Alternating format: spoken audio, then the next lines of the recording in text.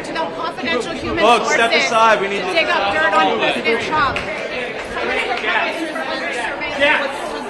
Accusations is to abuse the scope of your authority right here. Where's it going? 2140. That was around there. You can go this way. You just got to door here. Okay, this way. Mr. Smith, do you have any problem talking about the grand jury issue today? I know that is something that's protected. Will you change your position? Yes. Question. Okay. Were you overzealous in prosecuting both Trump and former Virginia Governor Bob McDonnell, which got struck down by the Supreme Court 8-0? What do you think about the president calling you out the other day and using profane language referencing you? Are you concerned that you're going to be caught up in lawsuits from Republicans who have their phone records reviewed? Will you change your view on the grand jury information? Will you talk about that in the hearing?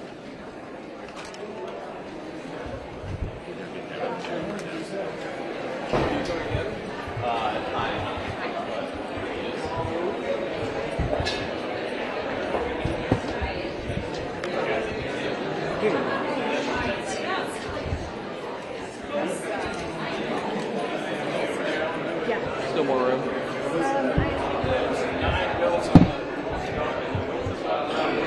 No, it's supposed to be first.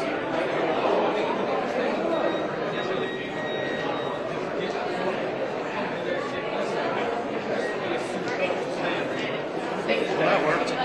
Very good for you.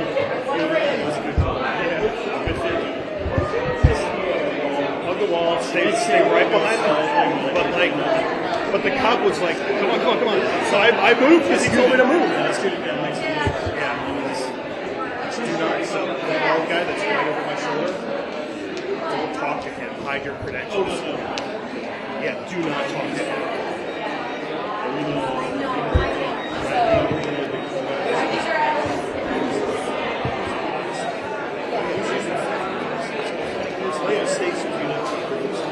Oh yeah, technically it's a mystery. Yeah. It's a song.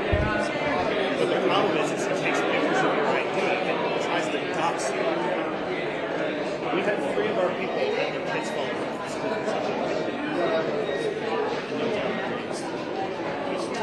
This is an activist, and Mike Johnson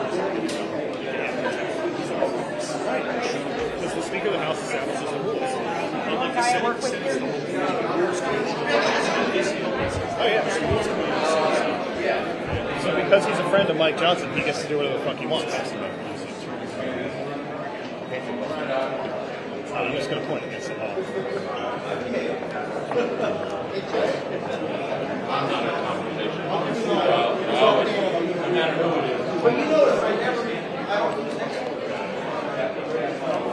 Cops are aware now. They hate it.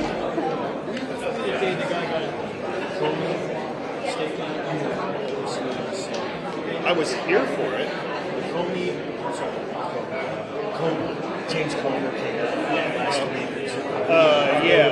The testimony they did for it. Right. And kind of fulfillment of the anti-chair press conference. Yep. And so it came out, and this guy infiltrated us and started giving Comey. Oh, yeah. Even Our pool producer got shoved. And it was really...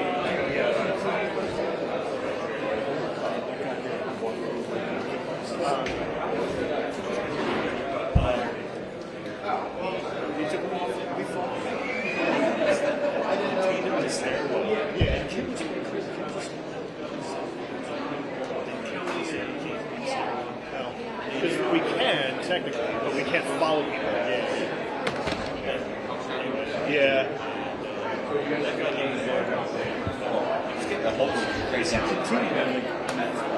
Oh, yeah. it's somebody I've never seen before.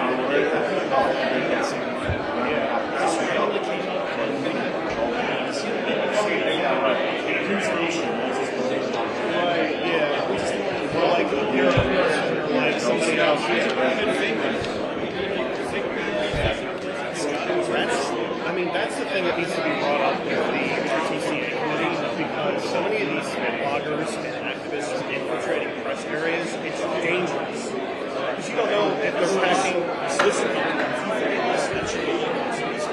Right. with outside events when they just kind of slip on in. They could be small groups. It's so easy to just walk right in. There's no screen. Yeah. Unless they decide to do like a preemptive sweep. But even then, you could just walk right up and just like say, "Oh, I missed a sweep." You're like, "Oh,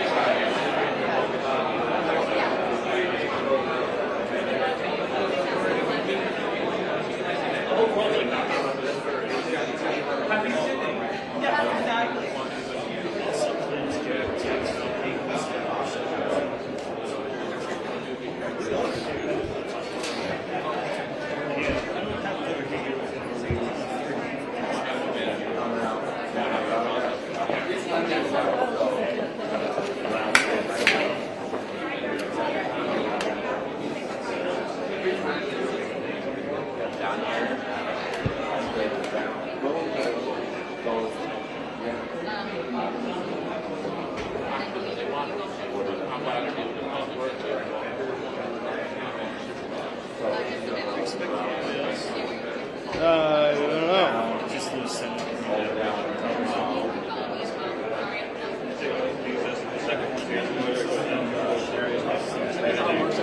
It's Jim Jordan, it's Comer. They all come from that way. Like you see what.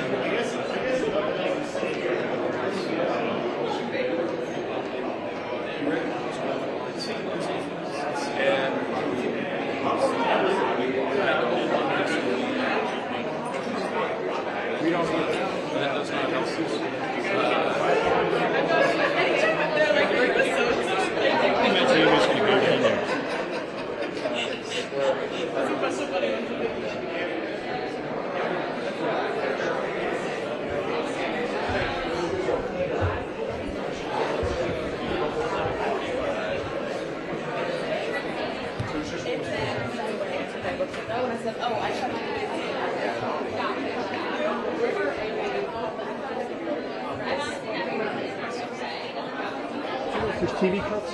Hey, yeah, do you want to just be in for the Just front? cuts, yeah. Appreciate it.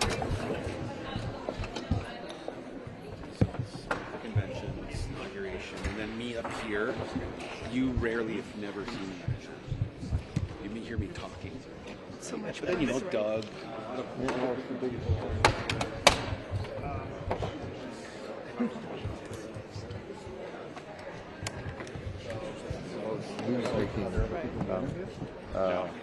It's almost all verite. Okay. All verite with a lot of interviews with Ken, and one of his former students is an Iraqi refugee who becomes a photographer and becomes a U.S. citizen between the two conventions. So they're like this nice little, he's handing the baton and preparing him for this as he's watching all these Palestinian protests with white people dressed in kafiyas. And since President Dallas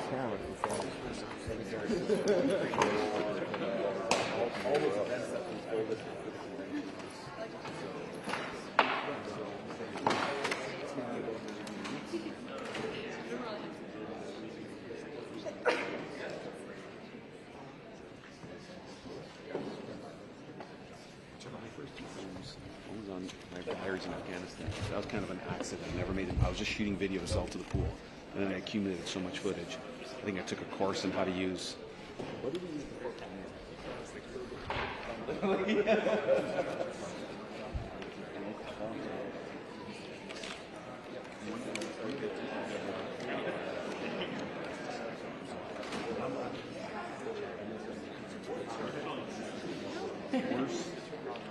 Paint, like it's such a nightmare.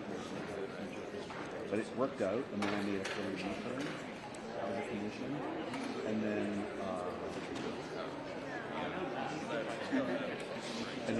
I was one of the like this, like what do you do? But there's no story. I just thought it's such a it's just front of what's the public. Yeah, and I kept meaning to do something. I've been to video evaluated for the SPO and covered pandemic policies and and then I just heard Ken was like,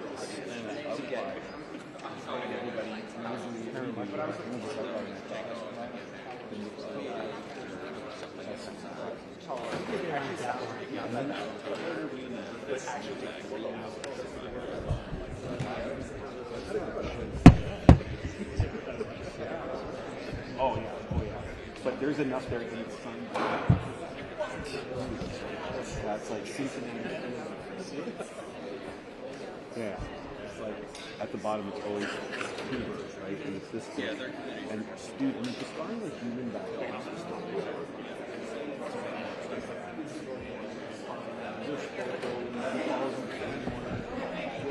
oh yeah. Yeah. They got the one point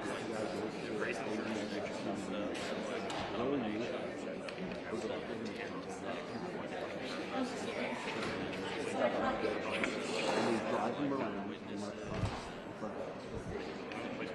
So they see my and they throw them out after playing. It's fascinating. I just thought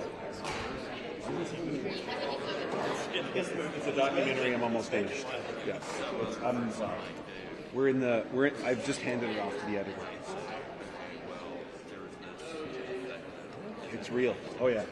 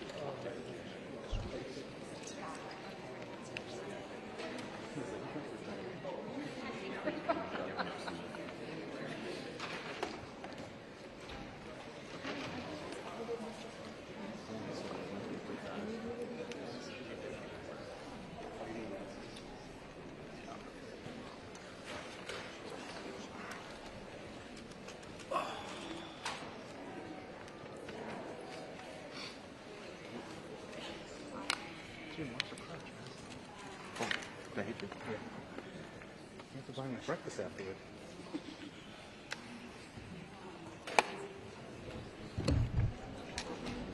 Where's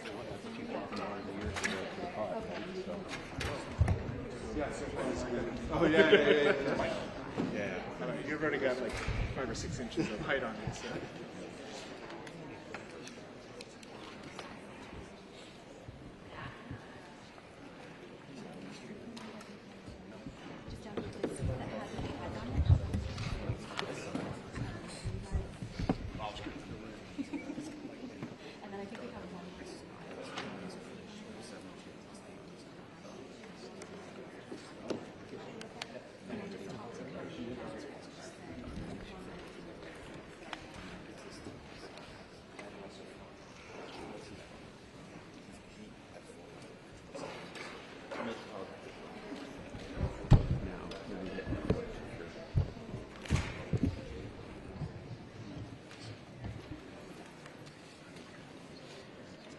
Yeah. I'm happy. I'm like you're seeing you know that.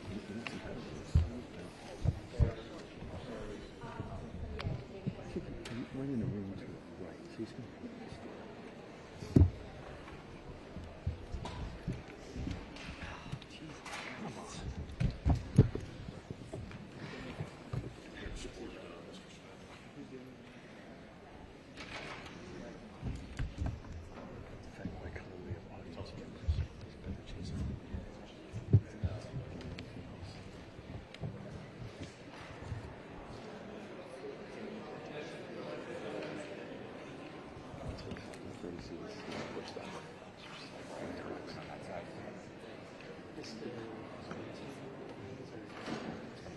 Opening, swearing in, and then his testimony. It's going to run one round of questions, but it's going to go all day. Yeah. 5 or 7 minutes? I think between 5 and 7 minutes. Between what? 5 and 7 p.m.? minutes. Or, yeah. I think Oh, 5 or 7 p.m. minutes. I think 5 minutes. Okay. I said 5 p.m. It's supposed to go to like 2:30, 3 o'clock. Okay. Long day. So. We got Paris Hilton. Paris Hilton's here again? Yeah, AOC at 2:30 at the Triangle. What's funny is, so I shot a lot of Verite covering photographers during the whole election with this 4K and a stabilizer, and I put it on cinematic so it's flat, it's straight. Yeah, it's awesome.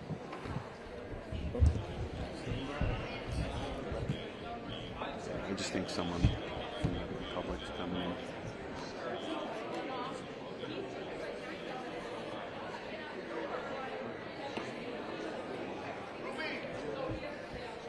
Oh, look who it is.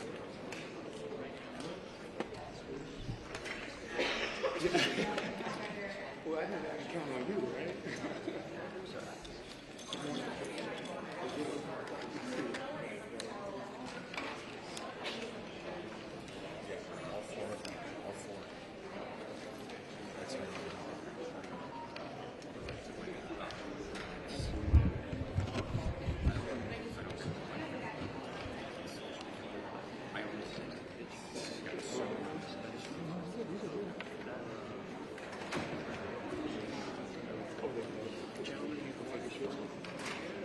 Shot of water. Everybody wants to photograph. Hey, buddy. How are you? Good to see you too.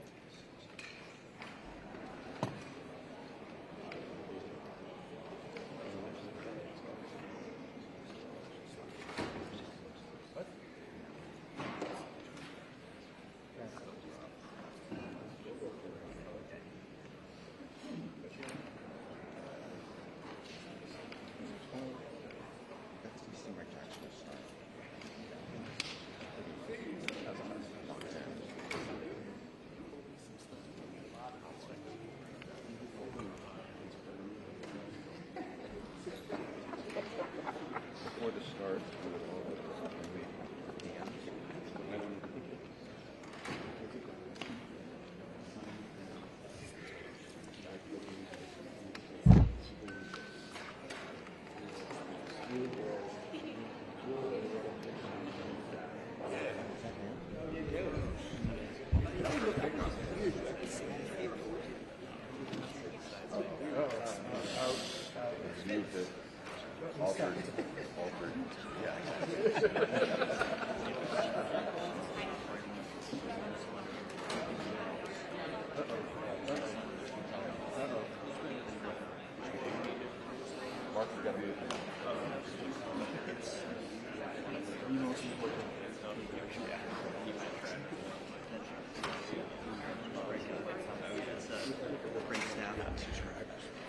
It's huge.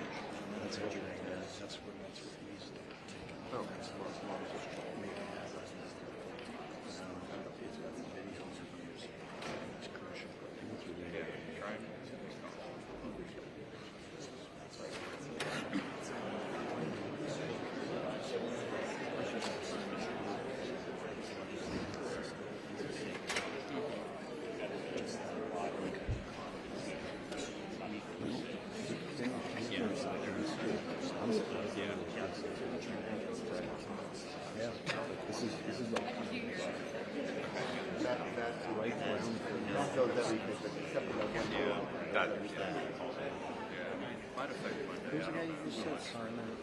Simon Owens. Yeah. I would think for this, yes, he is here. But don't listen to me. I don't know his name. I can't read everything. He's like prolific. He puts so much out.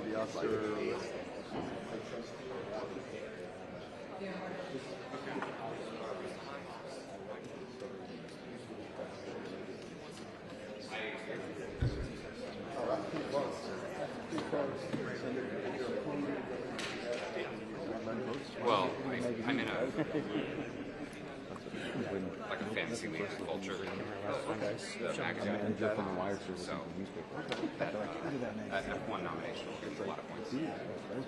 What they get? I think just what they get nominated. You can't just But I just wanted to keep it.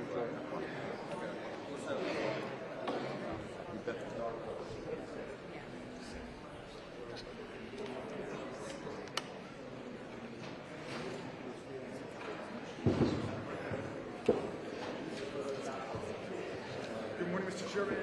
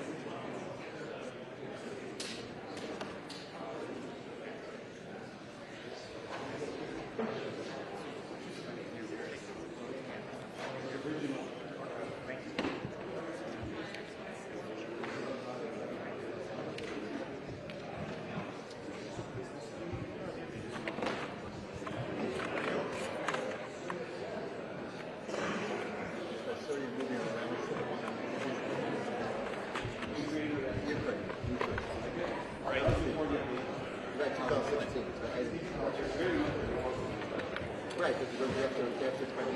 That's when you can go to He should be.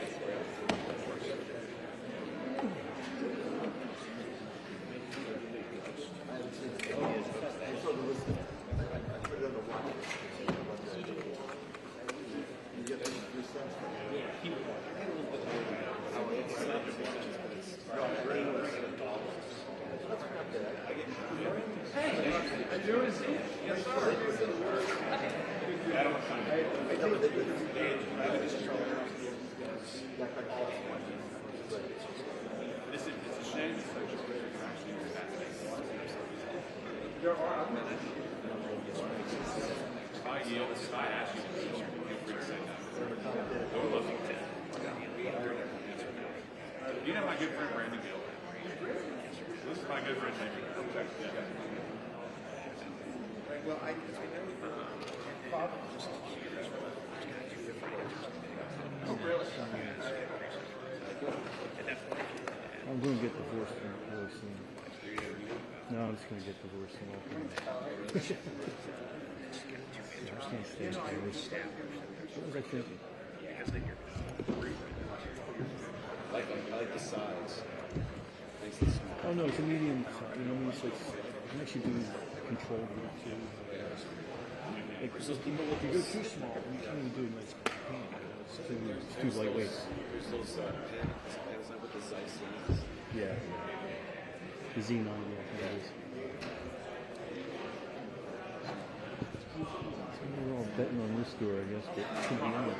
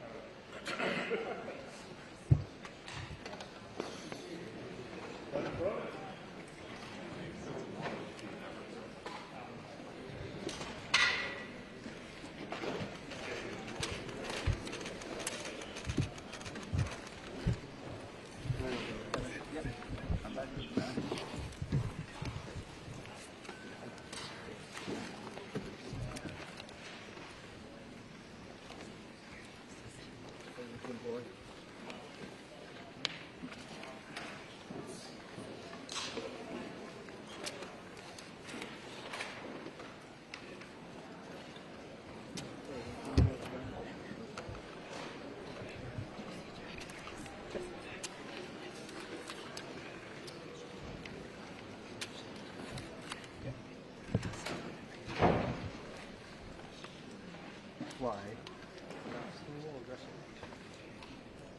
Birthday.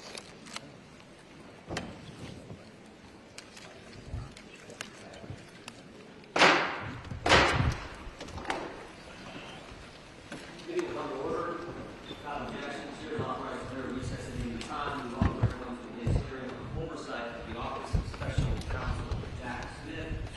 I recognize the lady Florida.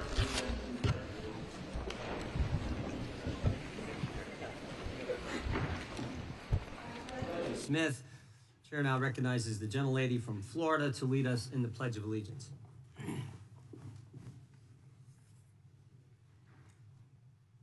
Allegiance to the flag of the United States of America and to the republic for which it stands, one nation, under God, indivisible, with liberty and justice for all.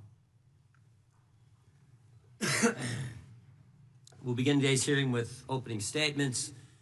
Chair is now recognized for an opening statement. It was always about politics.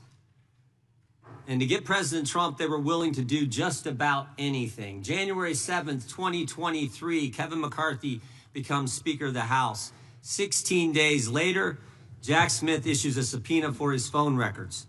Phone records from 2 years prior for a 2-month time frame, Election Day 2020 to January 7th, 2021.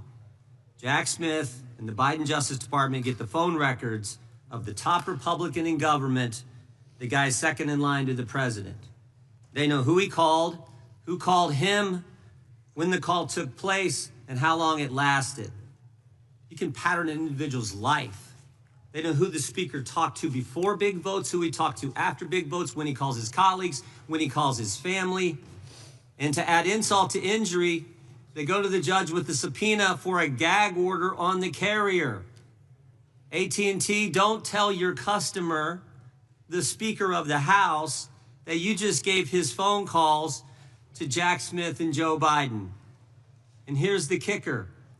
They say to the court, we need this gag order because he's a flight risk. Someone might tamper with witnesses or with evidence. Are you kidding me? The Speaker of the House is going to run? They got my phone records for 2.5 years. Even the Democrats said this was wrong. But of course, we shouldn't be surprised. Democrats have been going after President Trump for 10 years, for a decade. And the country should never, ever forget what they did. Over the next few hours, we're going to hear a lot of yelling and screaming, I assume, from the other side. But we should never forget what took place, what they did to the guy we the people elected president twice. It all started in 2016 when they spied on his campaign. The Clinton campaign hired the law firm Perkins Coie, who hired the public relations firm Fusion GPS, who hired a foreigner, Christopher Steele, to put together the fake dossier. Bunch of garbage in that document, but that was used by Jim Comey's FBI. And we all know Jim Comey. He was the guy who just last year was strolling along the beach when the good Lord had the waves wash up on shore seashells in the formation of 8647. That guy took that dossier to the FISA court, lied to the court, and then spied on the other party's campaign. This, of course, led to the Mueller investigation, 2.5 years, 19 lawyers, 40 agents, $30 million to find nothing. No conspiracy, no coordination whatsoever. Then it was impeachment 1, the anonymous whistleblower. We couldn't even know who was bringing the charge against the guy they were trying to take it, the guy we elected, who they were trying to kick out of office. We couldn't know. Secret hearings in the bunker, in the basement of the Capitol. Again, nothing. Then it was impeachment 2. No secret hearings here because they didn't have any hearings.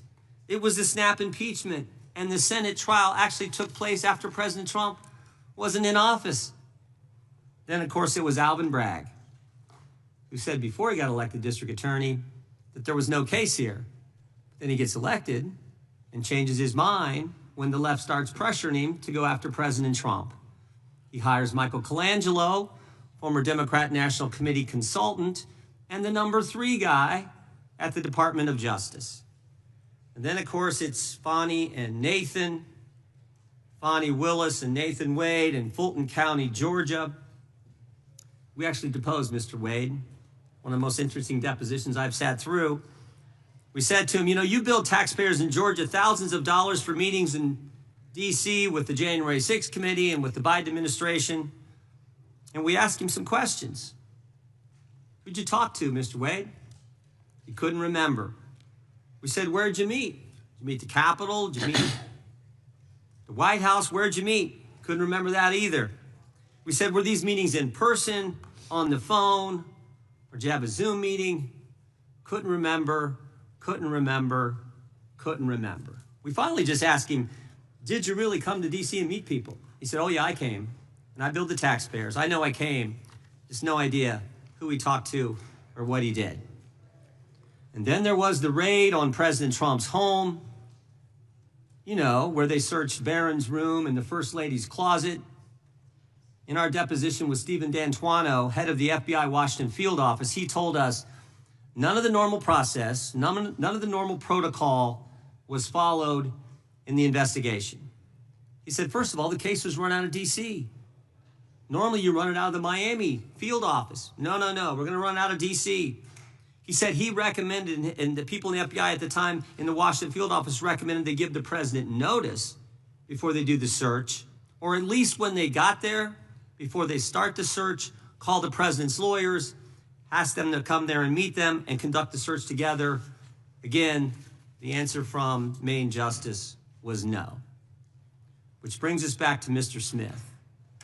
On November 18th, 2022, 3 days after President Trump announces he's running for president, Attorney General Garland names Jack Smith special counsel. One of the first things Mr. Smith does is put on his team the very people responsible for the raid on President Trump's home. The very people. And then Jack Smith also puts on his team the people responsible for getting the phone records of dozens of members of Congress.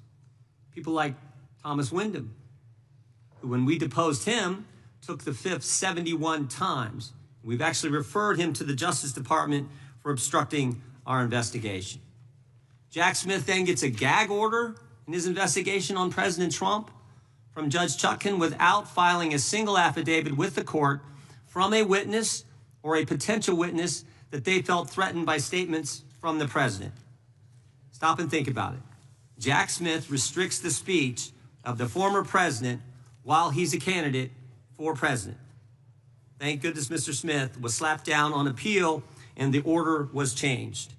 In fact, just 2 weeks ago, the Washington Post editorial page, Jack Smith would have blown a hole in the First Amendment. I just want to read 2 sentences from this. Mr. Smith seemed unconcerned about interfering in the democratic process by seeking to muzzle a candidate for high office. 3 appellate judges, all nominated by Democrat presidents, ruled that Mr. Smith's proposed gag order infringed on President Trump's First Amendment rights. And of course they did. And this wasn't the only time Mr. Smith lost in court. In the classified documents case in Miami, Judge Cannon held that Mr. Smith was not permitted to be special counsel. Jack Smith was never properly appointed. In fact, he couldn't be properly appointed because he was never confirmed by the Senate for any position in the executive branch as the law requires. Here's what Judge Cannon stated. Quote, the special counsel's position effectively usurps that important legislative authority, transferring it to a head of department and in the process threatening the structural liberty inherent in the separation of powers. And of course, on July 1st, 2024, the United States Supreme Court ruled that President Trump had immunity for actions taken in his official capacity as the president. 1 month later, after this decision by the Supreme Court, Jack Smith files a superseding indictment on August 27th, 2024. But Mr. Smith doesn't stop there. He does something unprecedented. On October 2nd, he files a motion with the court before President Trump's defense counsel has even responded to the indictment. Everyone knows the normal process is the government indicts, the defense responds with some motions, and then the government responds to the defense. But Mr. Smith skips the second step. And the brief that he files is 165 pages, almost 4 times the court limit. Even liberal Judge Chutkan, who's given Jack Smith everything he's asked for in the course of this investigation, even she called it atypical and irregular. Now, why would Jack Smith do that? Why would he abandon proper procedure? Why would he ignore court rules? Why would he do that? Because he's running out of time. There's an election around the corner. It's coming in 33 days, and he's got to get President Trump. He's got to stop President Trump from running, tie him up in court. He's got to get to trial, or at a minimum, insert an 165-page political document into the presidential campaign. It was always about politics. The good news is the American people saw through it. They saw through it. For so long, the left has controlled so much in this country.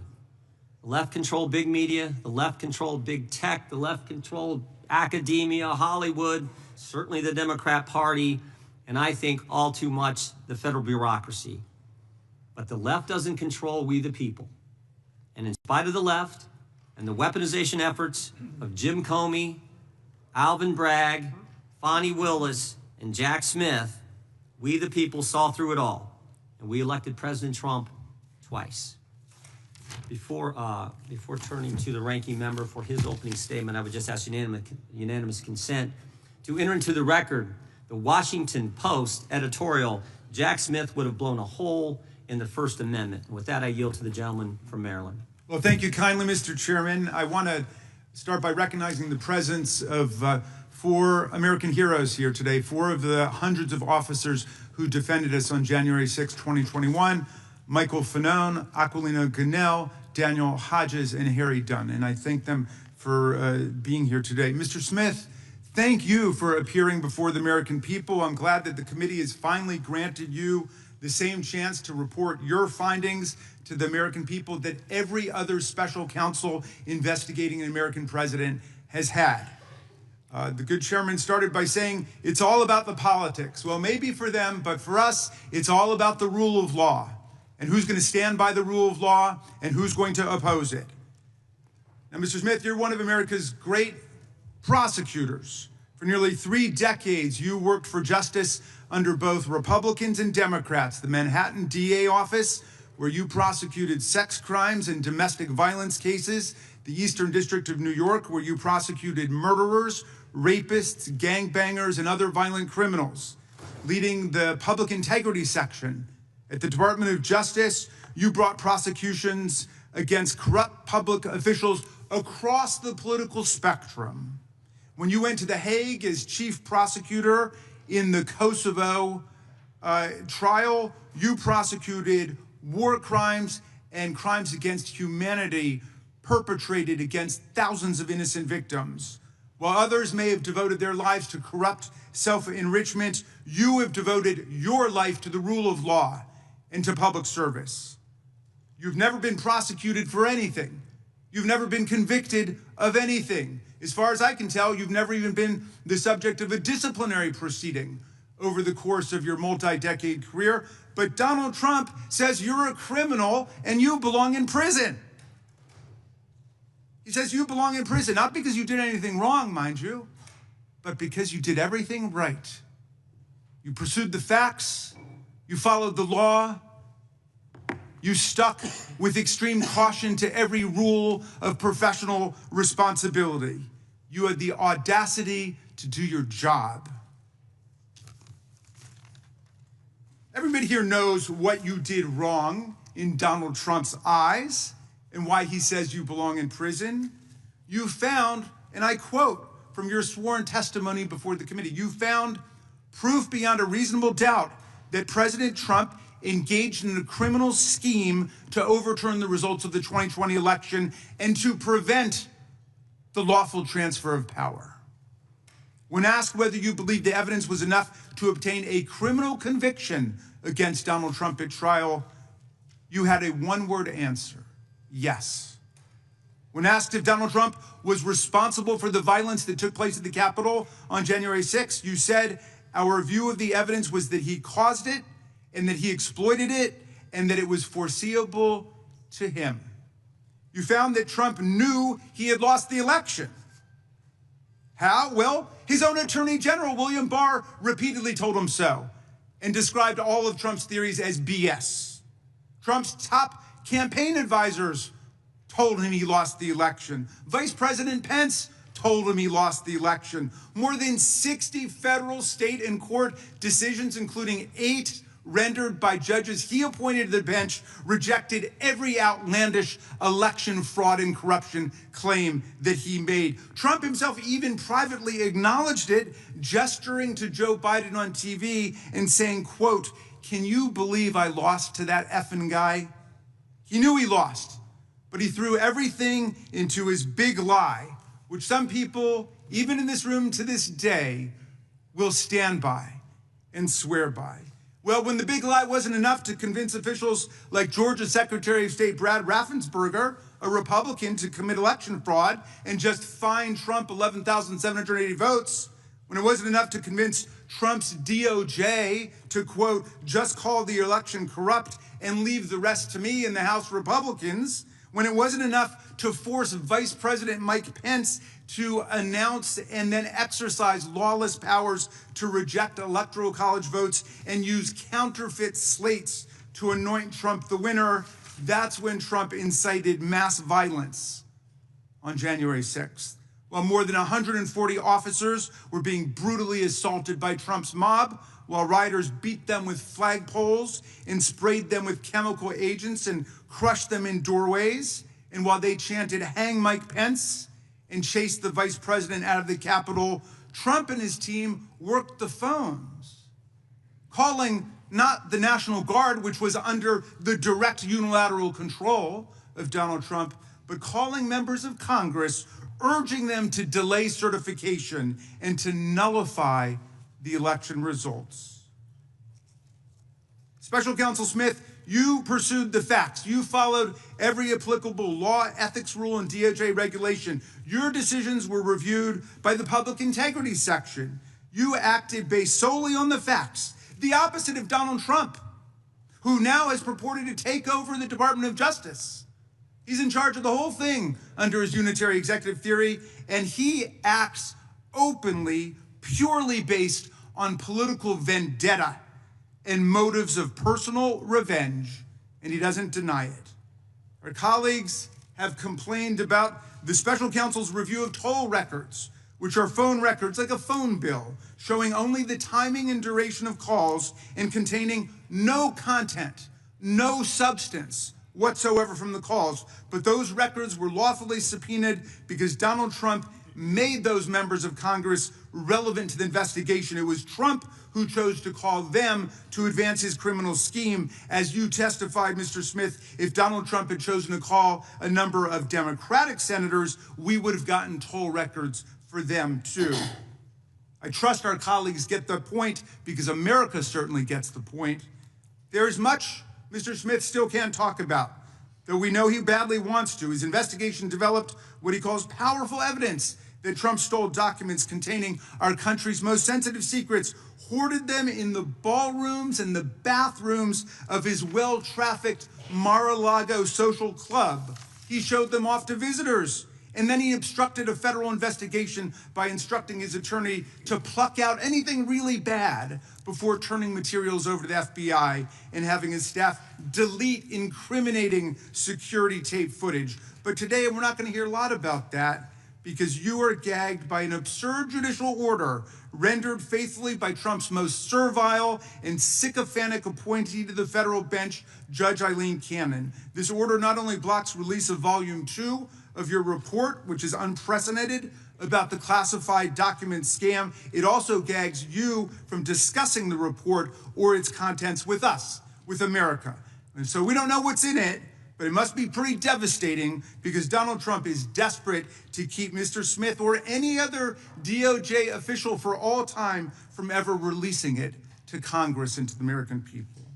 Now, Mr. Smith, if any of our colleagues foolishly choose to attack you and vilify you today, and I know that's not going to happen from some serious prosecutors over there like Mr. Knott and Mr. Schmidt, who understand what federal prosecutors do and what the rule of law means. But if anybody decides to attack you personally, they will only be revealing their own ignorance of what prosecutors do and their own indifference to what the rule of law requires in America.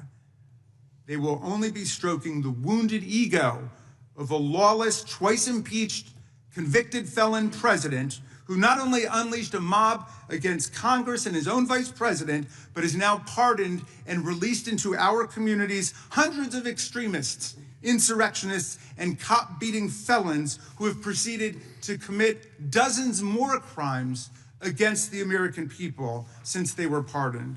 Mr. Smith, I understand you are a long-distance marathon runner. I read that you're a triathlete who's done more than 100 triathlons and 9 Ironman competitions. You are in the fight for justice and the rule of law for the long distance, for the long haul, and I thank you for that.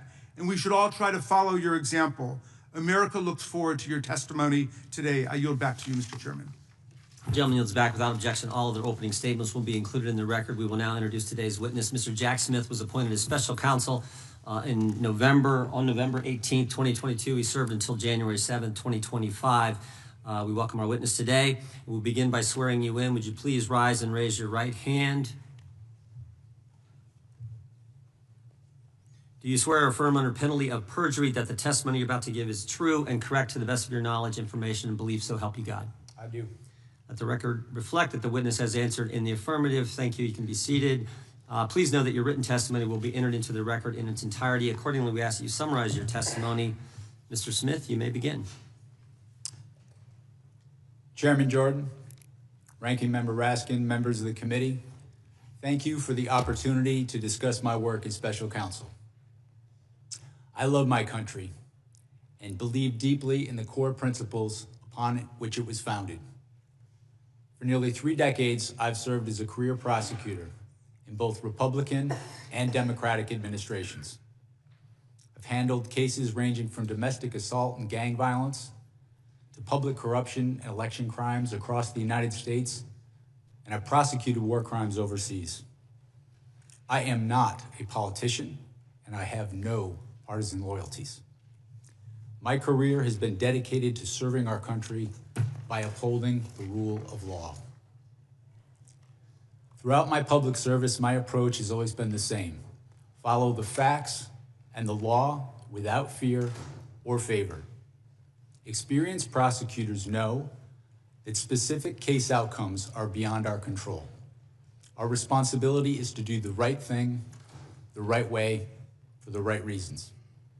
These principles have guided me through my career, including as special counsel.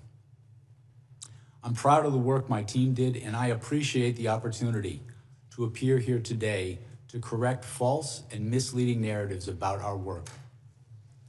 During my tenure as special counsel, we followed Justice Department policies, we observed legal requirements, and took actions based on the facts and the law.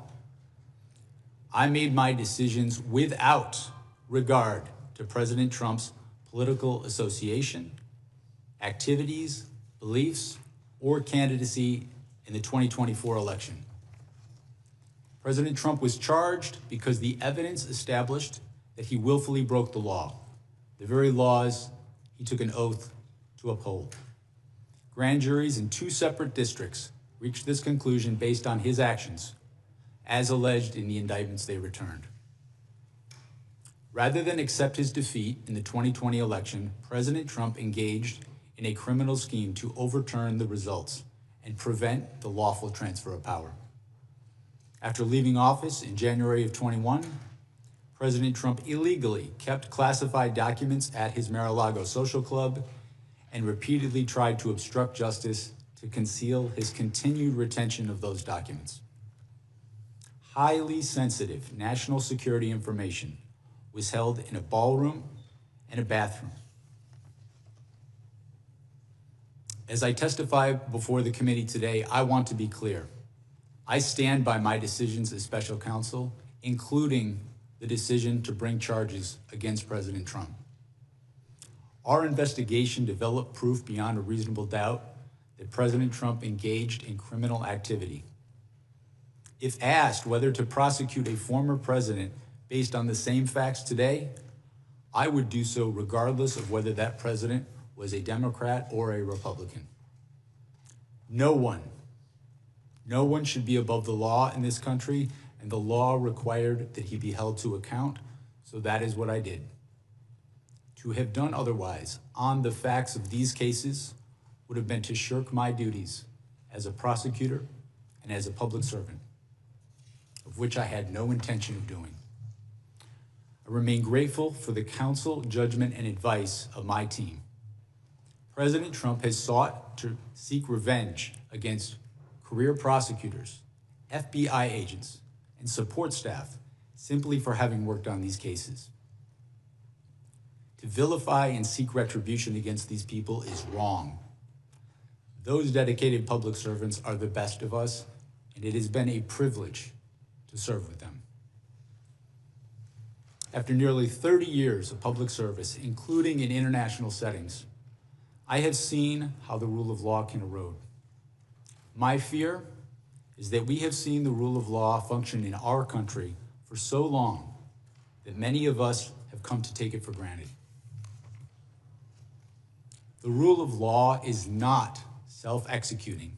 It depends on our collective commitment to apply it. It requires dedicated service on behalf of others, especially when that service is difficult and comes with costs. Our willingness to pay those costs is what tests and defines our commitment to the rule of law and to this wonderful country. Thank you. Gentlemen, we will now proceed under the 5-minute rule. We have votes coming in any minute now, but I think we'll have time for 3 or 4 members to get their 5-minute question in before the committee will take a recess to go vote. They are not going to close the vote until we get there. I know that much. So we will start with the gentleman from California. You're recognized for 5 minutes. Good morning, Mr. Smith. When Attorney General Garland appointed you, he cited the particularly sensitive matters at issue and extraordinary circumstances as the reason for appointing a special counsel. What did you take that to mean?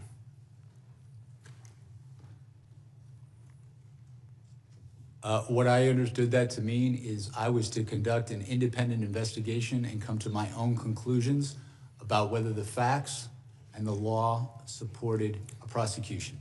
But clearly he was alluding to the fact that we had an investigation into a leading candidate for president. That was part of the extraordinary circumstances. Would you agree? I will rely on his public statements about that. I understood my role as special counsel was governed by the regulations, which required me to make an independent decision on my own. So certainly you would agree it was important to approach the investigation with humility and restraint. Is that fair? Yes, and that's what I sought to do. I sought to And you thought you possessed those qualities. In fact, you testified at your deposition, quote, "I thought I was the right person for the job." Of course, some disagreed. Constitutional law professor Jonathan Turley, for example, has said, quote, "Jack Smith has a reputation for stretching criminal statutes beyond the breaking point." I assume you disagree with that statement by Professor Turley. I do disagree with that statement. I think my career speaks for itself. I have been. But that statement was also, and I'm sorry to have to interrupt, I just have a short amount of time. That statement was also echoed by the United States Supreme Court in a unanimous opinion in McDonald versus the United States, where the court overturned convictions that you had pursued against a former governor, criticizing your boundless interpretation of the federal criminal statute. At issue, that opinion was joined by Justices Ginsburg, Breyer, Sotomayor, and Kagan. So do you also disagree with that statement by those justices? I have conducted my career in a nonpartisan fashion. That particular case, the legal position that the department took, that wasn't my personal position. That was the position of the department. I see. So, Mr. Smith, I've had the opportunity during my time on this committee to review the work of two special counsels, John Durham, appointed during the Trump administration, and Robert Hur during the Biden administration. And in both cases, they seem to exhibit that humility and restraint that we talked about. But in reviewing in detail the way you conducted this investigation, I see a very different mode of operation. One that sought maximum litigation advantage at every turn, one that repeatedly circumvented constitutional limitations to the point that you had to be reined in again and again throughout the process. For example, shortly after you became special counsel, you issued a subpoena for the phone records of the Speaker of the House of Representatives over a 2-month period, along with for other senators and representatives, even though the public integrity section at DOJ cited litigation risk to doing this. What was that litigation risk?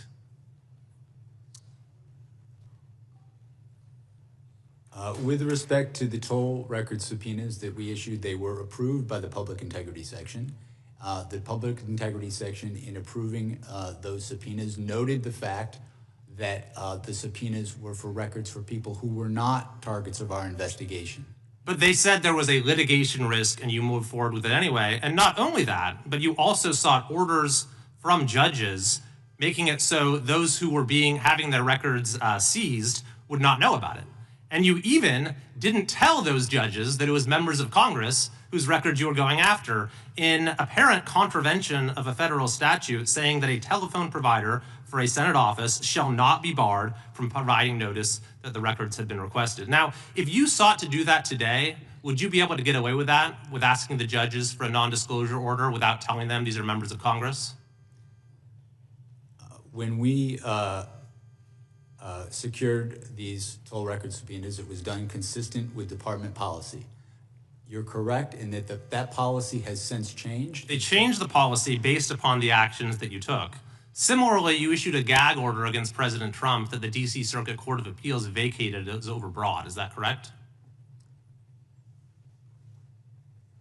Well, the D.C. Court of Appeals, in passing on that order, found that it was justified. They narrowed the order, but they confirmed that the phenomenon... They narrowed the order because it was overbroad. In addition to that, you sought an early trial date that the district court rejected, and when you presented your prosecution memo to Attorney General Garland, it's been reported that he was visibly unimpressed and expressed First Amendment concerns. So, Mr. Smith, looking at the record, I see that you were reversed and rebuked by the Department of Justice itself, by the Attorney General, by the Solicitor General, by multiple district court justices, judges, by the Court of Appeals, and by the U.S. Supreme Court itself. So my final question is, do you believe that you made any mistakes? Do you have any regrets as to how you conducted this investigation? If I have any regret, it would be not expressing enough appreciation for my staff who work so hard in these investigations. We followed the facts and the law. These people who work for me sacrificed endlessly and have endured way too much for just doing their job. So if anything, I wish that I had thanked them. I'm the gentleman. No mistakes. There's that humility. Mr. Chair, I yield back. Yeah, Tom the gentleman's right. The chair now recognizes the ranking member for 5 minutes. Well, thank you, Mr. Chairman. And the good gentleman from California certainly knows, because he was a student of mine, that lawyers go to court and sometimes they win motions and sometimes they lose motions, and there's no crime in any of that. And I'm just sorry that you had to be lectured about humility and restraint by a politician, because we might not be best poised to lecture you on those particular virtues. But let's go to the toll record, since that's been raised, Mr. Smith. First of all, Congress has allowed toll records to be subpoenaed. This committee has actually tried to limit it over the years, and the senators who are whining the most over on the Republican side in the Senate, they never went along with our determination to try to limit the government's ability to subpoena toll records. So it's perfectly lawful what you did. Explain, why did you want those toll records? We wanted to conduct a thorough investigation of the matters that was assigned to me, including attempts to interfere with the lawful transfer of power. The conspiracy that we were investigating, it was relevant to get toll records to understand the scope of that conspiracy, who they were seeking to coerce, who they were seeking to influence, who was seeking to help them. And that's normal investigative practice, right?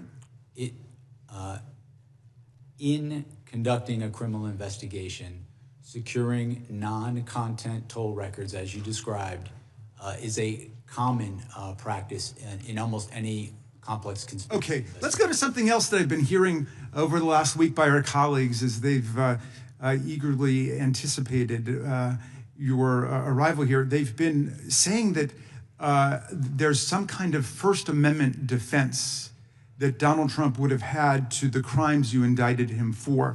Is there a valid First Amendment defense to defrauding the public? Is there a valid First Amendment defense to disrupting a federal proceeding? Is there a valid First Amendment defense to violating the voting rights of the people and cheating the public out of a fair election? The First Amendment is something we took seriously in our investigation, but the First Amendment does not protect speech that facilitates a crime. Speech that is used to facilitate a crime, a fraud crime in particular, is not protected under the First Amendment. The Supreme Court precedent on that is clear.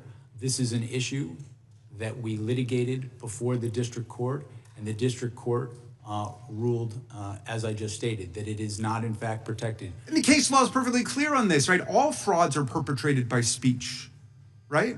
Yes. All conspiracies are perpetrated by speech. So just because your criminal conduct is brigaded with speech doesn't somehow mean you've got a First Amendment defense against trying to overthrow the government. I mean, the people who attacked the police officers on January 6th were chanting, "Hang Mike Pence." I suppose that was political speech, or they were saying, "Stop the steal." Does that mean they've got a First Amendment defense to violent assault against the officers? It does not. William Barr, by the way, was somebody who was perfectly clear about that. Donald Trump's own attorney general said there's no freedom of speech that you have to engage in a conspiracy, to overthrow an election, to commit crime.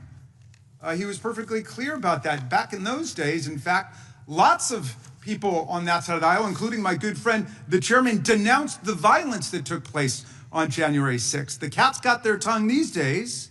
My friend Chairman Jordan said, what happened last week was terrible, was tragic. It's as wrong can be, he said.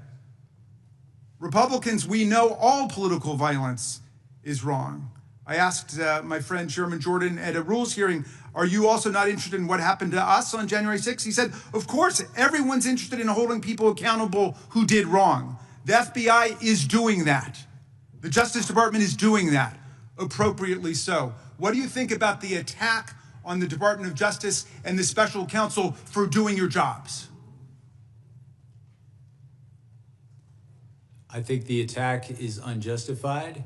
I think the people who worked with me as career public servants are people, they're part of the reason I've been a prosecutor for so long, is to work with people like that, not just the prosecutors in my office, but also the agents, FBI agents who are heroes, who have served their country not only as agents, but also overseas. I think those attacks are unwarranted based on the facts, and I think that they have no basis in who we are as Americans, as a country. I don't see attacking people like that as anything appropriate. Thank you. And Mr. Chairman, I yield back to you. The gentleman yields back. Mr. Smith, is Cassidy Hutchinson a liar? She was their star witness, January 6th committee, their star witness in one of those staged and choreographed hearings they paid the former president of ABC News to put together. She was, in fact, the only witness at this special prime time hearing, Tuesday, June 28th, 2022, 8 o'clock in the evening, and she told some stories. I mean, these were some stories. She talked about President lunged across the back seat, grabbed the steering wheel, tried to drive the car to the Capitol. And I just want to know, you think she was lying? Chairman Jordan, my assessment of that particular issue is that with respect to the testimony about someone the president lunging towards the driver, my recollection of her testimony about that is that it was secondhand. She had said she'd heard that from somebody. You familiar with the name Tony Ornato? I'm sorry? You familiar with the name Tony Ornato? Yes. White House Deputy Chief of Operations, Deputy Chief of Staff for Operations, right? You remember what he said about it? As I sit here right now, I do not. Yeah, he said it didn't happen. How about Bobby Engel? You familiar with that name? Yes, I am. Secret Service agent who was actually in the car that day. You know what he said? He said it didn't happen. And they both said the first time they ever heard this story was when Ms. Hutchinson testified in the primetime hearing as their star witness of the January 6th committee. By the way, did you ever confirm her testimony about this particular incident? We conducted, as I said before, our own independent investigation of all aspects of the case that we thought was relevant. We, attorneys from my office. Did you ever confirm it? That's a simple question. Well, we interviewed her, I should say, attorneys in my office before. Did you ever confirm the president leaping across the seat, grabbing the steering wheel, this whole concoction she brought up in the January 6th hearing? Did you ever confirm that? Right. We interviewed another firsthand witness who was in the car, who did not confirm that had happened, but also in your deposition to the committee last month, Mr. Smith, you said this: my recollection with Ms. Hutchinson was a number of the things that she gave evidence on were secondhand hearsay. You remember making that statement to us last month in the deposition? I did, and I was referring particularly to what we're talking about now. Yeah, and you also said Ms. Hutchinson, regarding this particular claim, was a second or even third-hand witness. We asked you, if you were a defense attorney, how would you handle cross-examining her if she was on the witness stand? And you said, if I were a defense attorney and Ms. Hutchinson were a witness, the first thing I would do was seek to preclude her testimony because it was hearsay. You remember saying all that? Yes, that's correct, sir. That's correct, right? Were you going to put her on the witness stand if you ever got to trial? We had not made final determinations as to who we were going to call as a witness. We had a large... You were still considering her? We had a large choice of witnesses in this case. Are you familiar with what Washington Post reporters Carol Leonnig and Aaron Davis said in their book? They did this book 300-some pages book on chronicling the whole investigation of the Justice Department. And here's what they said on page 310. They said Jack Smith had wondered whether some of Hutchinson's claims might be relied upon at trial. Still, at one point, Smith told the elections team he wasn't ready to give up on Hutchinson's account. Ultimately, however, Trump administration officials uniformly, fiercely disputed her accounts under oath. Prosecutors on your team told Smith they wouldn't want to use Hutchinson as a witness in court, and Smith agreed. Are Carol Leonnig and Aaron Davis, who wrote this, are they lying? My recollection is that I certainly had not made any final determinations about who we were going to call. And that's the point. That is the point. The fact that they used her in a primetime hearing and you won't rule out using her, didn't rule out using her, putting her on the witness stand when everybody knows she wasn't telling the truth, that says it all. That's the degree the left and Democrats were willing to go to get President Trump, putting on the witness stand someone everybody knows is making it up. Everybody knows that. And you were willing to do it. By the way, you know how many times Cassidy Hutchinson was mentioned in their report, the January 6th report? Any idea, Mr. Smith? I do not. 185 times. Someone that the whole country knows wasn't telling the truth, and you were still considering putting her on the witness stand because you had to get President Trump. And everybody can see that. We better take a recess for votes. We will resume as soon as votes are over. Back here 10 minutes after. Mr. Smith, you guys can go back to the room that you were in.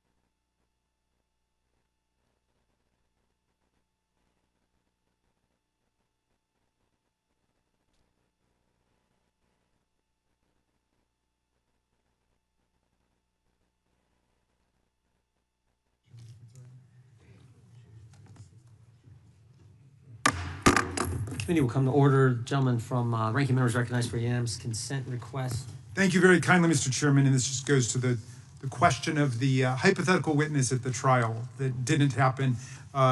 New York Times, May 1, 2024, Trump acknowledges he wanted to go to the Capitol on January 6th. Objection. Carol Lenig, who you quoted, Carol Lenig outlines Tony Ornato's history of lies. That's June 30, 2022. Objection. In July 1, 2022, the men disputing Hutchinson's testimony are two of Trump's biggest acolytes. And finally, June 29, 2022, CNN, Cassidy Hutchinson stands by her testimony amid pushback. Thank you very much. Gentleman from New York is recognized. Thank you, Mr. Chairman. Mr. Smith, over the past few years, Republicans have waged constant attacks on you. Donald Trump has said you are totally compromised, a political hitman, a left-wing radical, a criminal, a fully weaponized monster, and that you should be considered mentally deranged and thrown out of the country. Just this week, he called you a sick bastard. Unfortunately, the rules of decorum prevent me from saying what I think of Donald Trump. But he is not the only one to launch attacks against you. Chairman Jordan has accused you of abusive surveillance and accused you and your team of partisan and politically motivated prosecutions. Despite the mountain of evidence that you laid out in the special counsel's report and in your court filings, President Trump's supporters are convinced that the only reason your team tried to hold him accountable is because you have a vendetta against him. I want to address these allegations today. You have had a long and distinguished career with the Justice Department, including serving as the chief of DOJ's Public Integrity Section for 5 years. While leading the Public Integrity Section, you led investigations and prosecution of public figures and political leaders from both parties, Republicans and Democrats. Can you give us a couple of examples?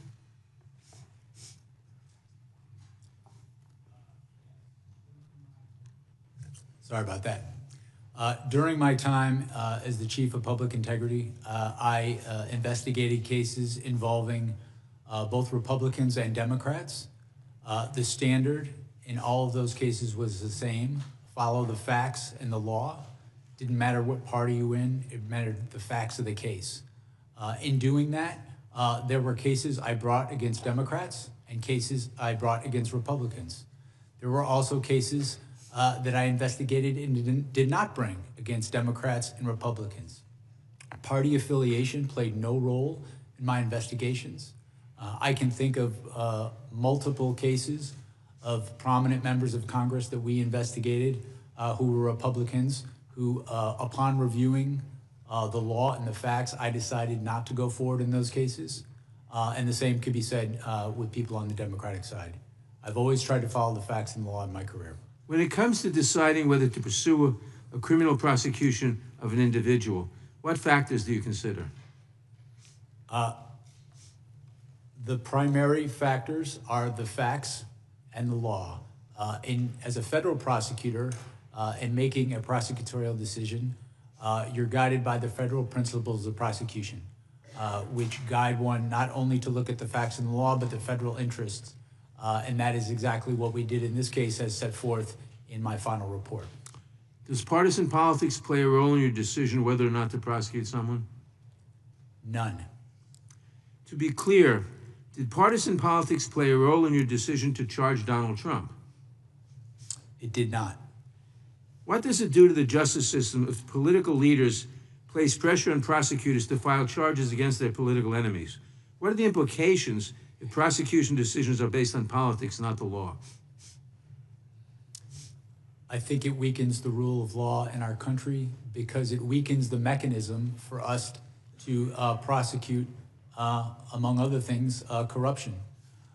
When there is political prosecutions targeting people because they're enemies of the president, the department loses credibility and it can't do its job in all sorts of cases. According to your deposition before this committee, it sounds like your problem was not determining if you had enough evidence to charge Donald Trump, but rather that you might have had too much evidence and struggled to determine how to present a clear narrative to a jury. How would you characterize the evidence against Mr. Trump about inciting an insurrection against the laws of this country? Did you have too much? Well, With respect to presenting the case that we charged, one of the central challenges was trying to present that in a concise way because we did have so many witnesses. Some of the most powerful witnesses were witnesses who, in fact, were fellow Republicans who had voted for Donald Trump, who had campaigned for him, and who wanted him to win the election. These included state officials, people who worked on his campaign, and advisors. I will say, however, with respect to the charge of insurrection, we did not charge that. As I set forth in my report, well, I believe that there is, courts have found that that was an insurrection and that there's a reasonable interpretation, a reasonable prosecutor could interpret the evidence to support that charge. I chose not to do that, looking at the facts and the law. I thought the charges we brought were appropriate given the evidence that we had. Thank you, Mr. Smith, for your decades-long public service and for working tirelessly to uphold the rule of law. Those who attack and smear you and your team in order to protect Donald Trump should be ashamed of themselves. I yield back. Gentleman yields back. Gentleman from California is recognized. Mr. Smith, do you see criminals to my left? You don't see any. Do you see people who are committing crimes because they continue to believe things that just aren't true? That's paraphrasing Ronald Reagan, that liberals aren't stupid, they just know things that don't happen to be true. If the president believed that he was cheated in an election, that there was fraud, or in some other way a number of items led to his defeat, when in fact he should have won according to the Constitution, does that make him a criminal? Sir, No, that's a yes or no, please, Mr. Smith. These people here are continuing to grapple constantly with things that aren't true, like socialism works, or that somehow everything the Republicans do is evil and everything they do is right. They've never reached a conclusion in a typical partisan case in which we're not evil because we think something different and we're not wrong. You understand the Constitution. Do you understand the Bill of Rights, that someone has the absolute right to believe something, whether it's true or not, and to advocate for something, whether it's true or not? Do you understand that in addition to your oath to the Constitution, that that's one of the things the First Amendment allows for, isn't it? Yes, sir. Okay, so if you know that people have a right to opine, lobby for, assert, do everything they can legally to ask for people to make different decisions, then why is it you saw criminal conduct on behalf of a president who believed he didn't win? Chairman Jordan and myself have something in common along with a number of others here. We saw wrongdoing, and on January 6th, we voted not to confirm 2 states because they had violated the U.S. Constitution in how they selected who got ballots. And yet, you're going to come here and say, oh, I just followed the law.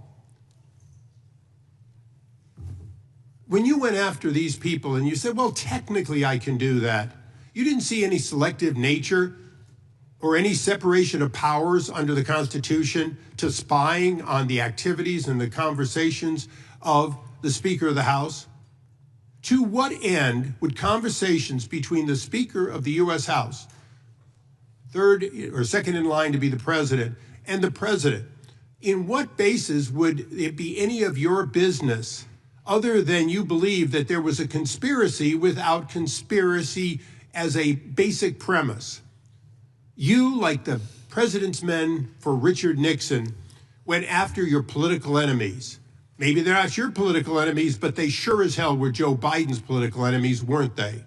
They were Harris's political enemies. They were the enemies of the president, and you were their arm, weren't you? No. No. Oh, great. So you spied on the Speaker of the House and these other senators and so on, and informed no one, and in fact put in a gag order so they couldn't discover it. If they were not subjects of a conspiracy investigation, why did Congress, a separate branch that you under the Constitution, have to respect. Why is it that no one should be informed, including the judges? As you went in to spy on these people, did you mention that you were spying on seeking records so you could find out about when conversations occurred between the U.S. Speaker of the House and the President? Did you inform the judge, or did you hold that back? My office didn't spy on anyone. Wait a second. The question I asked you, Mr. Smith, was pretty straightforward. Did you withhold that information from an Article III judge in the process of taking the records of the Speaker of the House? We complied with department. Did you hold back Mr. Chairman, would you information? please instruct the gentleman to allow the witness to answer the question? It's not your time. I'd like my time back. Mr. Chairman, again, you have please. repeatedly done that in the past. The witness has the right to answer the question. And there'll be due time to answer the question. Would you please put my time back and let me finish this? Mr. Smith, I asked you a question and you were not responsive to it, and I want you to be responsive to it. Did you, whether you think it was legal or not, whether you think it was right or not, did you withhold the name of Kevin McCarthy, Speaker of the House, when you were seeking records on Kevin McCarthy, the Speaker of the House, or Jim Jordan, the chairman of this committee? The time of the gentleman is... No, please give me back the time that was taken away. Time has expired, but we're going to let the witness answer your question because it's an important question. The witness can respond.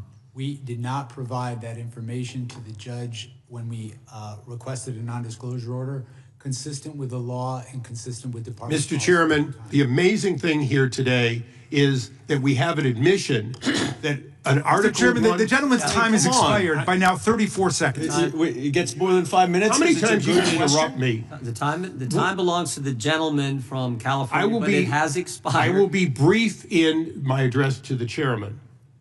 We have the evidence that an Article I representative on behalf of the president withheld that Article III Mr. Chairman, I would information. the same leniency. And with that, I yield back in disgust of this witness. Sticking with California, the gentlelady from California is now recognized. Mr. Smith, thank you for being here today. Earlier the chairman spent a lot of time talking about Cassidy Hutchinson, who we know is just one of many witnesses. It's important to note that there was testimony that she was told something by Mr. Ornato, not that she had personal knowledge. And of course, Mr. Ornato was of very questionable veracity. We had a testimony from a Metropolitan Police Department official about an argument, a big argument that the president was having about going to the Capitol. And in fact, the vehicle was delayed going back to the Capitol while that argument occurred. But having said that, I want to focus on something my colleagues across the aisle seem to want to ignore. The fact that your investigation into President Trump's attempt to overturn the 2020 election was built on testimony from members of the Republican Party. In fact, last week, the New York Times published grand jury transcripts from Georgia that show the same pattern in Trump's Georgia criminal case. Georgia's Republican Attorney General Chris Carr testified that he told, quote, and this is a quote, "We're just not seeing the things that you are seeing." And the late Georgia House Speaker David Ralston, also a Republican, testified that Trump's fake elector scheme was, quote, "the craziest thing I've heard." And then there's Senator Lindsey Graham, one of the president's closest allies. In his secret grand jury testimony, Senator Graham told the jurors, quote, "I have told him more times than we can count that he fell short," unquote. And then he said this, quote, "If you told him Martians came and stole votes, he'd be inclined to believe it." Martians, that's from Senator Graham speaking under oath. So here's my question. Mr. Smith, in your deposition with this committee, you testified, and here's a quote, "Our case was built on, frankly, Republicans who put their allegiance to the country before the party." That the president's closest allies are telling him that his claims of election fraud are wrong. And so I'm just wondering, can you explain what you meant in your deposition, that it was Republicans who were putting their allegiance to their country ahead of their party? Yes. There were witnesses who I felt would be very strong witnesses, including, for example, the Secretary of State in Georgia, who told Donald Trump the truth, told him things that he did not want to hear and put him on notice that what he was saying was false.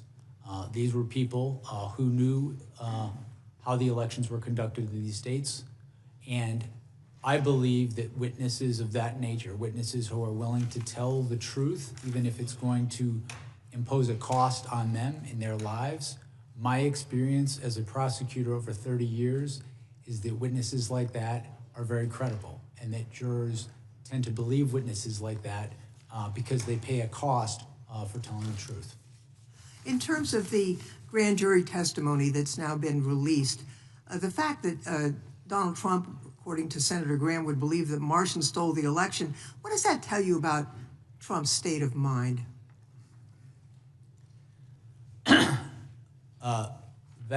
That statement is consistent with what we found in our investigation, in that our investigation revealed that Donald Trump was not looking for honest answers about whether there was fraud in the election. He was looking for ways to stay in power. And when people told him things that conflicted with him staying in power, he rejected them, or he chose not even to contact people like that who would know if the election was done properly in the state. On the other hand, when individuals would say things that would allow him to stay in power, no matter how fantastical, he would latch onto those. That pattern, over time, we felt was powerful evidence that he, in fact, knew that the fraud claims he was making were false. You know, who were some of the Republican witnesses who told you that who told President Trump that his claims of election fraud were false? Can you share that with us? There were a range of witnesses. They ranged from people on his campaign team who had wanted him to win, were employed to help him win the election. They included state officials, state Republican officials who wanted him to win, voted for him, campaigned for him, asked him and his co-conspirators to provide evidence to support their claims, and invariably they never did. It included officials, advisors, people he worked with in the White House who he relied upon for important decisions and who he trusted in other contexts. We felt we had strong evidence from a variety of sources. Time of the gentlelady has expired. Ms. Chairman, with my fellow Californian, you were allowing the witness. Yeah, it's a good question. Isn't that grounds to let him answer?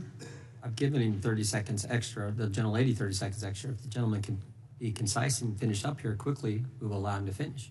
Yes, sir. And just conclude saying we felt that constituted powerful evidence of the knowing falsity of his statements in furtherance of the fraud. Mr. Chairman, I would like to yield back, noting the presence of officers who were severely attacked. Got nothing to yield back. You're a minute over. The gentleman from Texas. Protecting our lives on January 6th. The gentleman from Texas, Mr. Gill, is recognized for 5 minutes. Mr. Smith, in January of 2023, did you subpoena then Speaker of the House Kevin McCarthy's toll records? Yes, sir, we did. Yes, you did. And the subpoena covered the time period between November 2020 and January 2021. Is that right? I'm sorry, sir. Could you say that again? We're not going to delay like this. The subpoena covered the time period between November of 2020 and January 2021. How many days after Kevin McCarthy was sworn in as Speaker did you subpoena his records? I don't recall, but those two things had nothing to do with It one. was 16 days after becoming the highest-ranking Republican in the House of Representatives. You subpoenaed his toll records. Do you agree that that might reasonably be considered a violation of the speech or debate clause? I do not, and I want to be clear that the toll You records... were collecting months' worth of phone data on the Republican Speaker of the House, the leader of the opposition, right after he got sworn in as Speaker, all around the time of a major vote. That sounds like a flagrant violation of the speech or debate clause to me, and I think most people agree with me. And Speaker McCarthy had no recourse, did he? Because you issued a non-disclosure order ensuring that neither he nor any of the American people knew about these subpoenas. Is that right? The toll record, the non-content toll record subpoenas We did secure non-disclosure orders for those subpoenas. You did, and let me ask you, Mr. Smith, at the time you secured those non-disclosure orders, was Speaker McCarthy a flight risk? The non-disclosure order was based on concerns about... Was Speaker McCarthy a flight risk? He was not. He was not. Then why did your non-disclosure order refer to him as a flight risk? It says right here, the court finds reasonable grounds to believe that such disclosure will result in flight from prosecution. Sir, when securing a non-disclosure order, the risks don't have to be associated. You think that the Speaker of the House is a flight risk? The question? No, this is not your time. This is my time. You think the Speaker of the House is a flight risk? You think he's going to hop on a plane and leave the country? No, what I was trying to explain is with respect to a non-disclosure order, the risks aren't necessarily associated with the subscriber to the phone. They're the risks to the investigation. I think that you were using, this was clearly in reference to Speaker McCarthy, and you were using clearly false information to secure a non-disclosure order to hide from Speaker McCarthy and from the American people the fact that you were spying on his toll records. But I've got more, so let's move on. In May of 2023, you also issued subpoenas for toll records of 9 U.S. senators and an additional representative. Is that right? In May of 23, we did issue... You did, and there were non-disclosure orders in conjunction with those subpoenas as well, right? That's correct, consistent with department policy and the law. So again, nobody would know what you were doing. The senators would, and the representatives would, and the American people wouldn't know what you were doing. Is that right?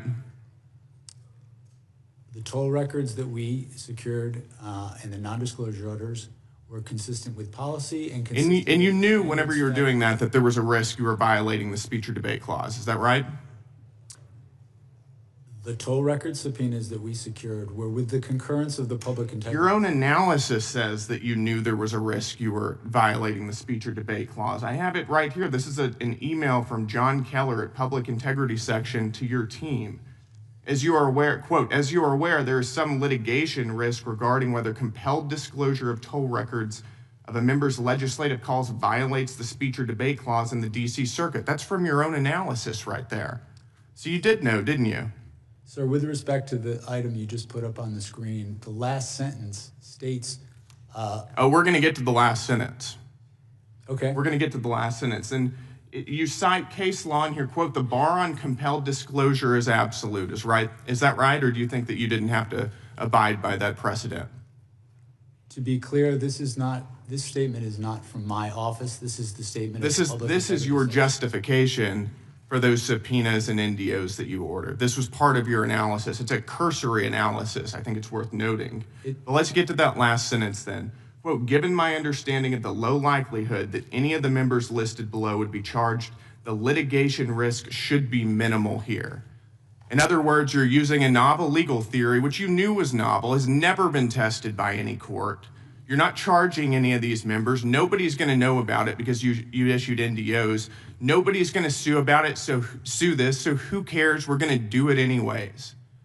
I mean, you walked all over the Constitution throughout this entire process. Mr. Chairman, the gentleman's time has expired. On members of Congress, and you know it. It's absolutely disgraceful. I yield back. Gentleman yields back. Not going to be charged. They're not going to see it. They're not going to know because we're not going to tell them. So let's go ahead and do it. It's exactly what happened. The gentleman from Tennessee is recognized for 5 minutes. Thank you, Mr. Chair. Mr. Smith, it's great that you've been allowed to come here and testify to the American public. Is there anything you'd like briefly to discuss that Mr. Gill brought up on the reasons why you needed those phone records and the limitations that you thought might have been on you and the prosecution to risk the investigation? Sure, and I would begin by pointing out that the email that was referenced wasn't a justification from my office. It was an email from the Public Integrity Section to my office approving the subpoenas. The subpoenas that we secured with non-disclosure orders from a judge because I had grave concerns about obstruction of justice in this investigation, specifically with regards to Donald Trump.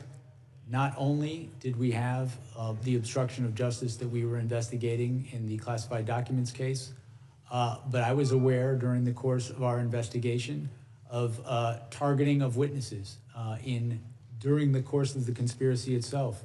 There were election workers who had their lives turned upside down and received vile death threats because they were targeted by Donald Trump and his co-conspirators. I had a duty to protect witnesses in this investigation. That risk, that threat to witnesses was only confirmed when we went forward in this case and Donald Trump suggested that one witness should be put to death, and then also issued a statement to the effect of, if you come after me, I'm coming after you. In my mind, I can't think of a more direct threat to witnesses and individuals involved in that proceeding. Given that sort of threats, it was, in my view, completely appropriate to protect the integrity of the investigation, to protect against destruction of evidence, and to protect the witnesses in our case. And just make clear, you did not see any of the discussion. There was not any, it was just the content that they made a call to the president and vice versa, but nothing about any content whatsoever. That's correct. A toll record subpoena gives you who a call is from, who it is to, and the length of that call. It does not tell you the content of what people are speaking about. You felt that you had a case that was one that you would win beyond a reasonable doubt, no moral certainty. Is there anything in your facts that you had that you would have used at trial that you believe has not been presented to the public in the past or have been misrepresented to the public? Is there anything... Essential facts that you had that you felt would have resulted in a conviction of the president on the charges that he was indicted upon? I think my report, the report of our case, the final report, summarizes the evidence, I think, in a way that is gives a fair reading of the strength of the case. And you have no question but have been successful before jury? My review of the case, I came to the conclusion we had proof beyond a reasonable doubt. We were ready, willing, and able to go to trial in the case. Of course, as I said in my opening statement, prosecutors can't control outcomes, but I felt confident in pursuing the case to trial. Did Merrick Garland ever pressure you to bring an indictment or to do anything in your investigation? No. Did anybody else in the administration, President Biden, Vice President Harris, et cetera? I was given the independence to conduct my investigation, and I came to the decision to bring charges in this case without undue influence from anybody in the department. And you dropped the case. Why did you drop the case? The cases against Donald Trump were dismissed pursuant to department policy. Department policy, the Office of Legal Counsel said if somebody's president, you can't bring a charge against them or they can't be held liable. Is that correct? That's correct. There had not been a case of this nature ever where someone was elected president with charges pending, and so that was slightly different. So we consulted with with the Office of Legal Counsel, and they determined pursuant to policy that the cases needed to be dismissed. And you weren't pleased with that, but you had to follow the law, and here's what you did. We followed policy throughout my investigation. My job was not to set policy, my job was to follow it, and that's what we did. I want to thank you for your service. I think you're a great American, and you came out of this as being somebody who people can respect and look up to in a fashion that we should be instilling people's desire to go into justice, to go into law, and to go into government. You're an example of the type of person they should follow. I yield back the balance of the time. Gentleman yields it back. The gentleman from Wisconsin is recognized. Mr. Smith, there's something that's really bothering me since your deposition. It's how and why you got the position of special counsel and your personal relationship with Marshall Miller. Let's go back to 1999 when you were working for the United States Attorney's Office for the Eastern District of New York. Is that when you first met Marshall Miller? Yes. So after ED New York, did the two of you ever work together again prior to becoming special counsel? According to the public bios for you and Mr. Miller, you overlapped at DOJ from 2014-15 when you were chief of DOJ's Public Integrity Section and Mr. Miller was chief of staff for DOJ's Criminal Division. Is that accurate? I believe that is accurate, yes. Okay, so were the two of you social outside of work? I would say intermittently, yes. Okay, but after 20 years of knowing each other, it's safe to say you were friends, correct? Yes. Okay, so let's fast forward to 2022. Mr. Miller is appointed Principal Associate Deputy Attorney General at DOJ, the number 3 at DOJ. You call your friend to congratulate him, and according to the deposition transcript, you say you'd be interested in a position at DOJ. Is that correct? Yes. What I recall is that I expressed an interest if the right position came up, I would be interested in considering. But at that point, there's no discussion about special counsel. Is that correct? This is some time ago, and so I don't have a specific recollection of all these conversations. So you were first approached about special counsel and that role before the 22 midterm elections. And according to the deposition transcript in October of 2022, you fly to DC, meet with the AG and the Deputy Attorney General. Is that correct? Yes, I flew to DC, I believe it was in October, and I met the Deputy Attorney General, and also I met the Attorney General. So in multiple conversations with your friend Marshall Miller, he never once tipped you off that the Attorney General or Deputy Attorney General have you on the short list for special counsel? That never came up? Again, this was some time ago, but my recollection is I came to Washington and I met with those individuals as well as the Human Rights Section. Marshall Miller is the person who set that up. So he was at the meetings. Was he at the meetings? So just to tie all this together, you've known Mr. Miller since you were both AUSA in New York. You stayed in touch over a 20-year career in federal government. He gets a job with the Biden administration, and just a few short months later, you're offered the role of special counsel. I'm having a hard time believing that this is some big coincidence and that there wasn't a back and forth on the special counsel. So maybe you never received directives explicitly from the AG or the Deputy Attorney General, but was Marshall Miller, did he become a two-way conduit throughout the investigation with DOJ? No, and I would not take direction from a political person, a political figure, about how I should conduct an investigation. But you never spoke to him throughout the entire time you were conducting the investigation? No, I didn't say that. What I said was that he was, I think you asked if he was a conduit of information. He was present, to my recollection, at meetings, briefings that I had with the Attorney General and Deputy Attorney General during my time as special counsel. I mean, I don't want to assume anything, but Mr. Miller wanted you in that position, not because you're necessarily the best lawyer he ever met, but because of the long-term friendship that you have with him. What I can tell you is I have been a prosecutor for 30 years. I have been an apolitical public servant for 30 years. I've prosecuted cases against Democrats and Republicans, all the same. I've had, in my view, the experience necessary for this position, and that's why I accepted it. So he knew that you would pursue, I mean, he had to have an idea that you would pursue exactly what the Biden administration wanted, which was criminal charges against President Trump. I think that anybody who knows me well knows the idea that I would take direction from a political figure about how an investigation should come out. I don't think anybody who knows me thinks that's true. Well, Chairman Jordan, I think the next deposition should be with Marshall Miller at this point. I yield back. Gentleman yields back. The gentleman from Georgia is recognized. And while we are deposing Marshall Miller, maybe we can depose Donald Trump about why he chose his personal lawyer to be the head of the DOJ.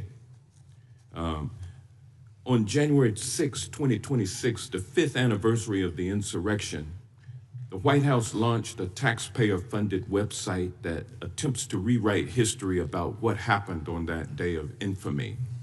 On January 6, 2021, there was an insurrection at the United States Capitol that resulted in a police officer dying the next day, another 4 officers dying by suicide in the months thereafter, with at least 140 police officers being injured by the insurrectionists, with 15 of them requiring hospitalization. And I'm proud that we have 4 former officers as well as on-duty Capitol Hill police officers here today. Mr. Smith, I want to ask you about this website because the Trump administration is using taxpayer dollars to lie to the American people about the events leading up to and the events taking place on January 6, 2021.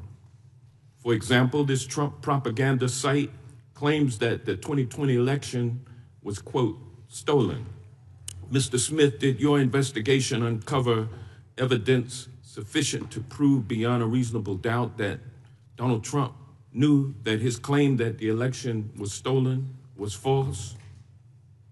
Yes, it did.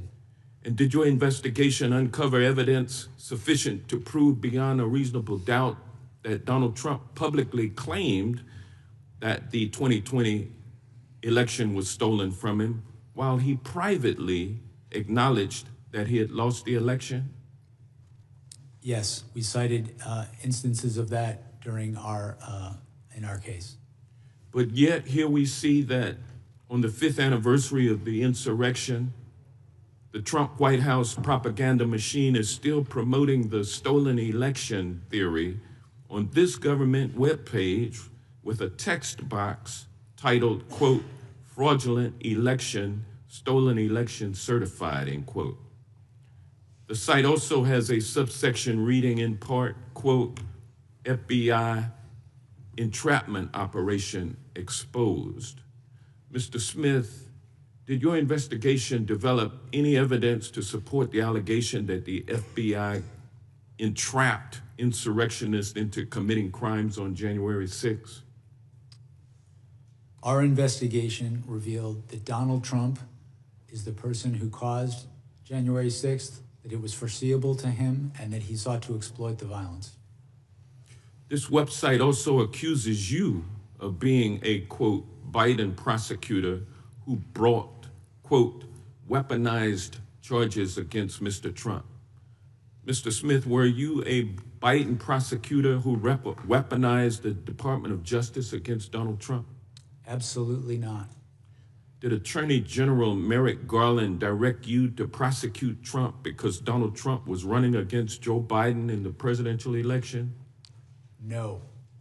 There are also allegations that President Trump was the victim of, quote, lawfare, and accusations that the Department of Justice lawyers who prosecuted Donald Trump used, quote, fabricated indictments and rigged show trials. Did you, Mr. Smith, or the men and women working on your team work to fabricate indictments or put on rigged show trials?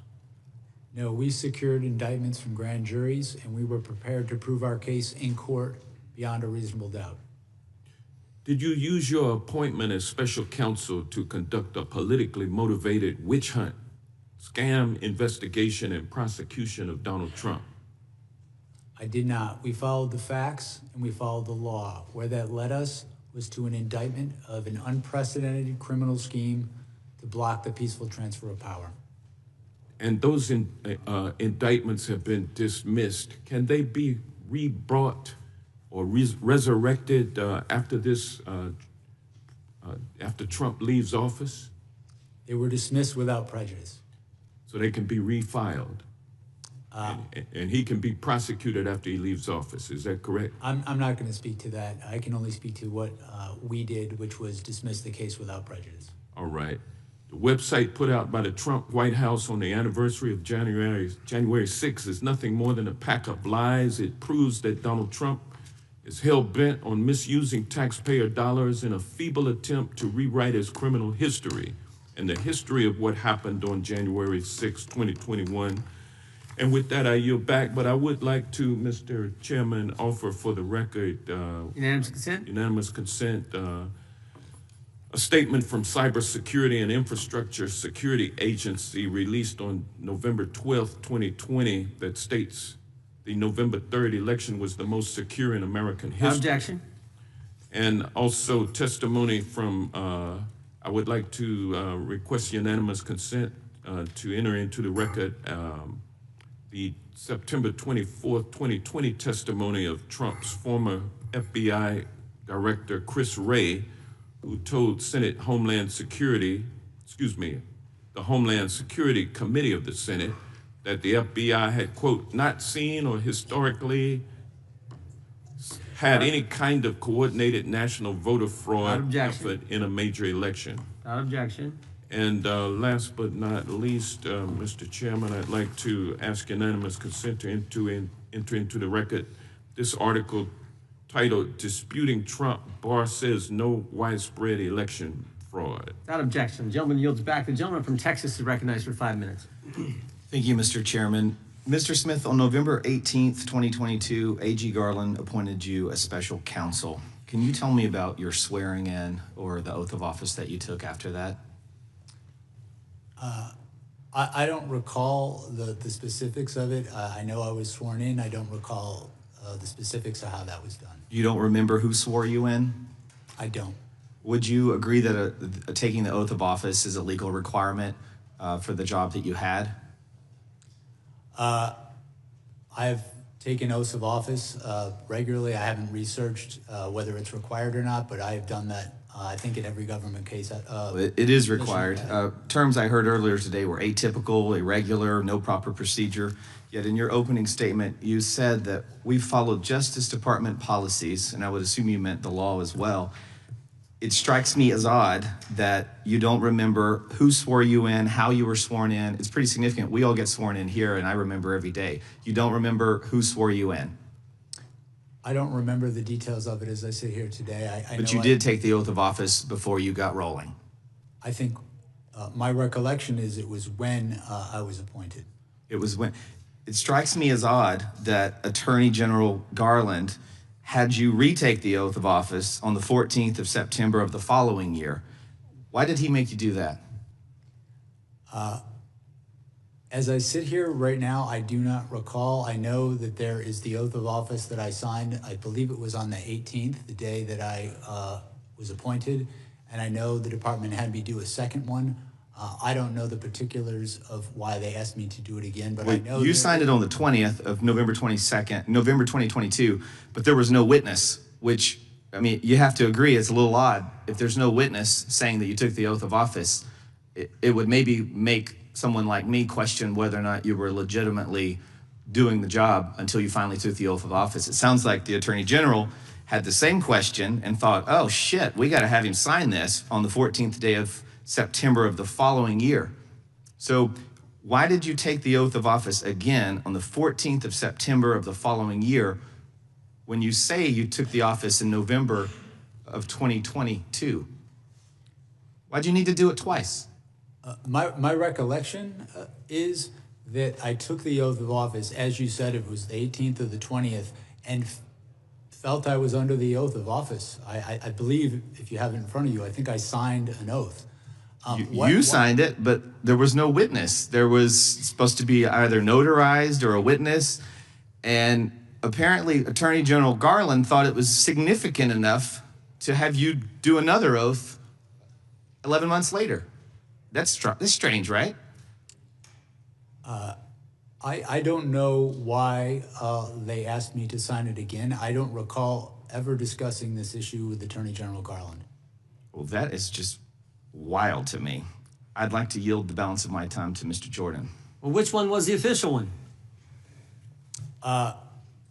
Which one counted? I think that's what the gentleman's asking. I understood myself to have taken the oath of office when I assumed the job. How much money did you? Okay. How much money did you spend in the investigating President Trump?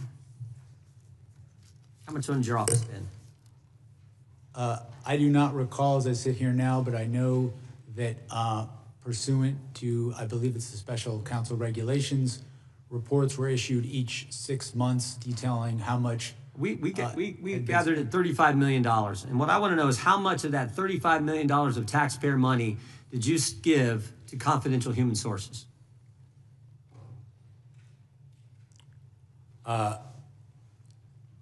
We know you gave $20,000 to someone. It just got reported last week. How much more money did you pay confidential people we don't know about, with American tax money going after the guy we elected president?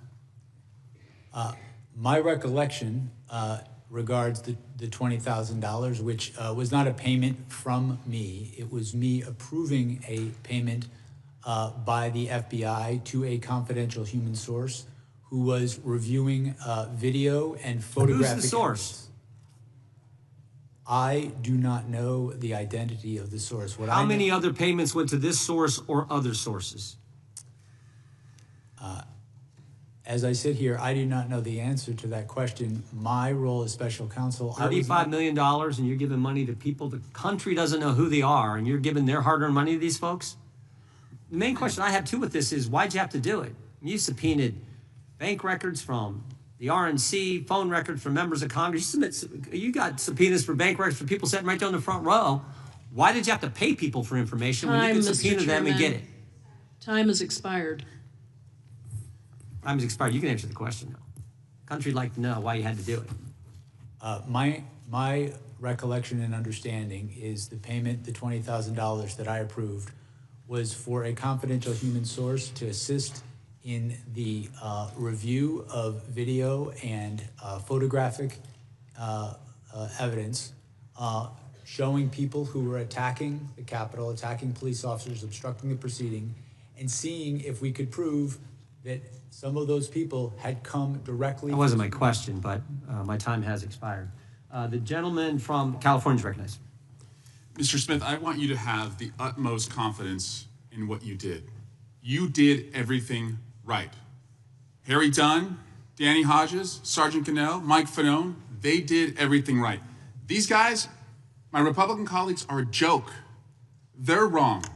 History will harshly judge them, so I want you to lean in today. You have nothing to be ashamed of. You did everything right, sir. And I am these guys are so lucky they're not under oath, because they would have to tell you what they really think of Trump. They call him crooked. They call him cruel. They call him a scumbag. I've heard you all say it. You're lucky you're not under Trump, but when the lights go on and the cameras are on, you're tiny, you're small, you shrink. Everyone remembers Matt Gaetz coming over here after a committee hearing. He would laugh at how stupid he thought Trump was. This is all a show. And Mr. Smith, you're just the latest act that they've brought in. But they can't erase what happened on January 6th because we saw it with our own eyes. Mr. Smith, after the mainstream media called the race for Biden about a week after the election, did Donald Trump concede the election? He did not. The next month, the Electoral College met in every state and voted Biden as the winner. Did Donald Trump concede then? He did not. Shortly after that, the last court case that Donald Trump brought was thrown out. Did he concede then? No. Is it your judgment then that only Donald Trump could have convened the mob in the size that it was assembled on January 6th? Our assessment of the evidence is that he is the person most responsible for what happened on January 6th. He caused what happened. It was foreseeable to him. And then when it happened, he tried to exploit it in furtherance of the conspiracy. And you actually obtained indictments from a grand jury, right? You went to a grand jury and did something that the Trump administration has not been able to do, is they go after their enemies. Their cases are being thrown out. You obtained criminal indictments against the president. Is that right? That's correct. Mr. Smith, do you know who Edward Loya is? I'm sorry? Edward Loya, L-O-Y-A? I believe Mr. Loya worked at the Public Integrity Section when I was. Did you know that he said of you, when it comes to investigating allegations of sophisticated federal criminal matters, Jack Smith is the gold standard? Do you know who Mr. James McGovern is? Yes, he was a prosecutor I worked with in New York. Did you know that he said of you, I have no idea what Mr. Smith's political beliefs are because he's completely apolitical? So are you a registered independent? I have no partisan loyalties. I don't know if I'm registered as independent or not registered at all. Are you glad you accepted Attorney General Garland's request to be a special prosecutor, even though you've been dragged over political barbed wire and your family has been subjected to death threats? I don't regret it. Do you remember where you were on September 11th? I do. What did you think of that day? I was in Brooklyn when that happened. I was at the command center that night. I worked on that investigation. I remember pretty clearly. Do you remember where you were on January 6th? On January 6th, I was living in Europe working for the State Department seconded to a war crimes tribunal. What did you think as you watched on television what happened at the Capitol that day? To be honest with you, I don't recall if I saw it that day or a later day because of the time period. What did you think when you saw it? I was shocked. I was shocked by it. I obviously, being in Europe and not following things as closely, I was not, frankly, up to speed on the events leading up to it. What shocked you about it? I just never seen anything like that happen in our country. Mr. Smith, I don't know if I'll ever have the honor to talk to you again. If I don't, please know that I and my colleagues on the Democratic side, and even my Republican colleagues when they speak privately, have nothing but respect and appreciation for what you tried to do and how you did it. You, unlike many here, are a man of honor. And I yield back. Gentleman yields back. The gentleman from Alabama is recognized. Thank you, Mr. Chairman.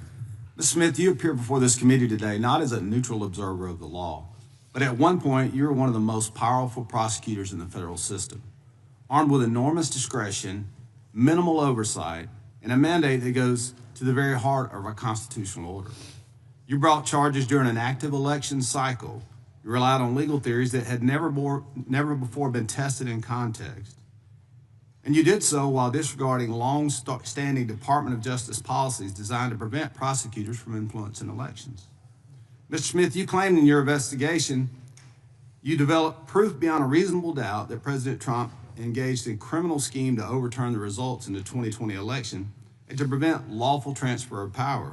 However, a few weeks ago in Georgia, Fulton County election board officials stated that 315,000 ballots were certified without required signatures on the tabulator tapes for poll workers. These signatures were required by the Georgia statute.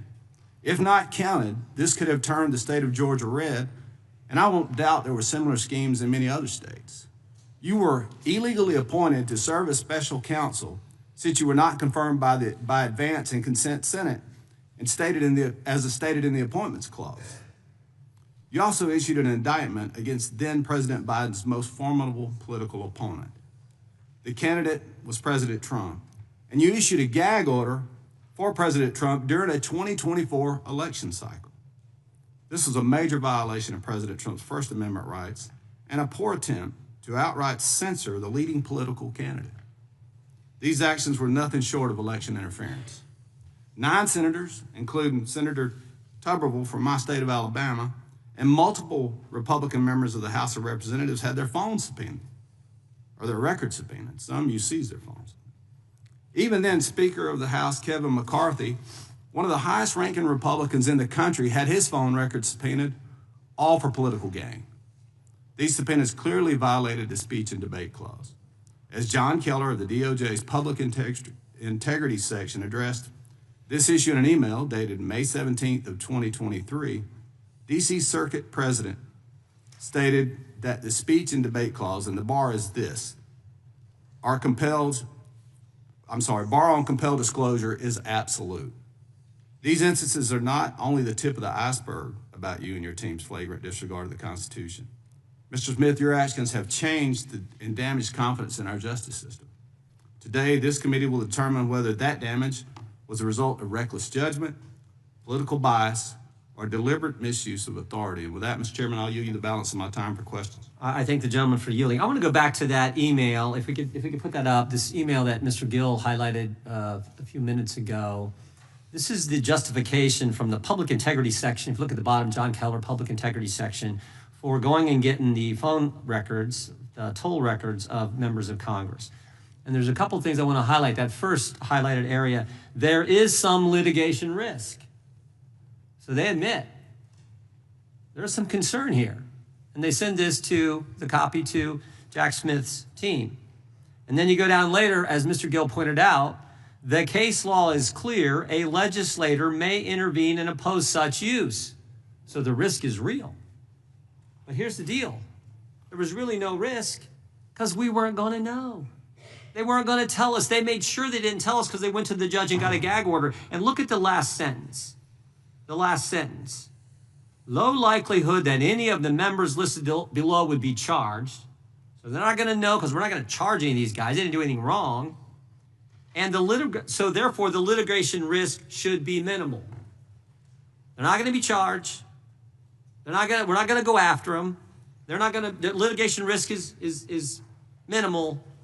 And it's minimal because, frankly, it's non-existent because they're not going to know. And we're going to make sure they don't know because we're not even going to tell the judge who we're getting the gag orders on. And yet, Mr. Smith thought that was A-okay. That was just fine. That was in the letter and the spirit of the Constitution. I find that hard to believe. And you know why? You know why everyone knows it's wrong? Because the public integrity section at the Justice Department has now changed its policy. You can't do this anymore. They've changed their policy. But it was okay for Jack Smith to do it because we got to get Trump. We got to get the president. That's what this was all about. Yield back to the gentleman from Alabama. Thank you, Mr. Chairman. I yield back. Mr. Chairman, I have Mr. Chairman, I have a unanimous consent request. Gentleman from New York is recognized.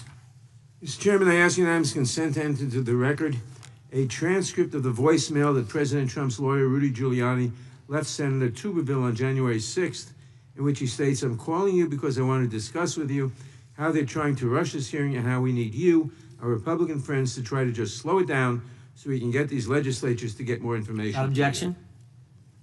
Gentleman yields back. The chair now recognizes the gentleman from California. Thank you, Mr. Chairman. The House Judiciary Committee is responsible for helping to ensure the rule of law. Unfortunately, the chairman of this committee ignored a bipartisan congressional subpoena directed at him. His actions have made it harder for this committee and other congressional committees to get witnesses and testimony and damage the rule of law. Now, before I ask questions of Mr. Smith, I just want to make a simple observation. How scared are Republicans of talking about the Epstein files? They're so scared that they literally are calling Jack Smith the distinguished federal prosecutor who secured multiple indictments against Donald Trump with multiple felony counts. Republicans would rather talk about the criminality of Donald Trump in trying to steal an election and trying to stop the peaceful transfer of power, and the criminality of Donald Trump in stealing classified documents, obstructing justice, than about Donald Trump's associations with Jeffrey Epstein and his pedophilia ring. I demand this committee, this chairman, and Republicans to call an immediate hearing asking why the Department of Justice is refusing to release 99% of the Epstein files and why the DOJ is violating law right now. I have questions, Mr. Smith, for you, and thank you for being here today. My questions center on interactions or lack of interactions between the Biden administration and yourself. Did President Biden or anyone in the Biden White House ever direct you to seek retribution against anyone perceived to be Biden's political opponent? No. Did the Biden administration or President Biden or anyone in the White House ever write a social media post directing you to seek retribution against any particular individual? No. Did President Biden or anyone else in the Biden White House ever direct you to take any prosecutorial step whatsoever? No. Okay. Donald Trump made it clear he wanted to seek retribution against New York Attorney General Tish James. Trump relentlessly attacked her, saying, quote, she should be prosecuted and, quote, arrested and punished because she dared to hold Trump accountable for Trump's fraud in New York. Trump weaponized the Department of Justice, and the Trump DOJ opened a sham investigation into her alleged mortgage fraud. We know it's a sham investigation because they couldn't even get twice grand juries to secure indictments against her. When interim U.S. Attorney Eric Siebert, who Donald Trump himself appointed, spent 5 months investigating Tish James, He concluded there was not enough evidence to go forward. And what did Trump do? He fired his own U.S. attorney. Mr. Smith, did President Biden or anyone else in the Biden White House ever tell you that Donald Trump should be, quote, arrested and punished? No. Did President Biden or anyone else in the Biden White House ever threaten to fire you based on any action you took or did not take? No. Donald Trump also directed the Trump DOJ to open investigations into his own appointees who refused to do his bidding. His DOJ recently investigated Federal Reserve Chair Jerome Powell because Powell won't cede to Trump's bullying on interest rates. Did President Biden or anyone else in the Biden White House ever direct you to go after any Biden appointee? No. Okay. I just want to say a little bit about what the Republicans have brought up about these phone toll records. Do you believe the Speaker of the House is above the law? No, I don't believe anybody should be above the law. Right. And U.S. senators are not above the law, correct? No. Yeah. And members of Congress are not above the law, right? No. Yeah, that's right, because we're not. And what Republicans are trying to argue is somehow, if you're doing an investigation, you can't do stuff to senators or members of Congress. Get out of here. We're just under a law like everybody else. And by the way, the speech and debate clause only applies to legislative acts, communications with legislative acts. Stealing a frickin' election and trying to do so is not a legislative act. It is a crime. So I don't know what the heck they're talking about. And this is so stupid. I'm a former prosecutor. You'd never in an investigation go and try to get someone's toll records or phone records and then tell them, hey, dude, we're about to get your phone records. Of course you wouldn't tell them. What the Republicans are saying today is just idiotic. I am so pleased you're here on national TV telling the American people that Trump was indicted. He was indicted lawfully, and multiple grand juries secured those indictments. Thank you for your service, and history will look upon you well. I yield back. Gentlelady from Florida is recognized for 5 minutes. Mr. Smith, you have a long tenure at the Department of Justice. Would you agree with the statement that DOJ charging policies require prosecutors to bring charges only where the admissible evidence is expected to be sufficient to obtain and sustain a conviction? Is that right?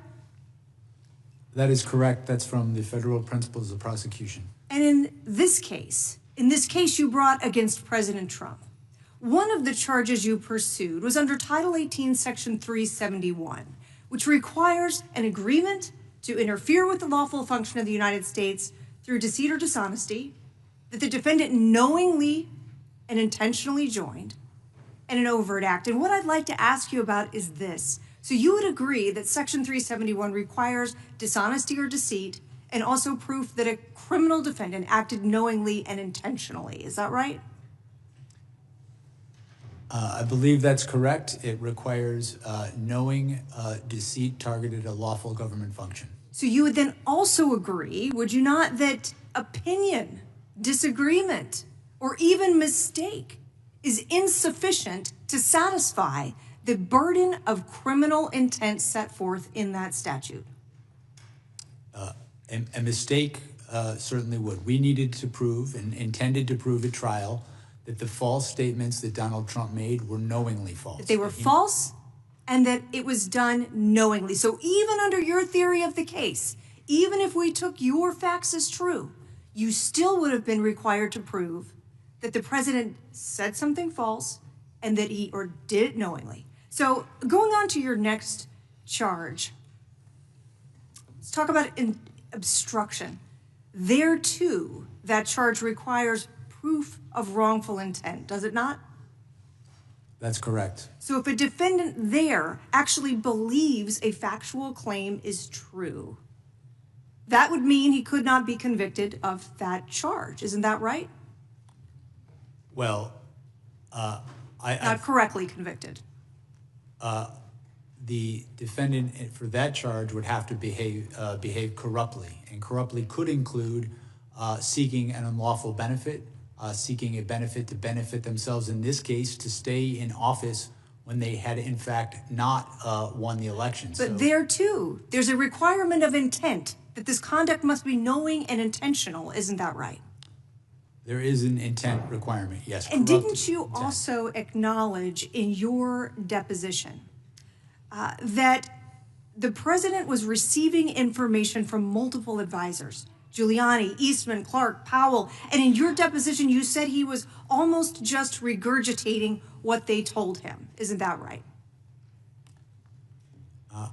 I don't believe I said he was regurgitating what they told him. I think what I said is that he was making knowingly false claims, that he was believing anything that would keep him in office, and he was rejecting But you anything. would agree that those people, or some people, were giving the president conflicting advice at that time. Would you not? You're correct in that his original campaign staff told him he had lost. He fired them and brought in people who would... But criminal liability, under the statutes you used in your indictment, requires proving intent, not simply the undermining of democratic norms or expressing an opinion with which you do not agree. So is it not correct, sir, that here you charged 2 intent-based crimes without any direct proof whatsoever that the conduct charged was knowing, intentional, or that you were going to have an adequate basis to sustain a conviction at trial? I felt we had proof beyond a reasonable doubt. I felt that that proof included direct testimony from a number of witnesses to prove the knowing falsity of his claims. Despite the fact that in your own deposition you acknowledge the existence of conflicting advice. If this defendant were anyone other than Donald J. Trump, Mr. Smith, I find it hard to believe that we would be sitting here today having a hearing about an indictment that was returned knowing that the elements of the offenses could not be demonstrated. Now, let's talk about this. I assume you're also familiar with the Department of Justice policy that prohibits prosecutors from selecting the timing of investigative or prosecutorial actions for the purpose of affecting any election. Yes, I am. That's the election year sensitivities policy, and we followed it in all respects. The public integrity section who administers that policy concurred that we followed it in all respects. Mr. Chairman, my time has expired. The gentlelady yields back. The chair recognizes the ranking member for UC. Thank you kindly, Mr. Chairman. This is from John Dowd. I was Donald Trump's lawyer. Jack Smith should be celebrated, not vilified. December 16th, 2025, last month. Objection? I ask unanimous consent to enter the record a criminal complaint filed by the Trump Department of Justice in December 13, 2025, detailing how Kash Patel and the FBI used a confidential human source and an undercover FBI agent to investigate a bomb threat in Los Angeles. And then finally, this is an article published by The Verge on October 19, 2023, titled Peter Thiel was reportedly an FBI informant, which reports that Peter Thiel served as a confidential human source for the FBI. Without objection, the gentleman from Arizona is recognized for unanimous consent. Thank you, Mr. Chairman. First one is from MSN.com. Biden's FBI paid anti-Trump sedition hunters as informants in J6 Arctic frost probes. Objection. Jack Smith team approved $20,000 payment to informant to snitch on Trump during Arctic frost probe. Objection. AT&T turned Kevin McCarthy's cell phone records over to Jack Smith. Objection. Biden's legal team met with Jack Smith aide before Trump indictment. Objection. Jack Smith deposition gives insight into failed effort to hold Trump accountable. Objection. Trump Special Counsel Jack Smith was involved in Lois Lerner IRS scandal. Objection. Special Counsel Jack Smith's mixed history pursuing high-profile politicians. Objection. And FBI resisted opening probe into Trump's role on January 6th. Without objection, the gentleman from North Carolina is recognized for 5 minutes. Thank you, Mr. Chairman. Oh. I think it's our turn. Do you yield your time? Lost track after all those unanimous consent requests. Gentlelady from Washington is recognized, and then the gentleman from North Carolina. Thank you, Mr. Chairman. Mr. Smith, thank you for coming here today. Your willingness to speak directly to us and to the American people about your investigation is professional, it's courageous, and it's patriotic. It's high time that the American people hear directly from you about the results of your investigation of President Donald Trump for his criminal actions leading up to and the day of January 6th, 2021. The facts, according to your report, are simple. Without a single piece of evidence, Trump sowed doubt about the 2020 election results and urged his followers to, quote, walk down to the Capitol and fight like hell on January 6th. And that's exactly what they did. Thousands of insurrectionists violently tried to stop Congress from certifying the 2020 election and doing our duty, and they assaulted law enforcement officers, some of whom are sitting right here in the chamber with us. I was trapped in the House gallery with a small number of members that day, and I will never forget the pounding on the doors and the insurrectionists threatening to kill us right outside. My Republican colleagues keep trying to rewrite history. They claim that somehow Trump's words and actions did not legally rise to the level of criminal activity, that he did not directly cause violence at the Capitol. And so I want to set that record straight with you right now. First of all, you successfully secured indictments against Donald Trump in two major federal cases: election interference in the 2020 election and mishandling of classified documents after leaving office. Is that correct? Yes. And you've been a federal prosecutor for nearly 30 years. You led this investigation, combing through hundreds of thousands of documents, photos, videos, and communication. Did your investigation find that Donald Trump attempted to manufacture fraudulent state slates of presidential electors in 7 states that he lost? Yes. Did he pressure state officials to ignore true vote counts in those states? Yes. Did he spread lies and conspiracies to his followers to make them believe that the election had been illegally rigged against him? Yes. Did he pressure DOJ officials to stop the certification of the election? He did. Did he pressure his own vice president, Mike Pence, to stop the certification against the oath of office that he had sworn to the Constitution? He did. And when all of this didn't work, did he, Donald Trump, motivate and inspire an angry mob to the U.S. Capitol to stop the certification? Our proof showed that he caused what happened on January 6th, that it was foreseeable, and that he exploited that violence. Did Donald Trump know that his allegations of election fraud were lies when he spread them? Our proof was that he did, and we intended to prove that at trial. In fact, as the quotes from your report behind me show, he even privately admitted that he lost the election, correct? Yes. He said, quote, "It doesn't matter if you won or lost the election, you have to fight like hell." And he said, "Can you believe I lost to this effing guy?" During your closed-door deposition last month, you and I had an exchange about the impact on our democracy, the toll on our democracy, for not holding a president accountable for trying to steal an election. Do you remember that exchange? I do. I want to return to it because I think what you said in the closed-door deposition is important for the American people to hear right here in your public testimony. How would you describe the toll on our democracy if we do not hold a president accountable for attempting to steal an election? My belief is that if we do not hold the most powerful people in our society to the same standards of the rule of law, it can be catastrophic because if they don't have to follow the law, it's very easy to understand why people would think they don't have to follow the law as well. And so I think the law should be applied equally to everyone. And what do you think the toll is for future elections and future presidents who try to steal an election?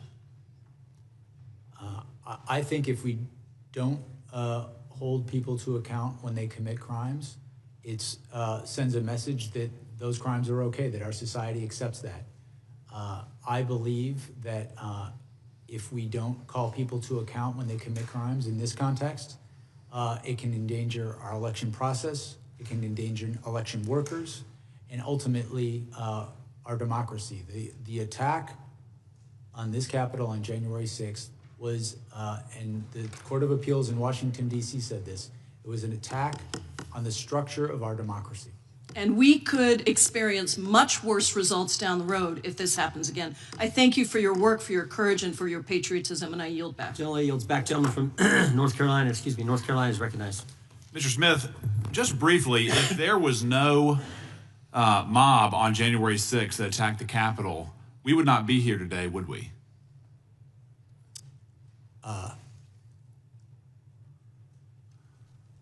I can't speak to hypotheticals. The case I investigated involved a mob of supporters of Donald Trump's Sure, supporters. I understand that. I understand that. But had there not been a mob that rushed the Capitol, if they had just stayed in the original speech, if they had obeyed the instruction, go peacefully and patriotically and make your voices heard, we would not be here. Isn't that correct? Well, in that case, Donald Trump wouldn't have done many of the things. I'm just asking. If they had gone peacefully and patriotically, we would not have had a special prosecutor. President Trump would not have been indicted. There would not have been, quote, the attack on the foundations of our democracy, correct? That's a hypothetical, and I think it's a counterfactual hypothetical. Well, and second point, in regards to what we just heard from my colleague from Washington, I think it's noteworthy that the vice president, despite the enormous toll that he has taken in these events, was against charging the president criminally in this case. But in regards to my own experience, Mr. Smith, I've charged many conspiracies. There's obviously a lot of benefit to that charge. It's a useful tool for fact-finding, scrutinizing evidence, figuring out exactly what happened, trying to form charges, trying to prove charges, trying to solidify the evidence. And in your case, sir, you've detailed, number one, the unprecedented criminal scheme, your words, not mine. In the press conference, you said there was an unprecedented assault on the seat of American democracy. Do you remember saying that? I believe so, yes. And in regards to your investigative authority, it was quite broad. We've already established that you had millions of dollars at your disposal. You had teams of lawyers. You had total subpoena power. You used campaign officials as witnesses. You subpoenaed millions of documents. You had civilian witnesses. You had political leaders. You had campaign officials that work with the president, folks who were in the room. And after all of this, sir, you charged a conspiracy, and notably absent, there was no insurrection charged. There was no seditious conspiracy charged. And there was only one defendant, correct? Donald Trump. That is correct. Despite 6 co-conspirators identified in the indictment, only one person was charged. Is that correct? Yes. Despite there being an unprecedented criminal scheme, you did not find it necessary to charge anybody else who was admittedly, by your own evidence, involved in a criminal conspiracy that amounted to an unprecedented assault on the seat of American democracy. Yes. At the time of the conclusion of our work, my lawyers had determined, had believed that we did have proof to charge other people.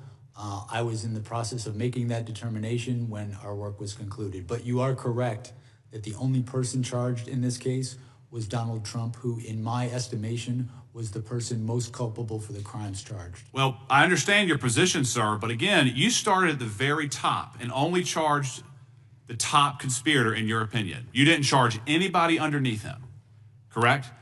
Correct. Despite that charge requirement, you would agree that a criminal conspiracy federally is a criminal agreement, correct? Yes. So by extension, people, under your theory, people besides the president were involved in the unprecedented assault on American democracy, but you didn't find it necessary to charge them criminally. I had not yet charged anyone besides the president. You didn't. You decided not to charge anybody but Donald Trump in that indictment.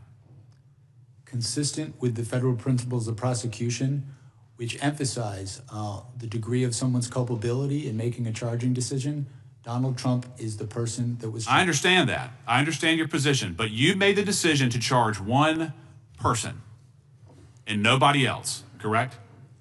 I made the decision to make the charges in this case. In regards to the way that the case handled from there, sir, I just want to get this on the record. In regards to your press conference, politics played no role, correct? That is correct. The charges you brought, politics played no role, correct? Correct. The expedited trial date played no role. Politics played no role, correct? I followed the facts and the law, the department policy. The speedy trial request, there was no role in politics, correct? That's correct. Supreme Court precedent emphasizes that. And even your brief that the court found atypical, politics played no role. Mr. Chairman, the time's expired. The time of the gentleman has expired. The gentlelady from Pennsylvania is recognized. Thank you, Mr. Chairman. Thank you, Mr. Smith, for being here today. I believe it's important for the American people to finally hear from you directly about your investigations that you and your office conducted with integrity, following the facts and the law without fear or favor, as is department policy. And as people do hear from you, I think they're going to better understand why the White House and congressional Republicans are trying to rewrite history and seeking to discredit you and your investigation so that they can help the president avoid accountability for his crimes against the American people. So I'd like to move on from some of these baseless conspiracy theories we've been hearing and focus on your actual work as special counsel. In volume 1 of your report, you concluded that when it became clear that Mr. Trump had lost the election and that lawful means of challenging the election results had failed, he resorted to a series of criminal efforts to retain power. Chief among those criminal efforts was Mr. Trump's dissemination of demonstrably and often obviously false claims of election fraud in key states, claims that Donald Trump himself knew weren't true.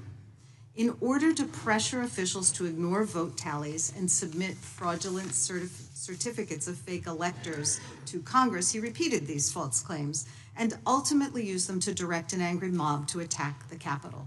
So I represent southeastern Pennsylvania, which was one of the states targeted by Mr. Trump's criminal efforts. So being mindful of the clock, I wanted to try to explore 3 topics. First, the evidence that Trump made false claims of election fraud in Pennsylvania, knowing they were false. Second, the evidence concerning the submission of fake elector certificates from Pennsylvania to Congress. And third, why the evidence and witnesses concerning Trump's efforts in Pennsylvania were so compelling. So first up, in your report and deposition, you detailed the overwhelming evidence that Trump had lost Pennsylvania and he knew it. Despite this, he and his co-conspirators continued to make false statements about that result to advance their criminal plan. Can you describe the evidence that these were false claims and they knew they were false, including statements by election officials, court cases, and conversations between Trump and his Republican allies in the state? Sure. What springs to mind most immediately is I recall one particular claim that there were more votes than ballots that had been sent out. This was a claim that was obviously false because many even in the campaign knew that the reason for that discrepancy is we were talking about 2 different elections.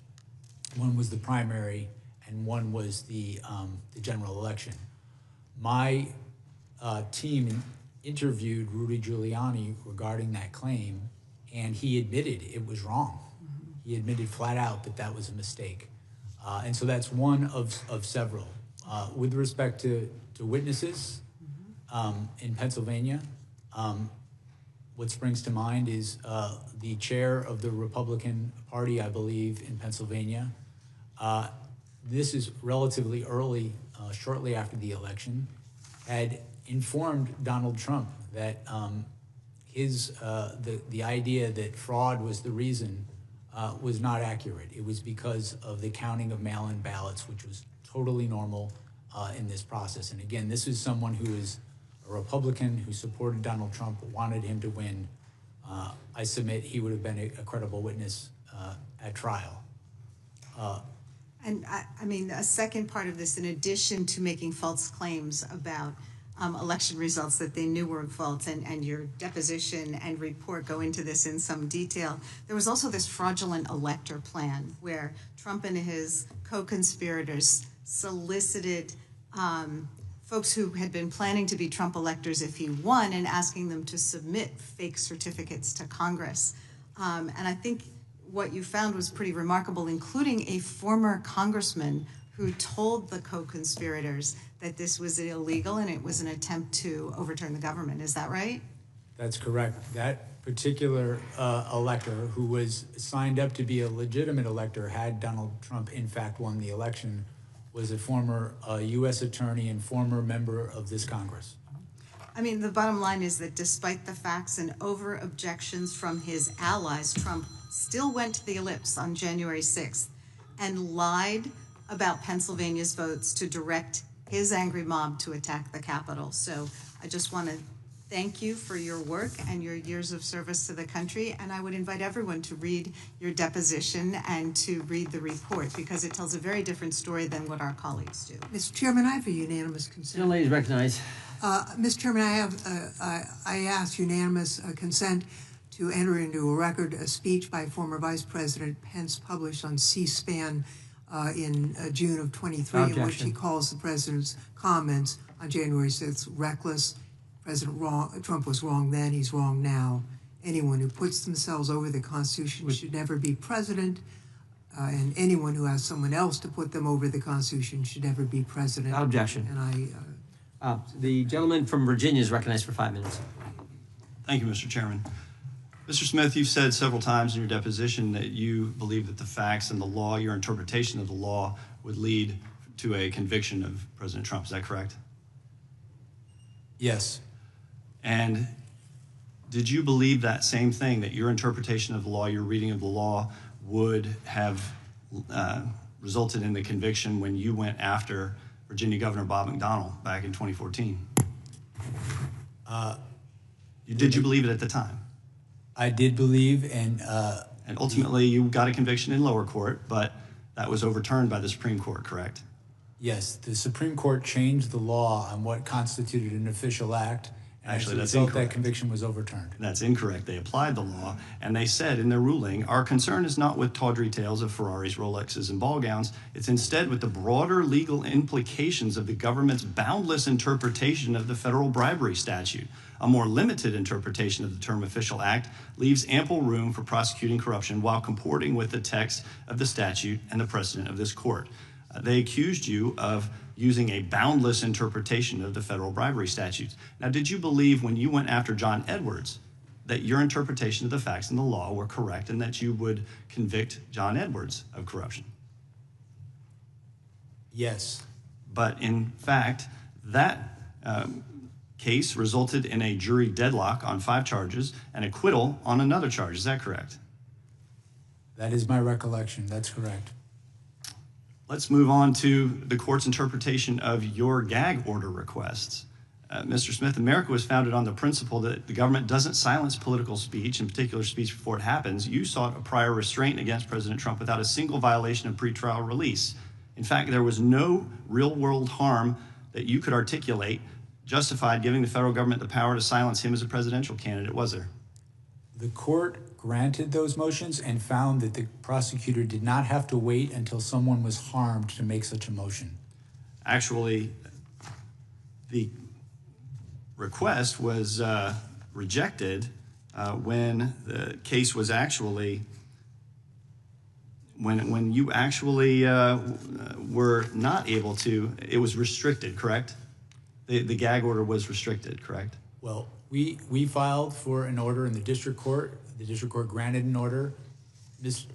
President Trump appealed that order. The Court of Appeals absolutely agreed that there was a basis and that the threats to witnesses that came from the targeting by Donald Trump were real and that we had a duty to protect them. You are correct in that the Court of Appeals narrowed the order so the order covered witnesses, court staff, the judge, and my staff. The difference was that it didn't cover me anymore, which I was fine with. Did you have any evidence that President Trump's statements about the cases against him intimidated witnesses or prevented them from coming forward? I had evidence that he said, if you come after me, I'm coming after you. He suggested a witness should be put to death. The courts found that those sort of statements not only deter witnesses who've come forward, they deter witnesses who've yet to come forward. But you weren't able to identify a single witness who didn't come forward because they were intimidated by President Trump. We had extremely thorough evidence that his statements were having an effect on the proceedings that is not permitted in any court of law in the United States. Don't you think it's a pretty low bar to clear if you're trying to silence a candidate for president? I mean, if you can't identify a single witness who's intimidated, that maybe you should reconsider the gag order? Both courts upheld the orders, and it is not incumbent on a prosecutor to wait until someone gets killed before they move for an order to protect the proceedings. Did anyone on your team raise concerns that this expansive gag order you were seeking would infringe on President Trump's First Amendment rights? My recollection is that we, of course, discussed First Amendment issues regarding this application because I and my staff respect the First Amendment, but the First Amendment does not allow one to make statements that interfere with the administration of justice in a judicial proceeding. My interpretation was supported and agreed upon by the district court and the Court of Appeals in terms of the phenomena of the statements being made, targeting individuals, causing threats to happen to them. I would also add, sir, that in the days after Donald Trump made some of these statements, the district court, in this case, received vile threats to the district court's life. In that environment, I felt a duty as a prosecutor to make that motion, and I make no apologies. And the court stayed that motion on August 3rd, 2024. I yield back. Gentleman yields back. I should have mentioned this a little bit earlier. Mr. Smith, if ever you need a break, if you need a restroom break, you or your counsel can just let us know. I think it's now the gentleman from Colorado gets 5 minutes. Mr. Smith. Can they? Yeah. Can we take a short break? 5-10 minute recess, then we'll be right back at it.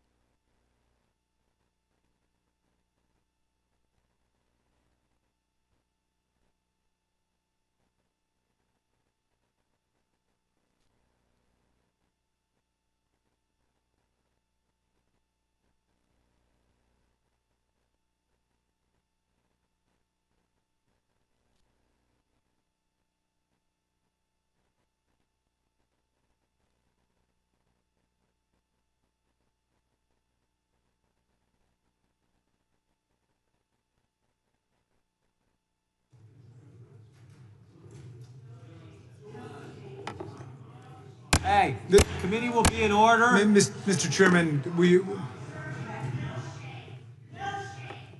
Committee will be in order.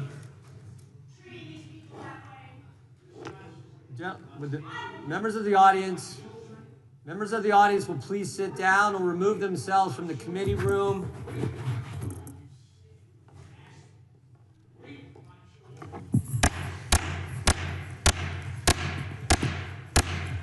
Sit down, please. Had to call him in.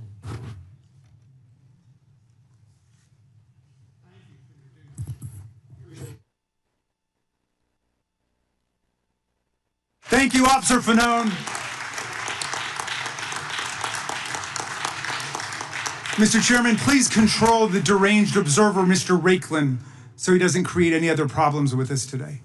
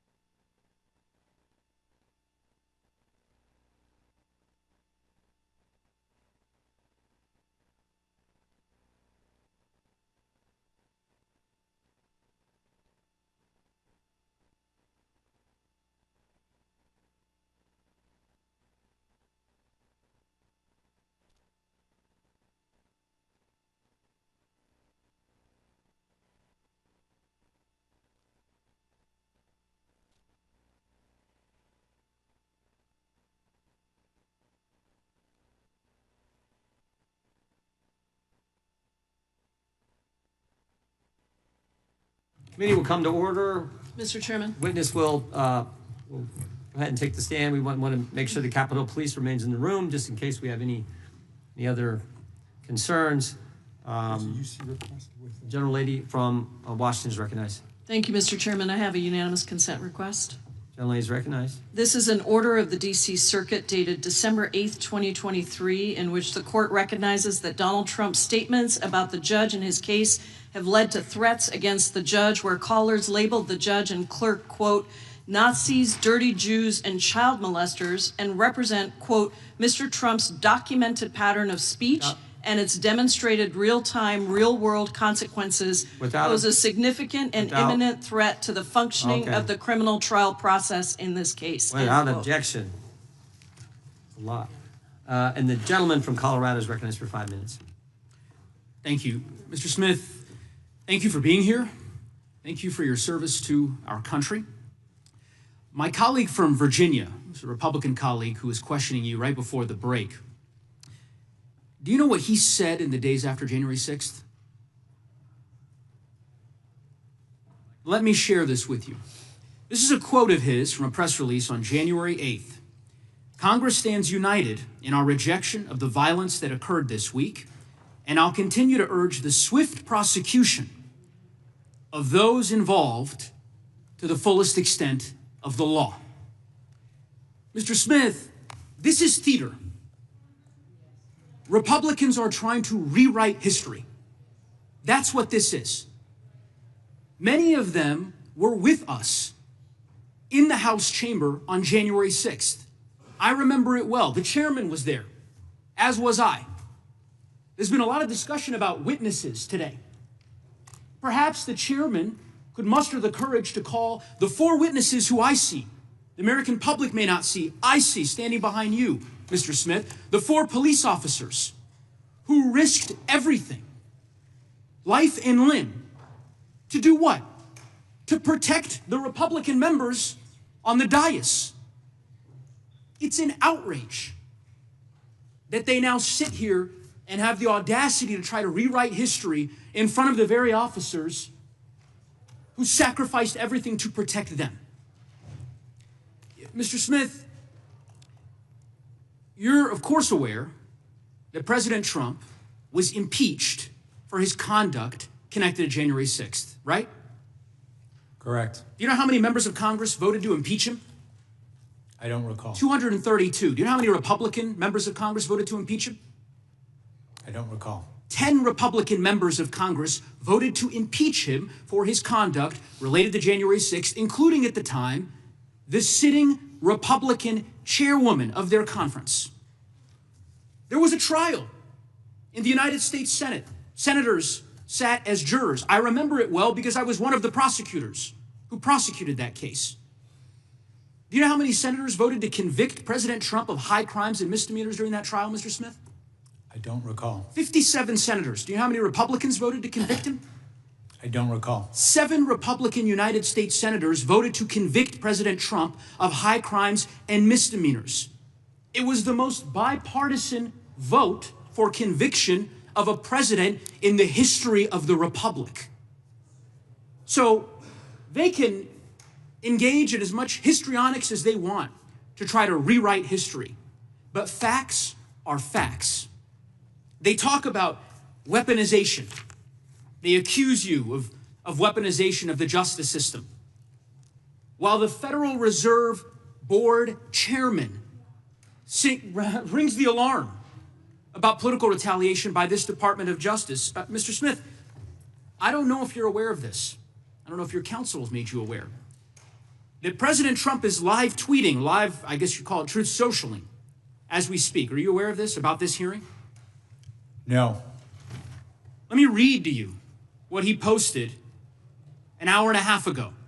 Deranged Jack Smith is being decimated before Congress. It was over when they discussed his past failures and unfair prosecutions. He destroyed many lives under the guise of legitimacy. Jack Smith is a deranged animal who shouldn't be allowed to practice law. If you're a Republican, his license would be taken away from him, and far worse. Hopefully the Attorney General is looking at what he's done. We have a word for this. It's called weaponization. It's called corruption. Mr. Smith, if you care to respond, I'll give you an opportunity, but I will simply say we are grateful for your service to this country. We appreciate your fidelity to the rule of law. And I would echo the comments that have been made by my Democratic colleagues to ignore the noise that you hear from so many of my colleagues who debase themselves in this way. It is, in my view, subversive of the oaths that we took to defend the Constitution. I'm happy to give you an opportunity, Mr. Smith, if you'd like to respond. I don't have anything to add. Thank you for your service. I yield back. Gentleman yields back. The gentleman from Wisconsin is recognized. Thank you, Mr. Chairman. In 2010, Mr. Smith, did you work for the President Obama's Department of Justice? Yes, in 2010, I was the chief of the public integrity section. During that time, did you have any contact or connection with Lois Lerner with the Obama IRS? Yes, I was new to the public integrity section. I was the chief. I was trying to learn about issues I had not been at. Did you attempt to work with Lois Lerner and the IRS to investigate nonprofits? What I did was I asked for a meeting with the IRS about nonprofits. So the simple answer is yes. Well, I didn't ask to work with Ms. Lerner. They sent Ms. Lerner. That's the person who came to this meeting. I met her once. And they went after Second Amendment groups, correct? If you remember correctly, that's what was the offshoot of it, that Second Amendment groups that tried to gain nonprofit status, they were slow rolled through the IRS. Do you recall that? Separate from this, there was an investigation of that that I was a part of in public integrity. Did you? You prosecuted Virginia Governor Bob McDonnell. This was asked earlier. You prosecuted him, correct? I was part of the prosecution, yes. And that ended up with a that decision ended up being unanimously overturned by the Supreme Court, correct? That is correct, sir. Yeah, including Justice Ginsburg joined in on that opinion, correct? I believe that's correct. Yeah. You also prosecuted John Edwards and Bob Menendez, and those both ended in mistrials, is that right? The John Edwards case did. The Menendez case, I had left the public integrity section by the time that case was tried. I wasn't. So, Mr. Chairman, what we heard from the other side here is that this gentleman is the gold standard for prosecution here in the United States. So think about it. We had a witch hunt done by the IRS going after Second Amendment groups, unanimously overturned by the Supreme Court, prosecuted two prominent political figures, and they ended up as mistrials. That's the gold standard here in America. I would just say this, Mr. Chairman. If Mr. Smith ever works for the Department of Justice again, I would recommend a remedial course on the First Amendment to the Constitution. Before I yield the rest of my time, Mr. Smith, I just have one other question. Is there any historical precedent for an alternate slate of electors to be sent to Congress? Has that ever happened before? That had happened, not anything similar to this situation, but you're correct. It was in Hawaii. I think it was Hawaii in, I want to say the 1960 election. So it has happened before that there was an alternate slate of electors that was sent to Congress, which does the electoral count, correct?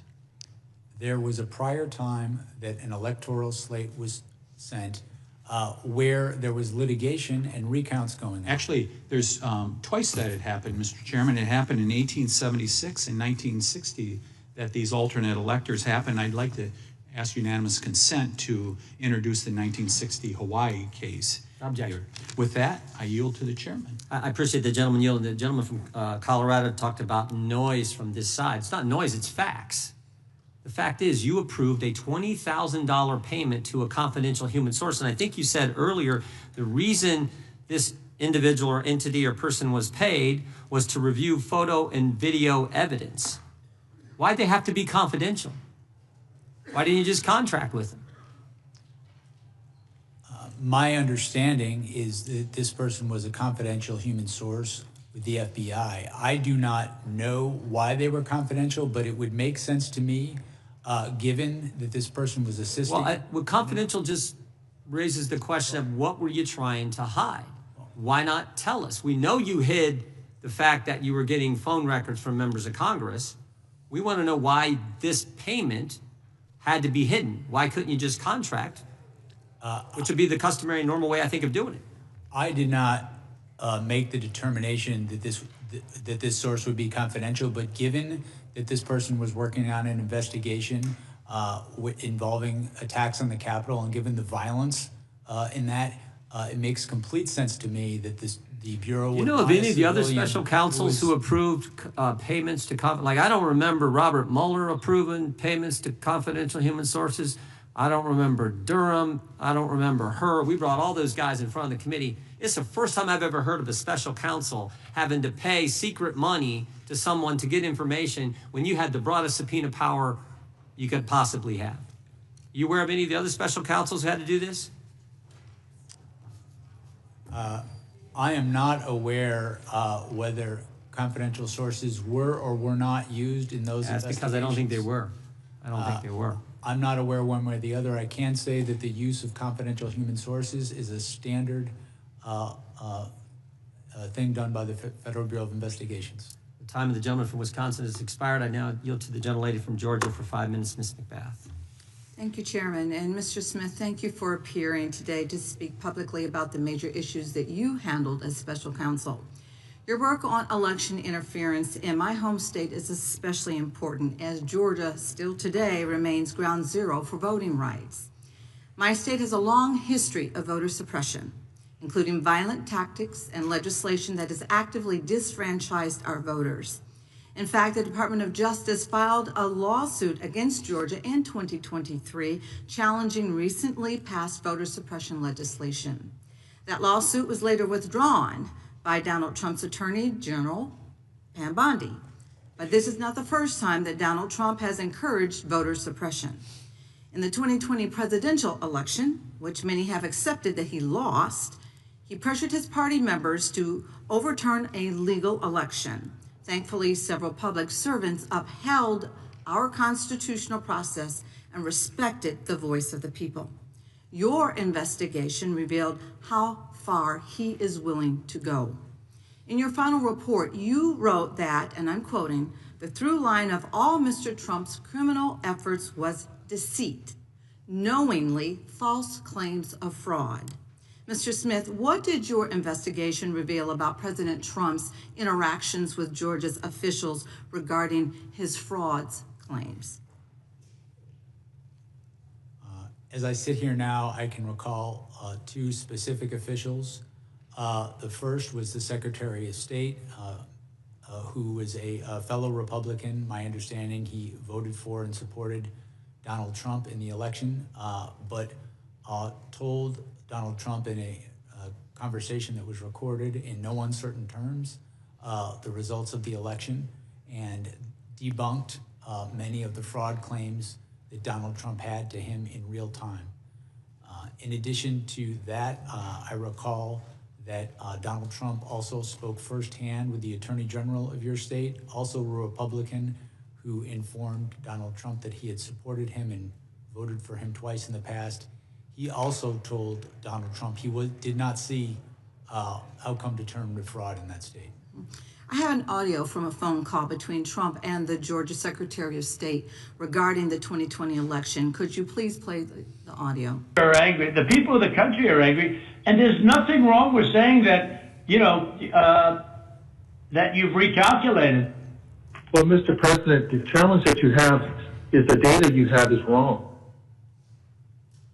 So, look, all I want to do is this. I just want to find 11,780 votes, which is one more than we have, because we won the state.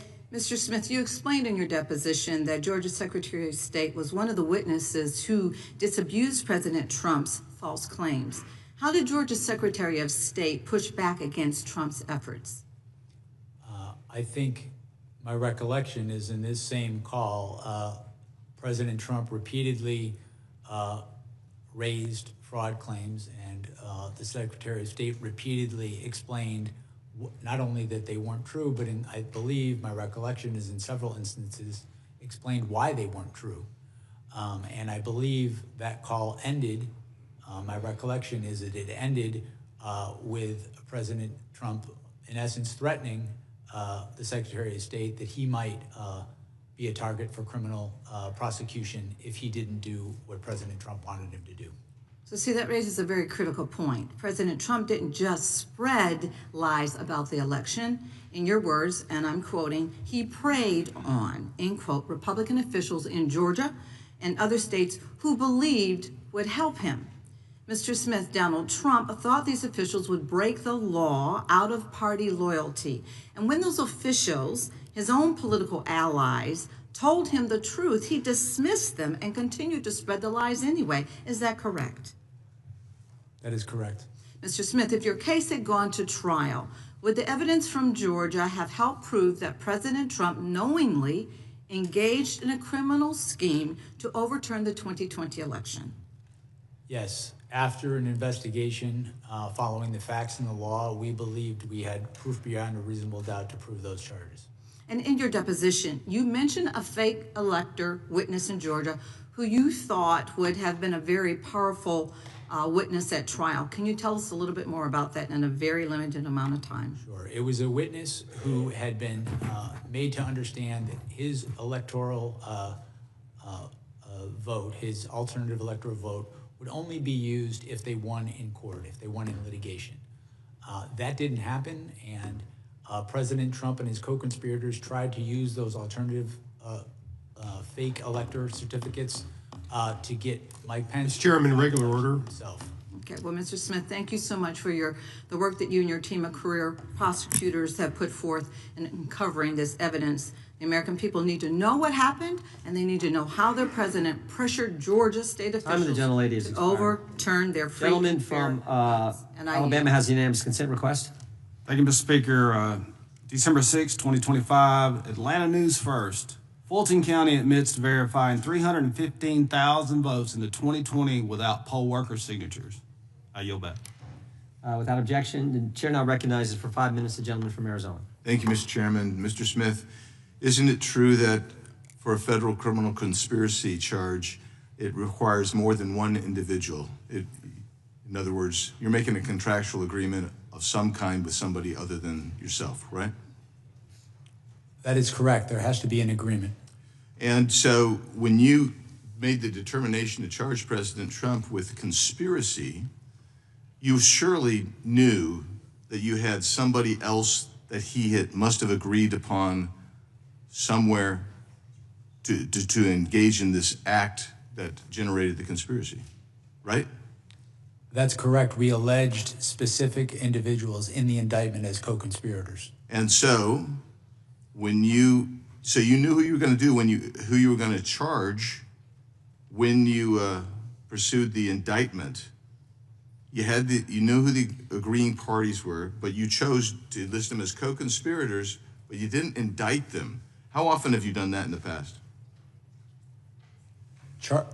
In the past, I have had a number of cases where I have charged some members of a conspiracy and not charged others. One member of the conspiracy. How many times have you done that? Charged one member of the conspiracy and let everybody else off the hook? I'm sure that's happened. That is not an. You don't remember doing that? That is not an uncommon thing to do in an investigation. In my view. So okay, I dispute that, but we're going to leave that as it may. But let's just get to this: if a member of Congress moves to decertify a state's electors, that would not be a crime, would it? When you say to decertify, you make a motion to decertify on that January 6th. That way, every 4 years. That's not a crime, right? Correct. And if another elected official urged someone to join them in that decertification, that's not a crime either, right? As you stated, it's not. Several members of Congress get together over breakfast. They say, this is the normal path. We watched it because we saw the Democrats do it for every Republican president. So we're not sure how to do it. We've never done it before. That's not a crime to sit down at breakfast to talk about that or any other time together to talk about decertification, is it? No, it's not a crime to talk about that over breakfast. In your deposition, you talked about, you made the argument that an elected official who's been deemed to have lost could not knowingly make false statements about election fraud to target a lawful government operation. Isn't that true? That's what you said in your deposition.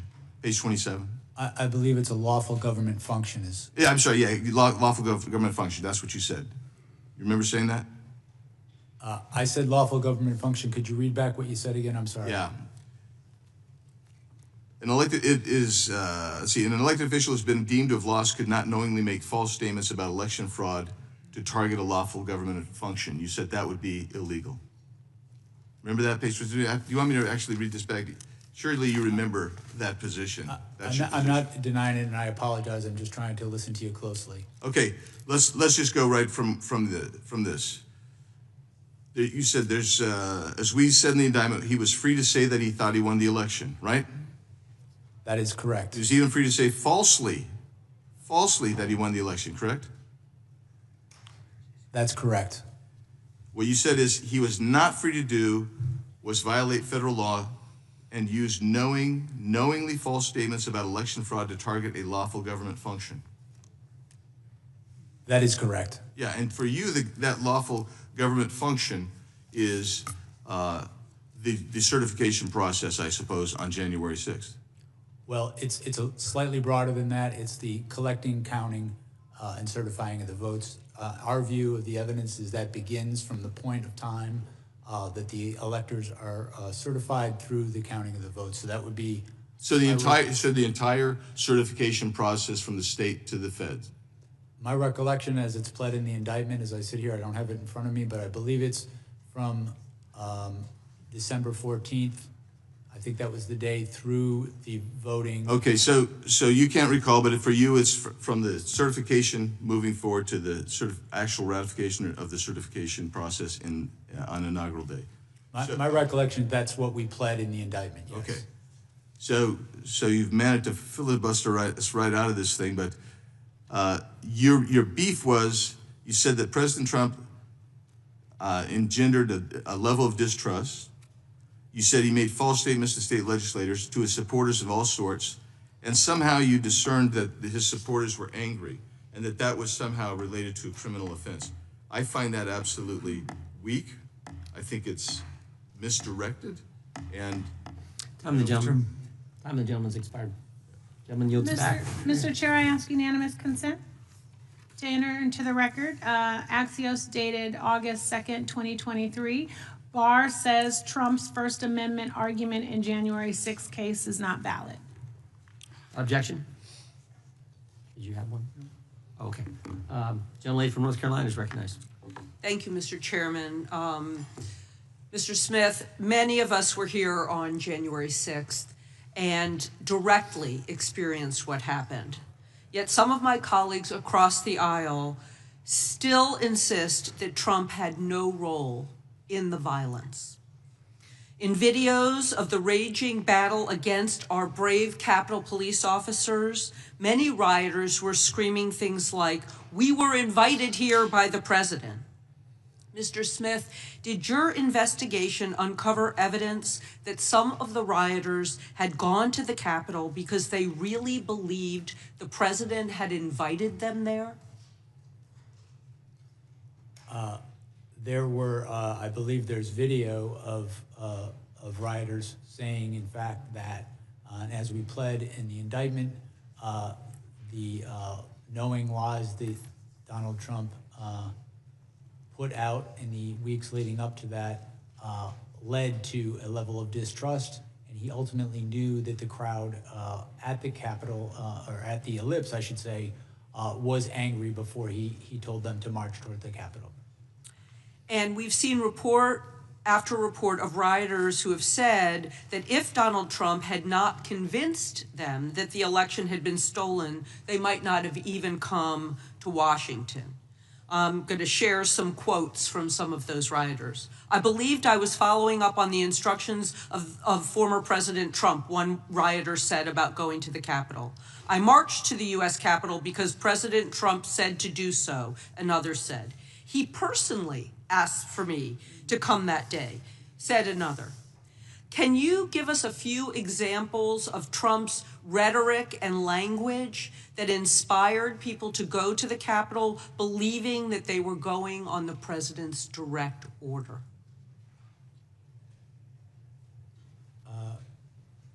One instance I can recall is during the speech he gave to his supporters, and in context, his supporters, he told them to come to Washington, D.C. and be wild. He was on notice that they were angry, and he told that crowd, "We can't let this happen." And he told them that, my recollection is multiple times, at a time when there was nothing that could be done to stop the outcome of the election, but to obstruct it. In addition to that, he told them when there is fraud, you can go by different rules. And my recollection is there is a videotape of when he's making these sort of statements and he's saying that they need to fight if they want to save their country. There are, in fact, people in the crowd chanting, "Fight for Trump." That all happened during the lip speech before people headed towards the Capitol and the Capitol was attacked. And did your investigation find any of the rioters trying to use Trump's words and calls to action as a defense in the criminal cases against them? I can read you something from your special counsel report. I was just going to say, I think we cited a number of rioters who ultimately admitted that they had committed their crimes at the behest and in the name of Donald Trump. Okay. And it happened several times, and many of those accounts are on page 86 and page 87 of the special counsel report. Even the lawyer for Jacob Chansley, also known as the QAnon shaman, highlighted that his words, how the words affected his client. He heard the words of the president, he believed them, he genuinely believed them, and he thought that the president was actually going to walk with them to the Capitol. For my final question, Mr. Smith, do you believe that Donald Trump motivated and was responsible for the violence that occurred on that day, even if he didn't walk with them to the Capitol? Yes, as we stated in our report, the results of our investigation following the facts and following the law was that he was the person most responsible for what happened at the Capitol, and that he caused what happened at the Capitol, and that it was foreseeable to him. Thank you. Mr. Chairman, I have two UCs. Joan, can state her unanimous consent request. I asked unanimous consent to enter into the record a tweet from Representative Biggs on January 7th, 2021, in which he said, quote, "Yesterday, criminal rioters hijacked a joint session of Congress." Objection. Without objection. And the second one is a unanimous consent to enter into the record an interview from March 2024 on the Capitol Hill show, in which you called on those who attacked the Capitol on January 6th to be, quote, held accountable because, quote, that's the way our system does work and should work. Without objection. Thank you very much. Thank you I very recognize much. the gentleman from Texas. Thank the chairman. Mr. Smith, how many members of Congress or the Senate did you subpoena phone toll records? As I sit here right now, I do not recall a specific number. Is this the complete list right here?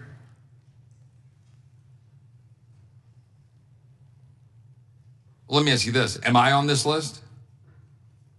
Did you target my records and subpoena my phone toll records? My understanding is your records were subpoenaed by prosecutors before I became special counsel. Well, staff would put this up on the screen. I'm thankful for the great staff who discovered the email where I learned for the first time a few weeks ago that my phone records were indeed targeted. We called AT&T and we've learned that they were given to the Department of Justice, as this email indicates, because I had been in communication with Scott Perry, one of my colleagues here in Congress, who literally had his phone taken from him in front of his family. And of course, as we've already talked about in this document, it talks about you could be in violation of the privilege by even obtaining and possessing this information if the member objected to the disclosure. This happened 4 years ago in May of 2022, and I couldn't object because I didn't know. I didn't know until about 3 weeks ago. My question here is, was there any limits to your investigation or the investigation that preceded you, Mr. Smith? Because as egregious as a violation of separation of powers this is, as an egregious and abuse of power it is, it's far more concerning you are clearly targeting American citizens for merely being conservative or supporting the president. We've got memos that we've already been talking about in this hearing from April 2022 that preceded you that establish and open the investigations, one of which has Attorney General Merrick Garland's signature on it. And the focus was the electors. Now that was 6 months before you were appointed. You testified earlier, you met and interviewed Merrick Garland and Deputy AG Lisa Monaco. And you briefed the AG and Deputy multiple times. Did you brief them on the electors and the prosecution of their supposed crimes? I'm sorry. Did you brief them on the electors and their supposed crimes? I don't recall specific conversations, but I'm sure that in the course of briefing them, I discussed... Wasn't that the purpose of the entire investigation as it was set out? Because putting aside that in 1960, it was already talked about, my friend Mr. Tiffany, that Hawaii put forward an alternate slate of electors, the investigation pivoted to President Trump and, frankly, anybody who knew him. Do you know who Cleta Mitchell is? Yes, I do. She's an election lawyer that was involved in filing an election contest on behalf of President Trump in Georgia in December of 2020. A 64-page complaint with over 1,100 pages of exhibits, witness affidavits, and expert witness reports documenting thousands of votes cast in violation of Georgia law, but which were nevertheless included in the vote totals. Now, notwithstanding the disposition of the cases that was filed, is that a criminal act? Filing an election contest on behalf of a candidate for office, a client. Is that a criminal act, yes or no? No, in fact, we stated... So why did you deem it appropriate to monitor Cleta Mitchell's long-distance phone records in 2023, 2.5 years after the election contest was filed and after the presidential electors were certified? What about Jenna Ellis? What about Sidney Powell? What about Bill Sepien? What crime did you suspect had been committed by them that would warrant monitoring their phone records 2.5 years after the 2020 election was certified?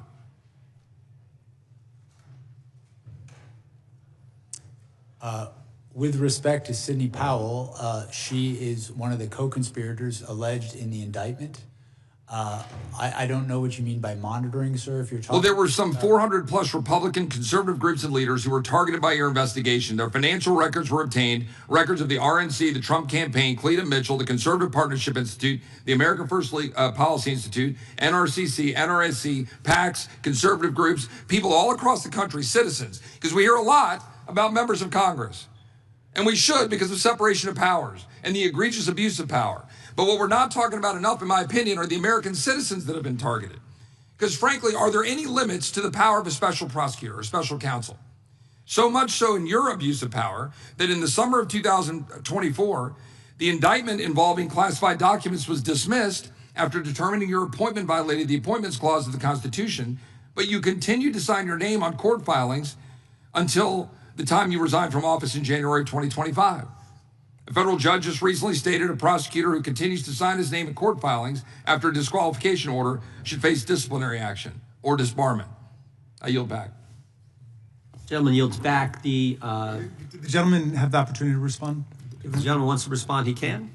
With respect to the last point, Judge Cannon's order specifically limited her finding to that proceeding. So there would be nothing improper about continuing to litigate the cases in Washington, D.C. And with respect to Florida, there was nothing improper about taking an appeal of that very decision. The gentlelady from Vermont is recognized for 5 minutes. Thank you, Mr. Chair. Mr. Smith, I want to discuss Volume 2 of your report, which summarizes the findings of your investigation into President Trump's hoarding of classified documents at Mar-a-Lago and his efforts to obstruct the FBI's investigation. Mr. Smith, is it generally the practice for a special counsel's report to be made public to the American people?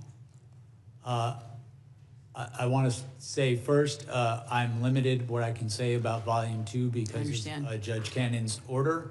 I can say generally that with respect to special counsels, there are regulations that direct a special counsel to draft a report. Whether that report becomes public is determined, the Attorney General has the authority to determine that. To the best of your knowledge, was Special Counsel Mueller's report made public in full? I know it was made public. I'm not sure if it was made public in full. What about Special Counsel Hur's report? My recollection is his report was made public in full. I believe that's correct. And Special Counsel Weiss's report? I do not know. Okay. Now, I understand that the district judge, Aileen Cannon, the Trump appointee who oversaw the case in Florida, issued a gag order that prevents you from discussing any parts of the classified documents investigation that is not already public. I understand that, including your findings that you laid out in Volume 2 of that report. Am I correct that the reason your report is not available in full to the public is because of this gag order? I wrote a report. The Attorney General, it was submitted to him. I understand generally that there's been litigation about whether this report would be public or not. I have not been a party to that litigation. I just know that there is an order, and I know the Department of Justice, the current Department of Justice, has interpreted that order in a way that I cannot speak about anything that could possibly be in that report and its findings. And when Judge Cannon issued that gag order, she cited pending cases against Trump's co-defendants. Is that correct? I'm sorry? When Judge Cannon issued the gag order, she cited pending cases against Trump's co-defendants. Is that correct? That's my recollection. Are those cases still pending? No, they're not. No, they're not. So there is no reason, from where I sit, for this important information to be not made public. At this point, I want to turn now to President Trump's attacks on you. Trump has a playbook for how he handles people who try to hold him accountable. In August 2023, right after your office indicted him, President Trump shared that playbook on social media for everyone to see. He wrote, "If you go after me, I'm coming for you." Trump has said that you, Mr. Smith, should be investigated and put in prison. He called you a disgrace to humanity, a radical left Marxist, a criminal. In fact, Trump has used the words deranged Jack Smith 185 times on Truth Social. How do you think that these statements have impacted you, your staff, and your investigation? With respect to me, I think the statements are meant to intimidate me. I will not be intimidated. I think these statements are also made as a warning to others what will happen if they stand up. And I am, as I say, I'm not going to be intimidated. We did our work pursuant to department policy. We followed the facts and we followed the law, and that process resulted in proof beyond a reasonable doubt that he committed serious crimes. I'm not going to pretend that didn't happen because he's threatening me. And Mr. Smith, do you believe that President Trump's Department of Justice will find some way to indict you? I believe that they will do everything in their power to do that because they've been ordered to by the president. That's very concerning, obviously. It's very concerning to all of us, at least on this side of the aisle. This is Trump's playbook at work. Complain loudly, gin up hatred and resentment, then express a hope that somebody will do something, but never explicitly order anyone to act, and then watch as his followers and loyalists go after their targets. This is what happened on January 6th. Trump stood at the Ellipse and gave a campaign speech to his supporters, and he said, "If you don't fight like hell, you're not going to have a country anymore." And I think it's clear that his intimidation will stop at nothing. I want to speak on behalf, in closing, I want to speak on behalf No closing, people. Chairman, regular order. No, I'm sorry. Mr. Chairman, I'm regular sorry, order. you have gone over numerous times. Time belongs to the gentlelady from Vermont. I'll let you go a couple more seconds. Thank you, Mr. Chair. I can have all day. Thank you. On behalf of the people of the state of Vermont, thank you for all of your 30 years of service to this country, and to the police officers sitting here. I'm ashamed that you have not gotten your due. Time the gentlelady has expired. yield back. The gentleman from New Jersey is recognized. I've got a UC request. Gentleman, ranking member is recognized for UC. Thank you kindly, Mr. Chairman. The first is a New York Times article titled "Hunting Leaks, Trump DOJ Officials Seized Records of Democrats," explaining how the Trump administration subpoenaed Apple for data from the accounts of at least a dozen people tied to the House Intelligence Committee in 2017-18, including Representative Swalwell and Senator Adam Schiff. No objection. And the other, similarly, is Trump's DOJ secretly obtained phone and text message logs of 43 congressional staffers and 2 members of Congress. That's December 10, 2024. Without objection, the chair now recognizes the gentleman from New Jersey. Thank you, Chairman. You know, I don't even know where to go because there's so much, Mr. Smith. There really is. But it isn't, what I do know is it's much more than how much people like or hate you, or like or hate Donald Trump, or like or hate Republicans, or like or hate Democrats. This is about the system. It's about what the Department of Justice did. It's about what you did. The core of the hearing is all about, can Americans still trust the justice system? Is it fair? Was it fair under you? And all they don't expect you to be perfect, but they expect you to treat everyone the same, Republicans and Democrats, liberals and conservatives, but that wasn't the case. When you treat people differently because of their political status, their political party, their ideals, that's hypocrisy. And I'm sorry to say, and I don't say it lightly, I do consider you to be a hypocrite. With that being said, I think the prosecutors and the people around you stretch norms, change standards depending upon who was under investigation. So you don't like Donald Trump, and so you're a liberal Democrat, whatever the case may be. And they went after him. And by the way, it's interesting, in all those congressional records that were subpoenaed, all those congressional records that were looked at, was one of them a Democrat? No. The answer is no. I'll answer for you. So I got simple questions. I always say I'm a simple guy, but it really boils down to this. How much can Americans trust this system? In your special counsel report, you stated President Trump engaged and was guilty of criminal conspiracies, and he was guilty of criminal conduct, and you publicly testified you believed you had the proof, etc. If prosecutors deal this way with cases, if they declare that it's guilty and it's over before a jury verdict, would Americans trust the justice system more, or would they? Would they trust the system more?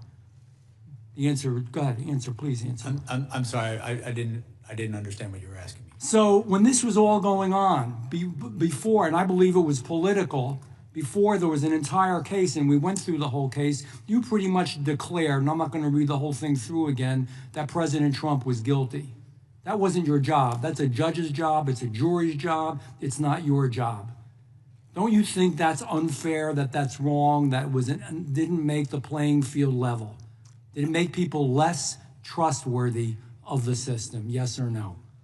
No. When I announced the charges in the election case, I specifically stated that the case needed to be tried and that he had a right to go to trial and he was presumed innocent. And thank you for, I just want a simple answer because we are limited on time. I disagree with you. I don't think you did. Your office secretly subpoenaed and got records of members of Congress.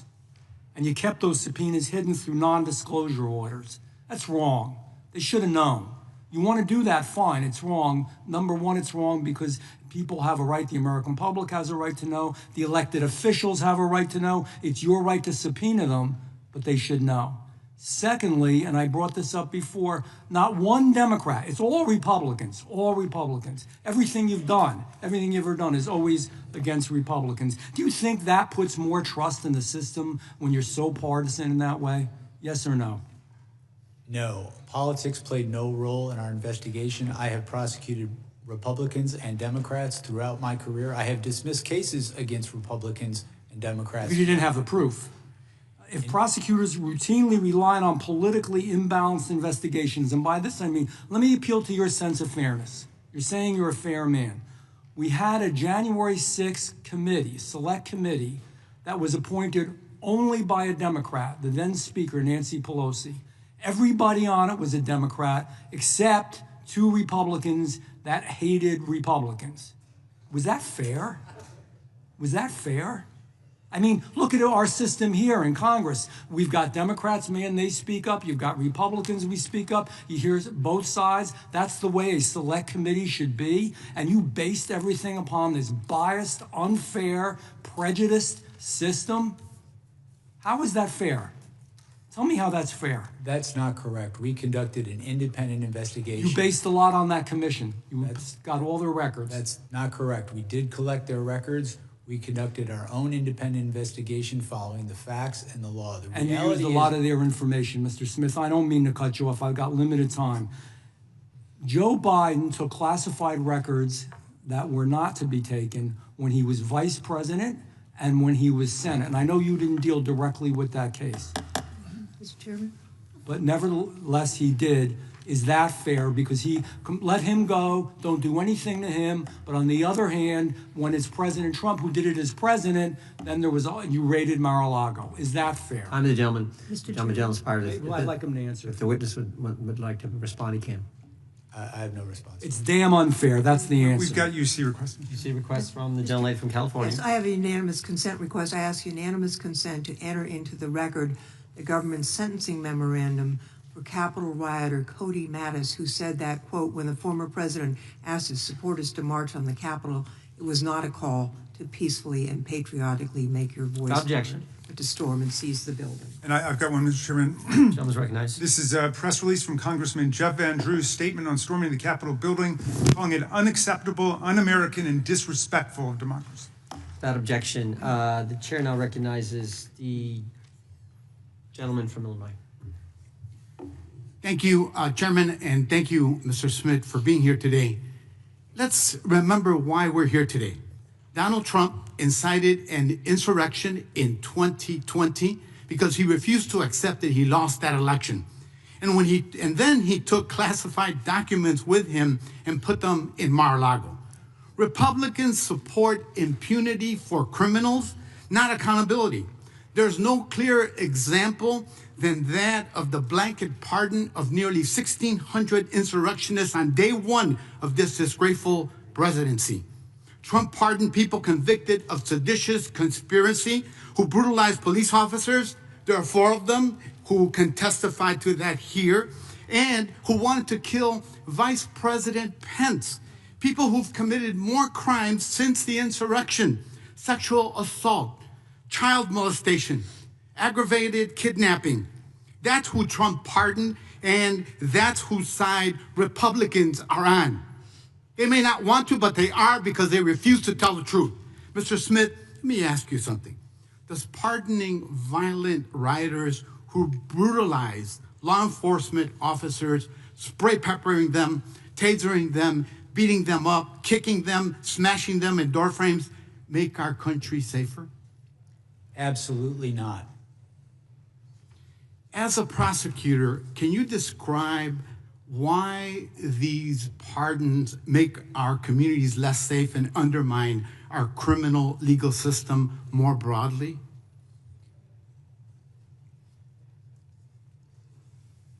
The people who assaulted police officers and who were convicted after trial, in my view, and I think in the view of the judges who sentenced them to prison, are dangerous to their community. As you've mentioned, some of these people have already committed crimes against their communities again, and I think all of us, if we're reasonable, know that there's going to be more crimes committed by these people in the future. I do not understand why you would mass pardon people who assaulted police officers. I don't get it. I never will. That's exactly right. And none of this is a coincidence.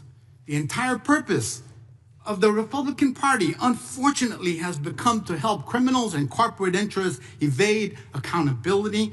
Republicans want impunity, not accountability. They want impunity for the January 6th people, for the classified documents case, for the Epstein files, for billionaires and big corporations, and for terror that DHS is sowing on our streets. The Gestapo tactics by ICE and CBP are the obvious result of President Trump and the Republican Party that protect anyone who helps them turn our country into an authoritarian gangster state. Whether it's storming the Capitol to overthrow an election or murdering people in broad daylight, Republicans will back you if you back their political mafia and racketeering operation. That's why Democrats must fight for accountability through oversight, through legislation, evidence collection, and through prosecution for the openly criminal acts that we're seeing in our communities every day. Democracy doesn't exist without accountability, but you gotta have a spine.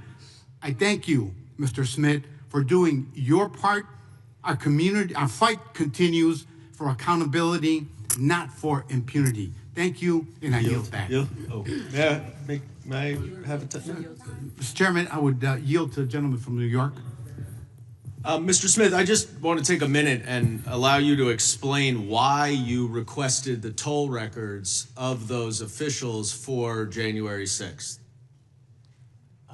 For the January 6th investigation, you mean, Yeah. correct?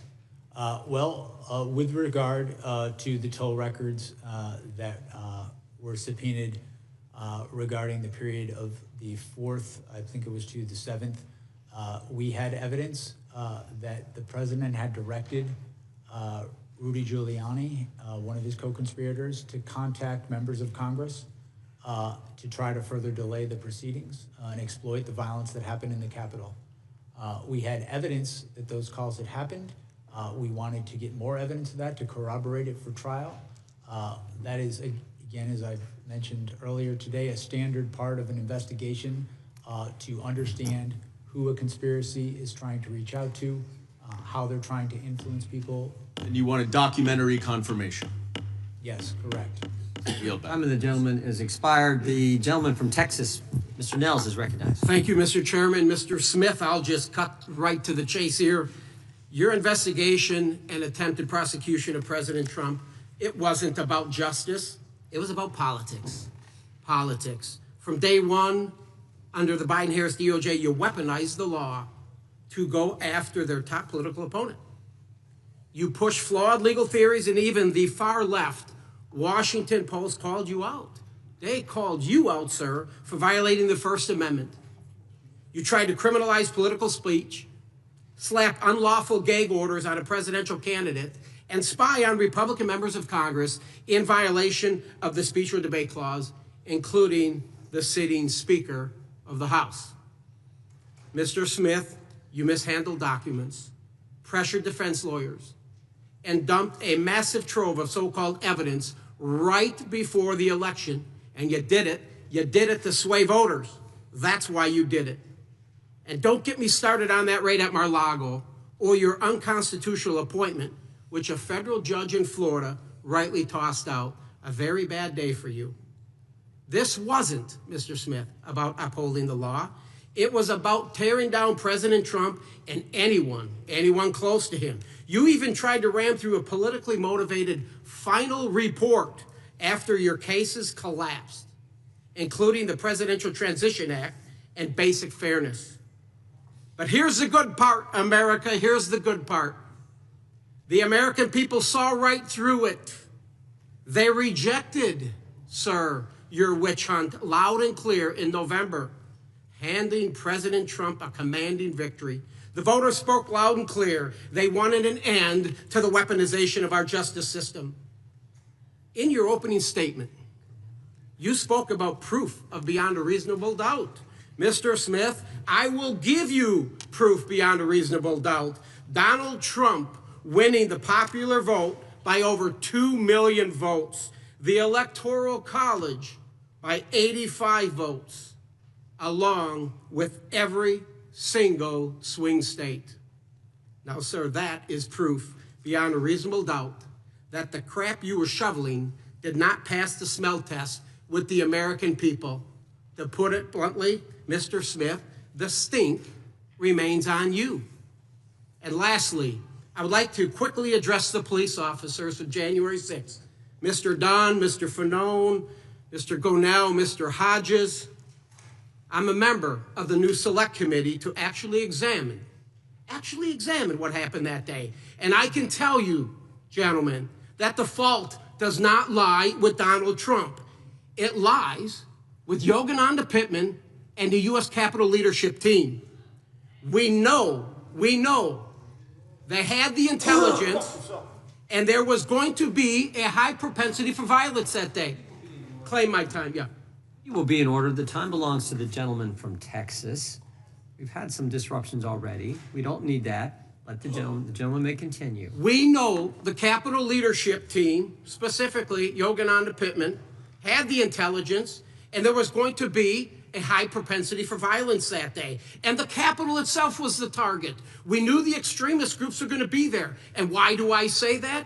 It was your own report from your intelligence section, the IICD, which was run by Pittman, in the January 3rd special events section. It was in it. It was in it. And Mr. Dunn, I believe that you thought that day would be like just any other. In your testimony to the January 6th committee, you said you found out how ugly was going to get on a cell phone. Somebody sent you some information on social media. The point is, you were all unprepared to deal with that day. And that's because your leadership failed to share the intelligence with you. It was their fault, folks. It was their fault. It was not President Trump. And we are going to expose it for the first time because the Benny Thompson, the sham committee didn't do it. Will the gentleman yield for a The question? sham committee didn't do it. The report is 845 pages. Donald Trump's name is mentioned 4,207 times. We know what the committee wanted to do is to not allow Donald Trump to come back and win again. And they failed miserably. And I hope you now can see that. With that, Mr. Chairman, I yield the balance to my distinguished colleague out of Jersey. I just want to quickly go over something because we keep rewriting history. The president said peacefully and patriotically.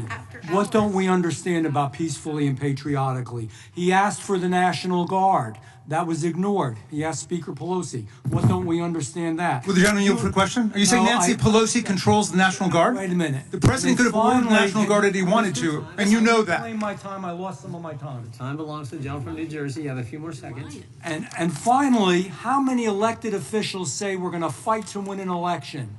It's new terminology used all the time, seriously. And of course, if they were guilty, they should be prosecuted. The problem was there were many in the mix. The unanimous consent. The gentleman yields back. The Last thing, your hand gestures, Mr. Fanone. No. You need The time of the gentleman medication. expired. The time of the gentleman expired.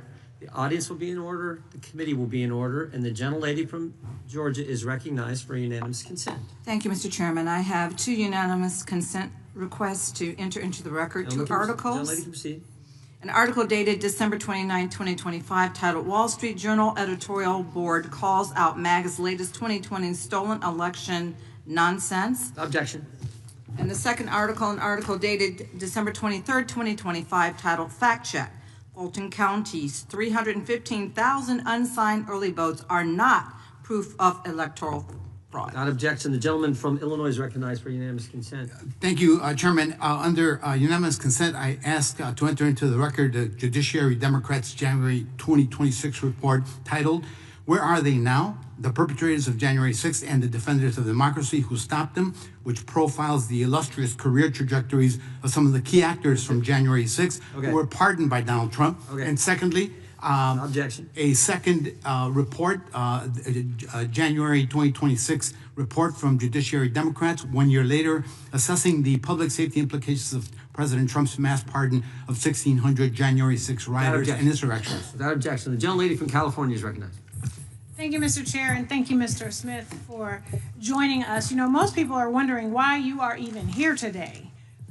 But it's because we've heard conspiracy after conspiracy that the 2020 election was rigged, and Capitol Police officers were harmed and died because of those conspiracies.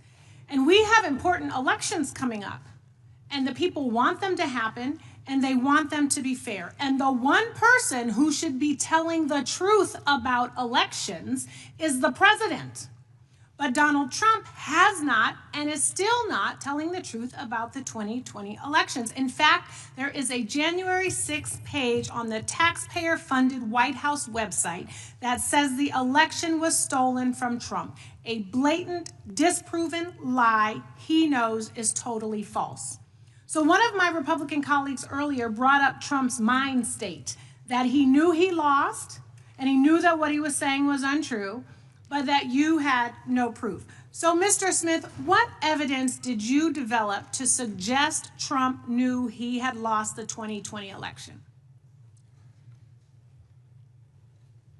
We had evidence from a variety of sources, evidence from people who were close to Donald Trump and who he relied on, people who wanted him to win the election, people who were employed by his campaign to help him win the election.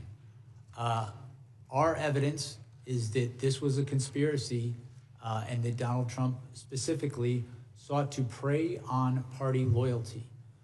Our investigation involved interviewing and subpoenaing records of Republicans because that's who Donald Trump sought to prey on to stay in office. And the reality is certain people refused to do that. The vice president refused to go along with that. people in various states' legislatures refused to go along with that. And the reality is that if we took this case to trial, a good number of our witnesses would be Republicans. If a Democrat had committed these crimes, had done these things, I would have subpoenaed a number of Democrats. I would have subpoenaed their records. And I'm going to ask you about that. But correct, it's not like he was calling Nancy Pelosi. So why is it legally important to know that Trump knew he was lying when he said the election was stolen? That was part of our proof at trial, and it was relevant to the charges, specifically to the first charge, to defraud the United States. It is permissible for someone to lie, but when they use speech to commit a crime, to facilitate a crime, that is not protected by the First Amendment. The Supreme Court has been very clear on that, and this very issue was litigated in the case. The defense raised this very issue. And one thing I want to be clear about today, the case that I investigated and the case we had, it was built to be tried in a courtroom, not in the media. Our case was built to withstand the crucible of litigation, and our assessment was that we had proof beyond a reasonable doubt that would do that. So what I heard you say is that when you lie, and you know you're lying, and then you act on that lie to overturn the democratic process, that is a felony. A January 6er actually said, if I can't trust him, then who can I trust? Exactly. You know, we cannot even trust our own president. And in fact, there's so many other things that you can say that you're not allowed to say because a Trump-appointed judge sealed the documents, refusing to release the files yet again, which is why we could probably ask you far more questions if those were unsealed. So I know I don't have that much time. I want to now shift to these allegations from my Republican colleagues about the collection of phone records of Republican senators. I guess some of the ones that were trying to get $500,000 of taxpayer dollars. So many of the phone records of members were requested before you were appointed as special counsel, yes or no?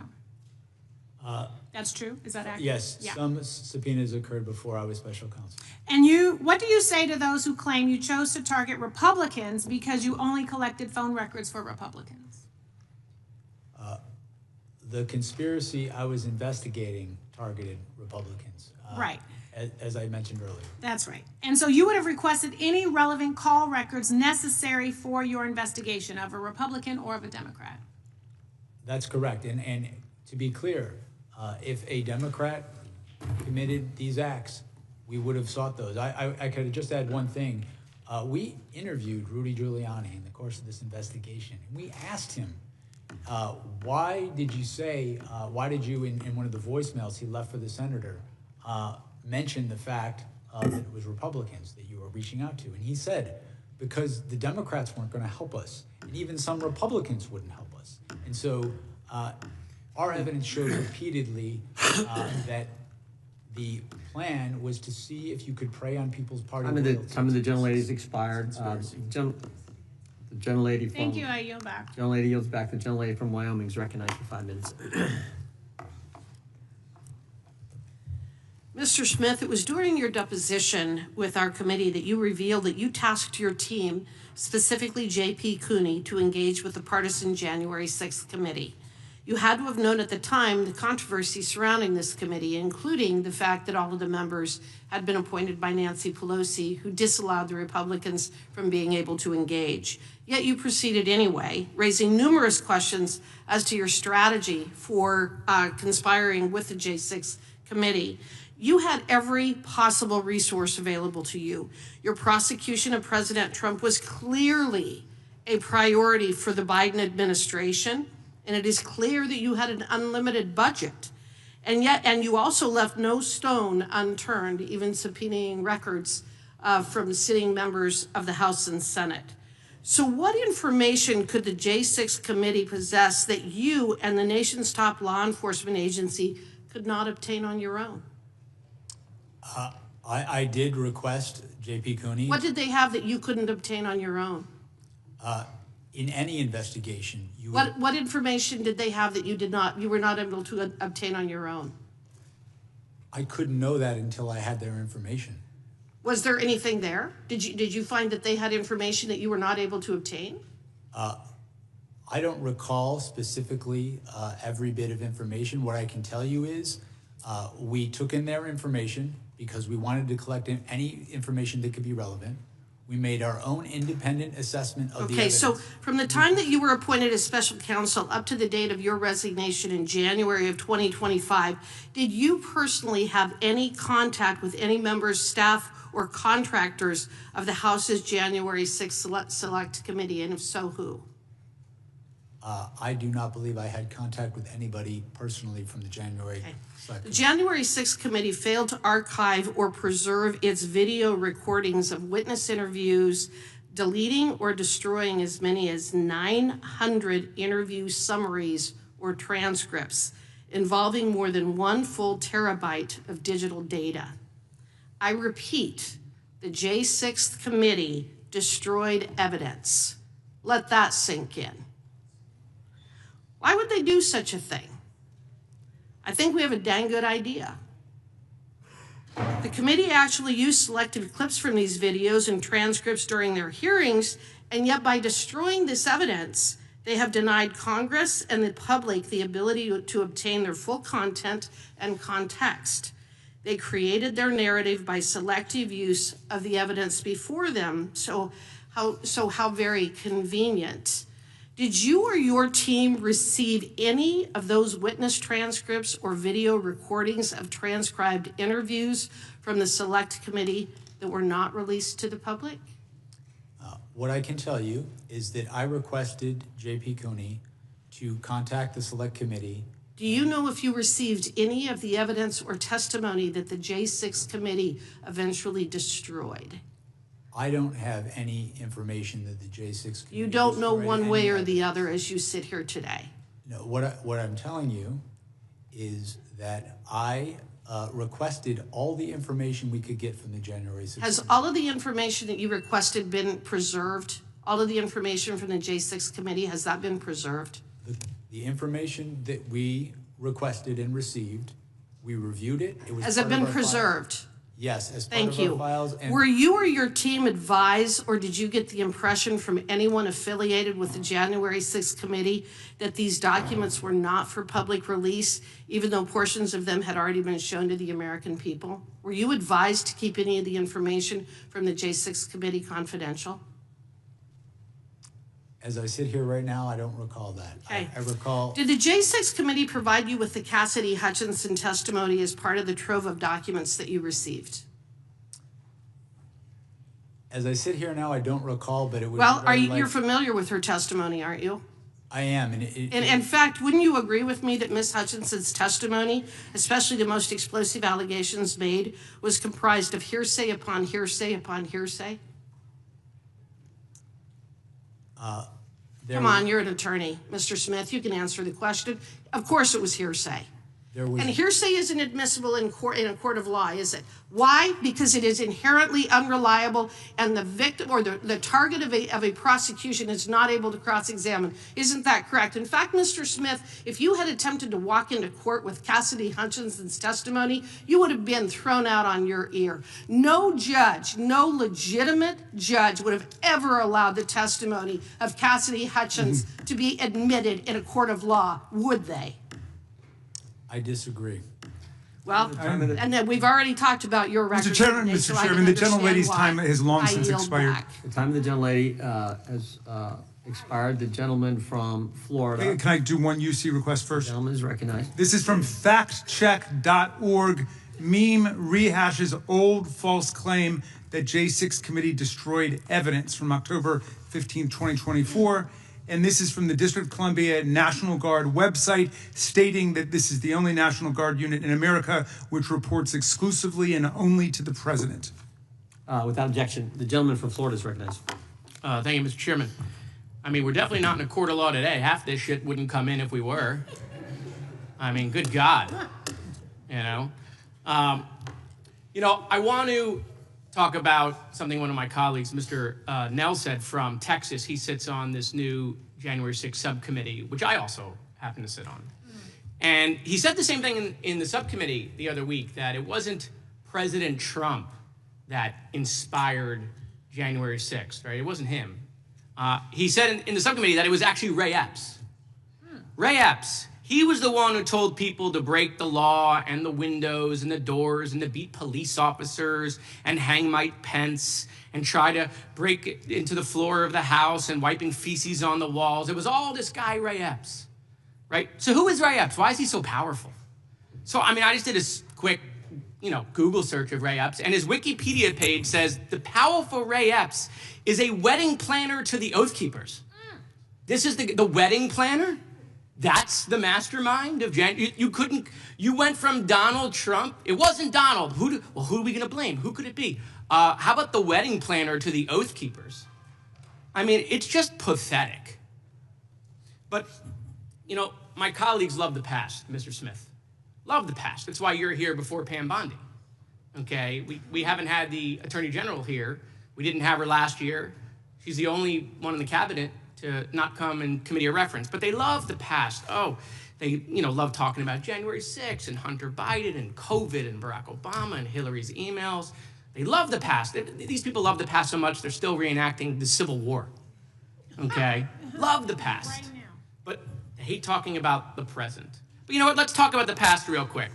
Here are some quotes, because I heard one of my colleagues call you a hypocrite. Here are some quotes from my colleagues. Chairman Jordan, right after January 6th, stop the violence, support Capitol Police. Ted Cruz, those storming the Capitol need to stop right now. The Constitution protects, but not violence. Chip Roy, today the People's House was attacked, which is an attack on the Republic itself. Steve Scalise, United States Capitol Police saved my life. Lindsey Graham, when it comes to accountability, the president needs to understand his actions were the problem. Troy Nels, oh my God, him again. I'm happy to stand shoulder to shoulder with Capitol Police. Darrell Issa, the violence and turmoil we witnessed in Washington, D.C. was completely unacceptable. Rep. McClintock, the attack on Capitol strikes the most sacred act of our democracy. And former Speaker of the House, Kevin McCarthy, whose name we heard a lot today, what did he have to say about it? Let me be clear, last week's violence attack on the Capitol was undemocratic, un-American, and criminal. And make no mistake, those who were responsible should be brought to justice. The president bears responsibility. Period. Or exclamation point. But let's talk also about, the present. That's the past. Let's talk about the present. These are the guys who created the weaponization committee for the DOJ. So let's talk about the present.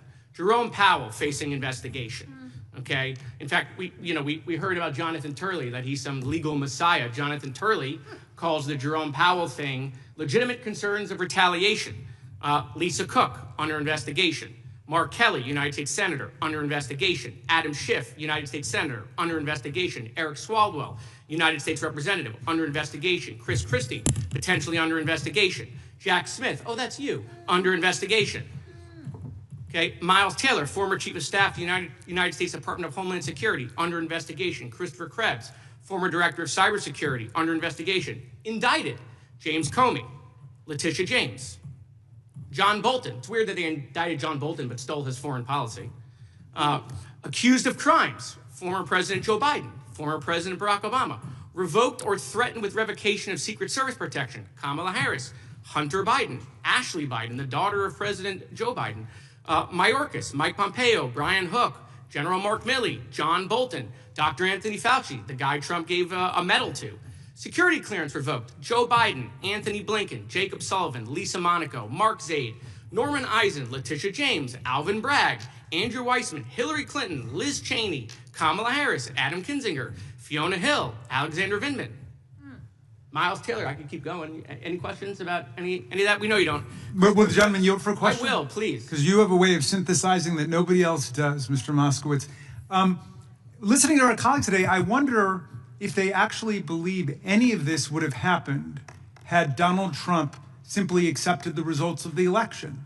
You mean like Al Gore did when he lost 5-4 at the Supreme Court? Yeah. Yeah. Would any of this, would the violence have happened? Would the fake counterfeit slates have happened? No, the threats against Vice President Pence? No, none of it would have happened. And Leanne Panetta would still have his security clearance. So would John Brennan. So would Michael Morrell, Michael Vickers. I can't get them all in, Mr. Chairman. I can't get them. I have like 4 more pages of the weaponization of the Department Time of of the Justice. gentleman from Florida Concern. has expired. The gentleman from South Carolina is recognized. Thank you, Mr. Chairman. Mr. Smith, when was the initial indictment issued on President Trump? August 1st, 2023, does that sound about right? That's in the election case. That's correct. Correct. And on that election case, after that, you asked for a trial date when? I don't recall as I sit here right now. January 2024, does that sound about right? That sounds about right. Okay, so after the indictment, you in August, you asked for a January trial date. That's what, 5 months? 5 months? How much evidence did you have? Millions of pages? As I sit here right now, I don't recall the exact. I think in your testimony they talked about a number, 13 million pages. Is that a ballpark accurate number? I think that was the question asked of me, and as I sit here, I don't have an accurate number. So let's just assume that that's true, right? Because you had a bunch of stuff. You had $50 million that you blew through the Treasury on a trial that went nowhere. How many pages per day is that? 100,000? That sound about right? What if we break that down per hour? It's 4,166 per minute is 70 pages. You like to read, sir? You like to read? I do. Do you read 70 pages a minute? I do not. I mean, that would be remarkable. So how do you prepare for a trial in 5 months if you're asking the defense counsel to read 70 pages a minute? How do you do that and prepare a defense and look at all the witness testimony and video evidence that you supposedly had? How do you do that? You know what's shocking to me, and I think that one of the most egregious aspects of this case, Mr. Smith, is that if you get a traffic ticket in Washington, D.C., you're not going to trial in 5 months. But you want the president, the former president of the United States, to have a trial date with 13 million pages of documents within 5 months. I think that's ridiculous. And I think that speaks exactly to what we talk about when we examine not only your record, but the things in this case that are deeply troubling. That this was not the pursuit of facts and law and letting the judge and the jury decide. That this was an exercise in it was a political hit job, timed perfectly against the president of the United States. Sir, in the Florida case, in the records case, what happened ultimately in that case?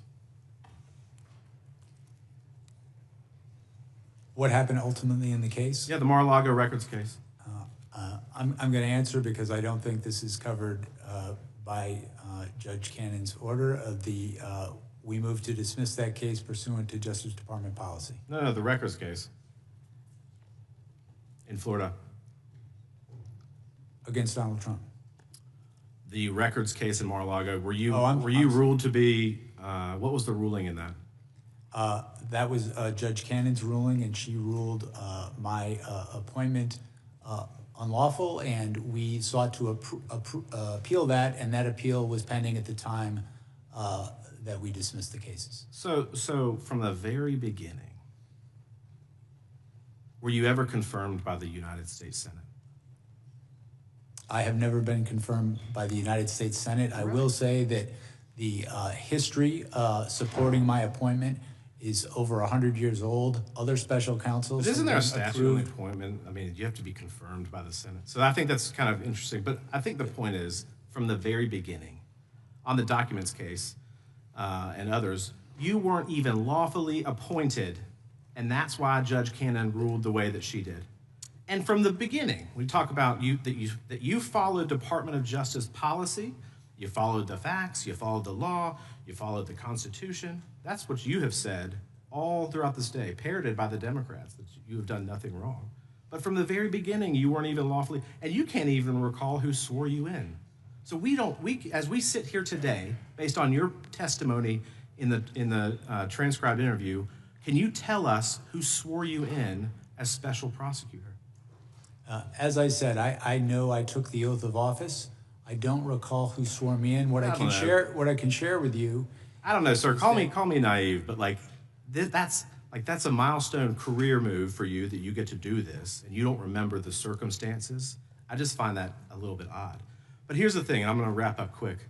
You're unconstitutionally appointed. You breached the 60-day rule, releasing this very partisan attack against the president right before the election. You tampered with evidence in the Mar-a-Lago case that you admitted to in court filings. You subpoenaed members of Congress and their phone records in violation of the Constitution, of current statutes. You didn't even let the court know that these were members of Congress. How are we to assume otherwise that this wasn't political? Because it absolutely was, sir. And I yield back. Gentleman yields back. The gentleman from New York is recognized for 5 minutes.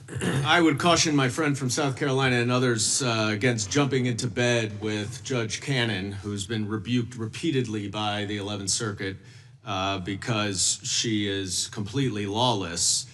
But let's go back to the actual evidence rather than all the procedural stuff about when you were sworn in or not.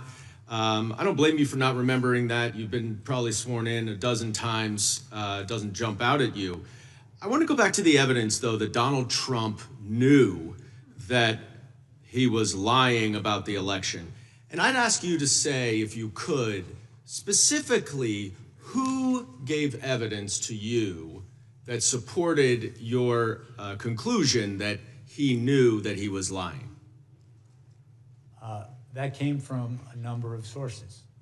It came from staff in the White House who talked to him and told him that his fraud claims were not true. It came from staff on his campaign who told him that. It came from members of the Department of Justice.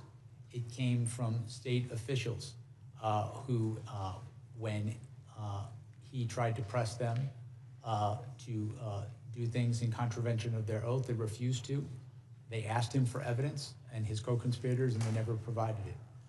Over and over again, the people who had who were best situated to know how the elections were conducted in these states, he either avoided contacting them or disregarded the clear debunkings that were provided to him, such as by the Georgia Secretary of State. Right, and I mean, that's a lot of evidence, but we know that his attorney general at the time also concluded, quote, he knew well that he lost the election, Bill Barr, and yet he incited a riot on January 6th, and 4 of the brave officers who defended the Capitol and defended my colleagues on the other side of the aisle are here today. Not a single Republican member of this committee has recognized them or thanked them for their service, and I would like to do so today. Thank you, gentlemen.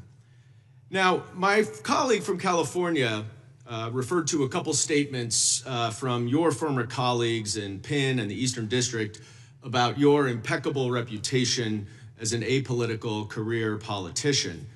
As an alum of the Southern District of New York myself, I can tell you that many of my former colleagues also feel the same, and that's saying something coming from the SDNY to the EDNY, as you know. Mr. Smith, did you ever speak to President Biden about this case? Never. Did you ever receive orders or direction from President Biden or anyone else in the White House about this case? No. Did you ever receive any direction from the Attorney General Merrick Garland regarding how you should, whether or not you should charge this case? No, I was given the independence to make that decision on my own. An independent special counsel, exactly. I just want to point out to my colleagues who seem to think this is a politicized investigation that on February 10th, over a month, 2021, over a month after January 6th, Marco Rubio said the January 6th attack on the Capitol was far more dangerous than most realize, and we have a criminal justice system in place to address it. Who oversaw the Department of Justice on February 10th, 2021? Who was president?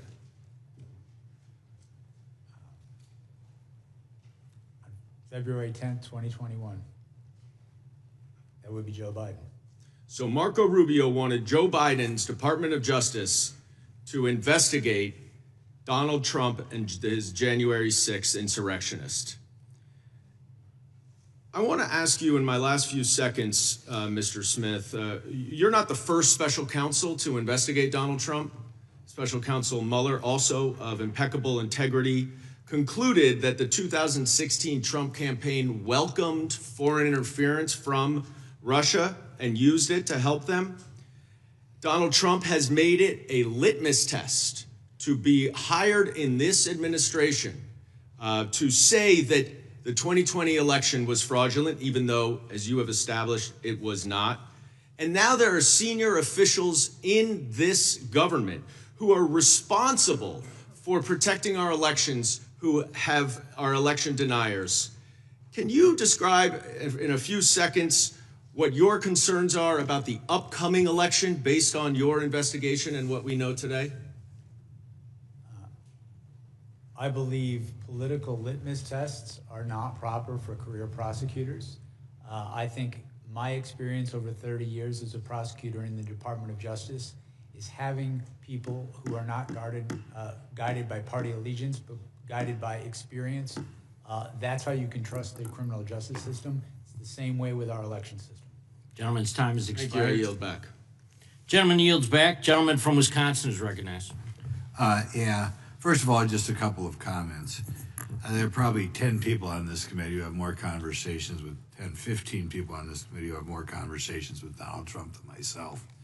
But anybody who says that Donald Trump thought he won that election, that is just plain not true. No way, unless he's the best actor in the history of this building. We agree. Did Donald Trump believe? Order. Donald Trump did not believe. Donald Trump did not believe he lost that election. He just didn't. No way. And I think on January 6th, I can't believe there were any congressmen here who didn't think Joe Biden was going to be sworn in as president. So it was a riot, but it wasn't a threat to the future of the republic. Okay. Now we should have posted up here a document for you to look at. Here we are. Okay. This is something we received with regard to Arctic frost. It's a list of about 70 names. I don't know whether or not you're familiar with the document. I don't believe I'm familiar with this document. Okay. The document contains just about every person who was higher up in the Donald Trump campaign. There's a little more emphasis on here on people involved in Wisconsin, but you're not familiar with the document. I'm sorry, sir, what was your question? Would you know what was in this document? These names, you familiar with them at all?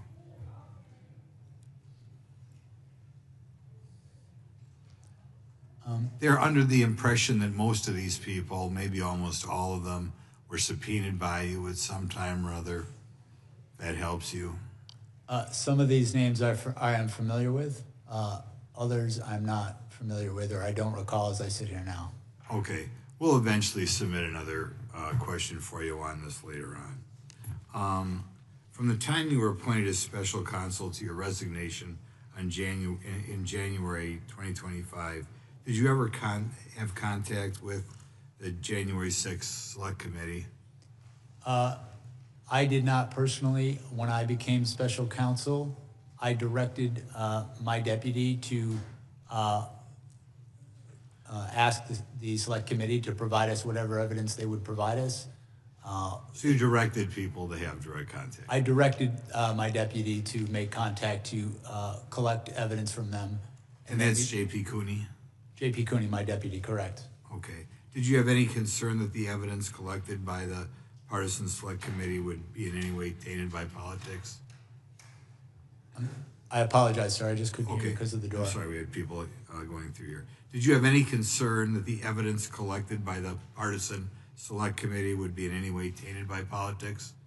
I intended to conduct an independent investigation, and my goal was to collect the evidence, assess it, and consider it with all the other evidence we would collect, and make an independent determination in my investigation separate from that investigation. I'm going to go back and ask you something on that one before, because I think I know the answer. There's a person on that list by the name of Vicki McKenna, who we believe did have her records subpoenaed. Are you familiar with that name at all? As I sit here right now, I am not familiar with that name. Okay, thank you. With regard to part of the documents that you received was with regard to Cassidy Hutchison, right? We requested that they give us everything they were willing to give us. As I sit here now, I don't recall if specifically her information was in there, but I'm not denying that it was. It may well have been. Okay, we'll go back. Your team issued subpoenas to various financial institutions, telecommunications providers, and conservative entities, requesting communications between them and President Trump's campaign, right? We did issue subpoenas for various sorts of information, correct? Okay, and the bank records, you would say, or we could describe, were fairly broad, the request?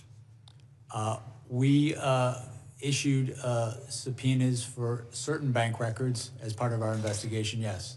Okay. Shortly after you're appointed, you issued subpoenas to state and local officials for their communications with President Trump, is that correct? And his campaign.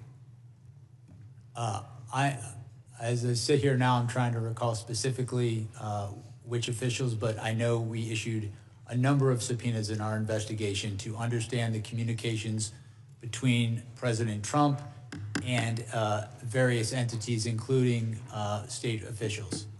One final question. One quick final question. Yeah. Do you really believe that President Trump thinks he lost that election? Yes. Our investigation following the facts and the law determined that... No way. Thank you. That's enough. I have a unanimous consent request. Gentleman from New York is recognized for unanimous consent. Actually, I have two. One is to an article entitled, "With AG Bondi next to him, Trump says deranged Jack Smith must be investigated." And the other is a tweet from Marco Rubio. "There is nothing patriotic about what is occurring on Capitol Hill. This is third world style anti-American anarchy." Without objection. Gentlelady from Texas is recognized. Can I get an extra 33 seconds? You get your full 5 minutes. Well, okay, fine. It's curious because you've sat here all day, and thank you so much for showing up, because this was something that you wanted to do. The Republicans wanted to make sure that you were hid in a room with no cameras, because I was there. They didn't really want you out public because they were afraid of what you would say, which is that you could have proven your case because you are a career prosecutor who knows how to prosecute criminals. So just to be clear, today it seems like the Republicans have not really fought very much about whether or not Trump was guilty or not. In fact, their fight seems to be over whether or not you were authorized to prove their guilt. Do you recall a number of Republican members asking about whether or not your appointment was okay, even though we know that you've testified about the more than 100-year precedent that allowed for your appointment? I was asked questions about that today, and our position, as we filed in our appeal, is that there was strong support for my appointment, including Supreme Court precedent directly on point. Thank you so much. Additionally, everybody's been all gingerly here today, but I don't know why we're acting surprised that a man who had close to 90 allegations out of 4 different jurisdictions and ultimately ended up with 34 convictions after a jury was able to hear all the evidence would possibly be committing a criminal act on January 6th. In fact, considering the fact that we are now under the impression that he is violating people's due process rights, he is ignoring court orders, he's starting wars without congressional authority in contradiction to the Constitution. He's enriching himself to the tune of over $1.4 billion.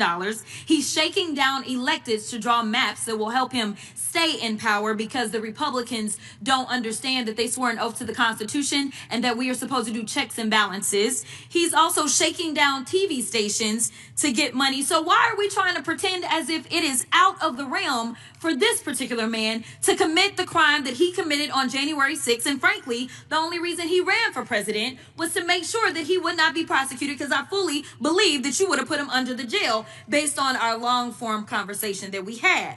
But According to your special counsel report on page 137, it states the department's view that the Constitution prohibits the continued indictment and prosecution of a president is categorical and does not turn on the gravity of the crimes charged, the strength of the government's proof, or the merits of the prosecution, and that, quote, but for Mr. Trump's election and imminent return to the presidency, the office assessed that the admissible evidence was sufficient to obtain and sustain a conviction at trial. In other words, Donald Trump ran for president, like I said, so he wouldn't have to spend the rest of his life in prison.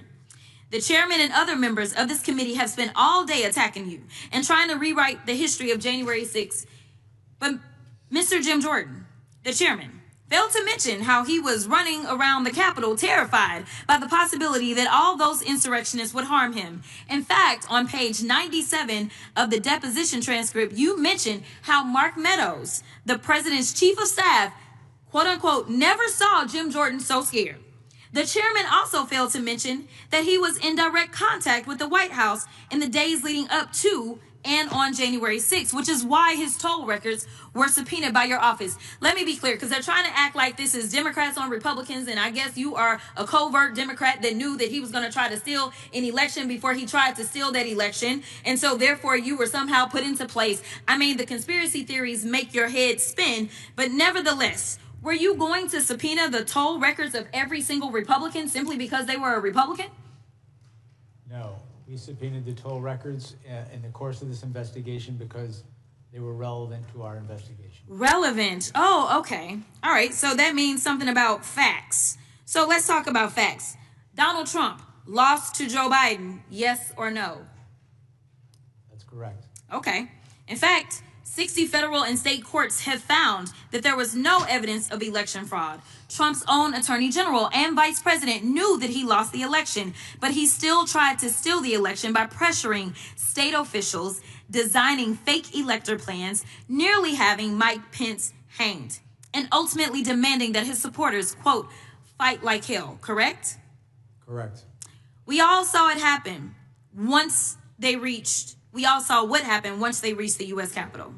As your report outlines, President Trump knew that he would incite violence at the Capitol that day. In fact, some of Trump's senior advisors were pushing for violence. For example, page 81 of the report details how co-conspirators number 2, John Eastman, tried to convince Mike Pence to break the law, stating that, quote, violence was necessary. So it isn't just Trump who is responsible for the death of multiple law enforcement officers and the injuries of thousands of people. A lot of Republican members of Congress are also responsible. 147 Republicans voted to overturn the 2020 election results, including multiple members currently serving on this committee. And I will yield. Gentleman yields. Gentleman from North Carolina is recognized. Thank you, Mr. Chairman. Mr. Smith, we've heard a lot of information that's gone across this day as we've spent it here. We've heard disregard for the First Amendment at times. We've heard talk about solely seeking charges against Donald Trump, obviously targeting. We've talked about the amount of time and reasonable time frame.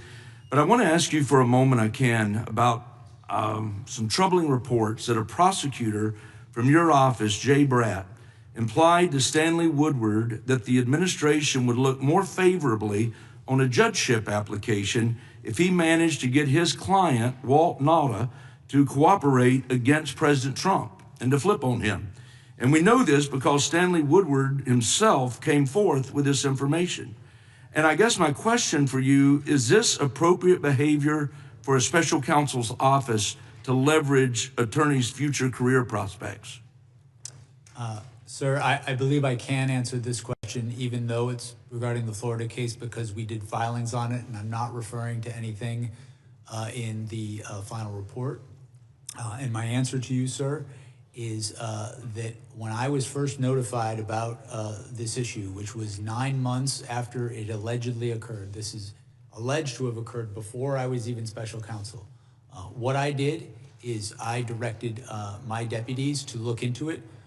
We made sure the person involved self-referred it to OPR, and then we did a filing to the court. There was a motion by President Trump's attorneys. We responded and we laid out our position, and our position was that I did not believe that that allegation was credible. At best, it was a misunderstanding because the people in the room did not understand any threat to be made. Even Mr. Woodard in his allegation claimed it was only an inference. 9 months went by where we interacted with Mr. Woodard, in which we had no hearing of a complaint. When the complaint was raised for the first time, which was on the eve of that indictment being brought, it was raised in the guise of asking the court to delay the indictment while an investigation of it happened. So I take allegations of misconduct very seriously. I would not want any of my attorneys threatening anybody. Ultimately, when I looked at this, I did not credit it, and we responded with our position in court. But we also, it was clear that it was referred to the Office of Professional Responsibility, which is what good prosecutors do in that situation.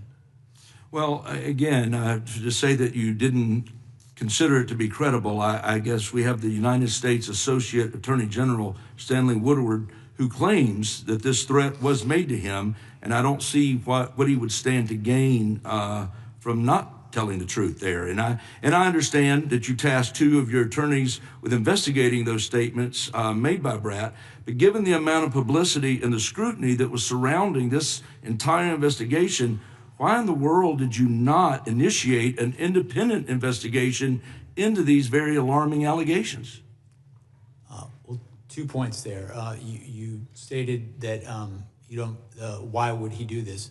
When he made the allegation, when this allegation first came from President Trump's attorneys and then days later from Mr. Woodard, he did ask for the case, the indictment, to be put off in results of this. So there was a thing he was asking for in result. And with respect to an independent investigation, that's exactly why you refer this to the Office of Professional Responsibility. They conduct an independent investigation outside of my office. Well, let me just say, for 4 years, we watched the Biden administration politicize and weaponize the Department of Justice. From going after pro-life activists to spying on faithful Catholics, the Biden administration showed disregard for impartiality. And this blatant disregard was perhaps no clearer than in the targeting of President Trump. We've talked about it all throughout this day. They knew they couldn't beat him at the ballot box, so they pursued alternative options.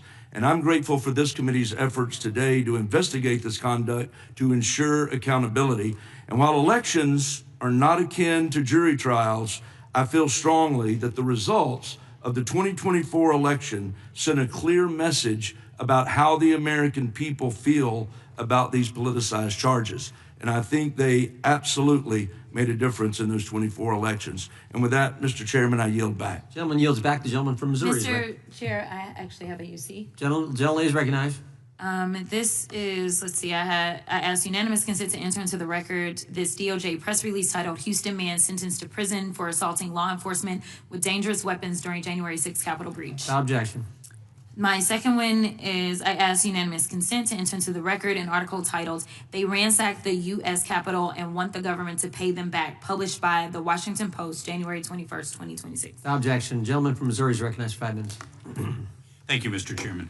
Mr. Smith, after indicting the leading Republican candidate for the President of the United States on August 1st, 2023, you asked for a trial date of January 2024, just 5 months later.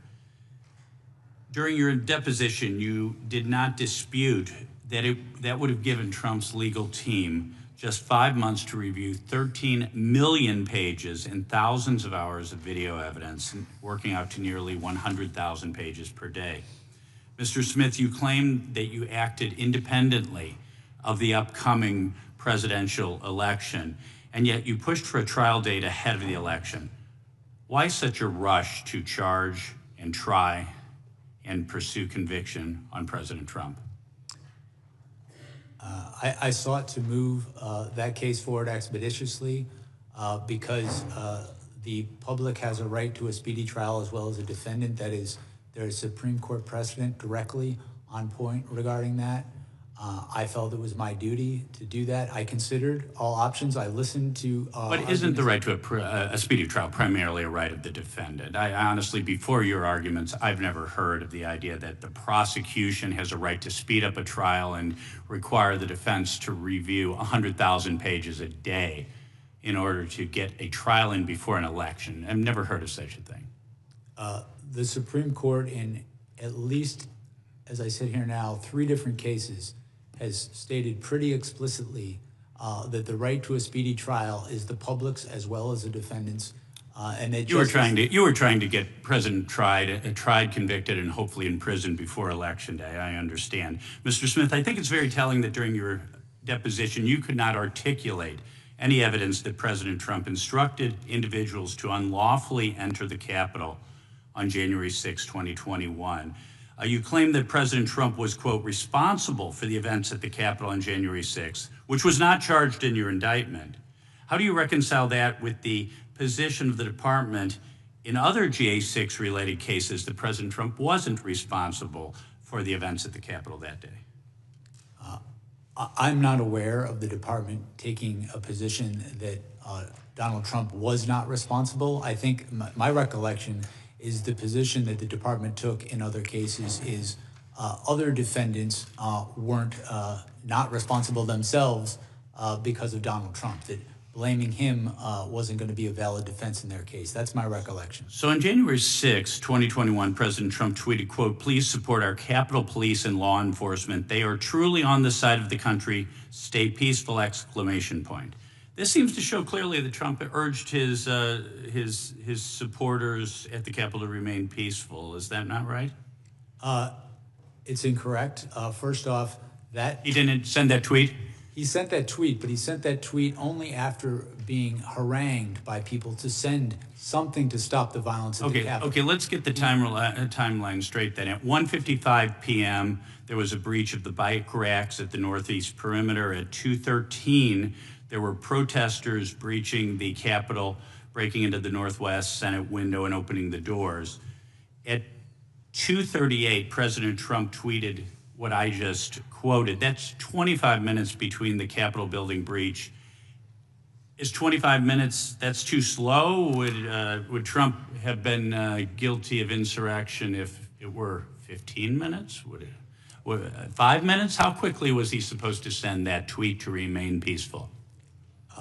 My recollection, as set forth in the indictment, is the timeline of when the attack of the Capitol happened, including the tweet that endangered Vice President Mike Pence's life was different than what you stated. So that tweet was after, of course, the riot had started. But President Trump also said, quote, we've come to demand that Congress do the right thing and only count the electors who have been lawfully selected. I know that everyone will soon be marching to the Capitol building to peacefully and patriotically make your voice heard. Peacefully and patriotically, is that an incitement of a riot? That is not. Okay, so in November 2016, Hillary Clinton disputed, she for years called President Trump an illegitimate president. He knows he stole the election as recently as September 2019. Had there been a riot around the 2016 presidential election, would Hillary Clinton be guilty of inciting insurrection? I'm not going to engage in hypotheticals. I will say that President Trump's conduct was without historical analog. Thank you, Mr. Chairman. I yield back. Gentleman yields Mr. back. Chair? May I Young lady from Vermont. Mr. Chair, I ask a unanimous consent to enter into the record the first superseding indictment for Capitol rioter and Oath Keeper Kelly Meggs, who brought weapons and armor with him to D.C. and wrote to a friend, Trump said it's going to be wild, it's going to be wild. He wants us to make it wild. That's what he said. Okay. He's calling us to the Capitol and wants to make it wild. Sir, yes, sir, gentlemen, we're heading to D.C. to pack our shit.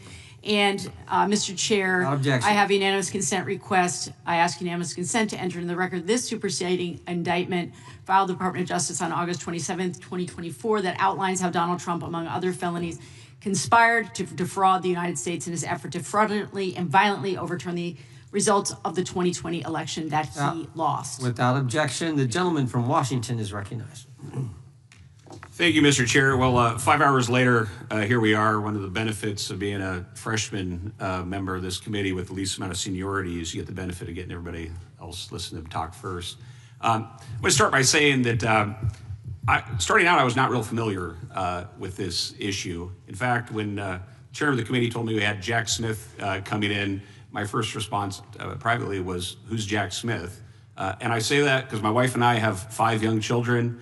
We don't have cable television, and by the time we get them to bed, we're either watching Netflix or better yet, reading books. So when I came to this, I wanted to take a real honest look at what had happened. And I should also say that, a little about what I think happened on January 6th. I think, like most Americans, think Donald Trump was cruising to re-election in 2019 with the booming economy, and then COVID happened, George Floyd happened, a lot of things got changed. But I do think in those circumstances that Joe Biden won that election. I also think, like most Americans, that January 6th was a terrible attack. I think it was a terrible riot. I don't believe it was an insurrection determined to overthrow the government, but I think it was an important day for America. I also think, like most Americans, it was extremely unfortunate for this country that the January 6th committee was a partisan event, and there was not an ability to put folks from both sides of their choosing on that committee, so there could have been a full and honest debate for the American people. I think it was politically motivated, what Nancy Pelosi did with that committee. And so when I came to this issue with a fresh look, with those kind of my priors and what I got into, what I wanted to find was that in the goodness of the rule of law, that you as an investigator carried this out to the highest ideals, and it was not a politically motivated investigation. And I think a lot about that in the 250th anniversary of America. I think about what the framers would have thought of this and the state of the rule of law, what makes America special with checks and balances, what keeps us from being a banana republic.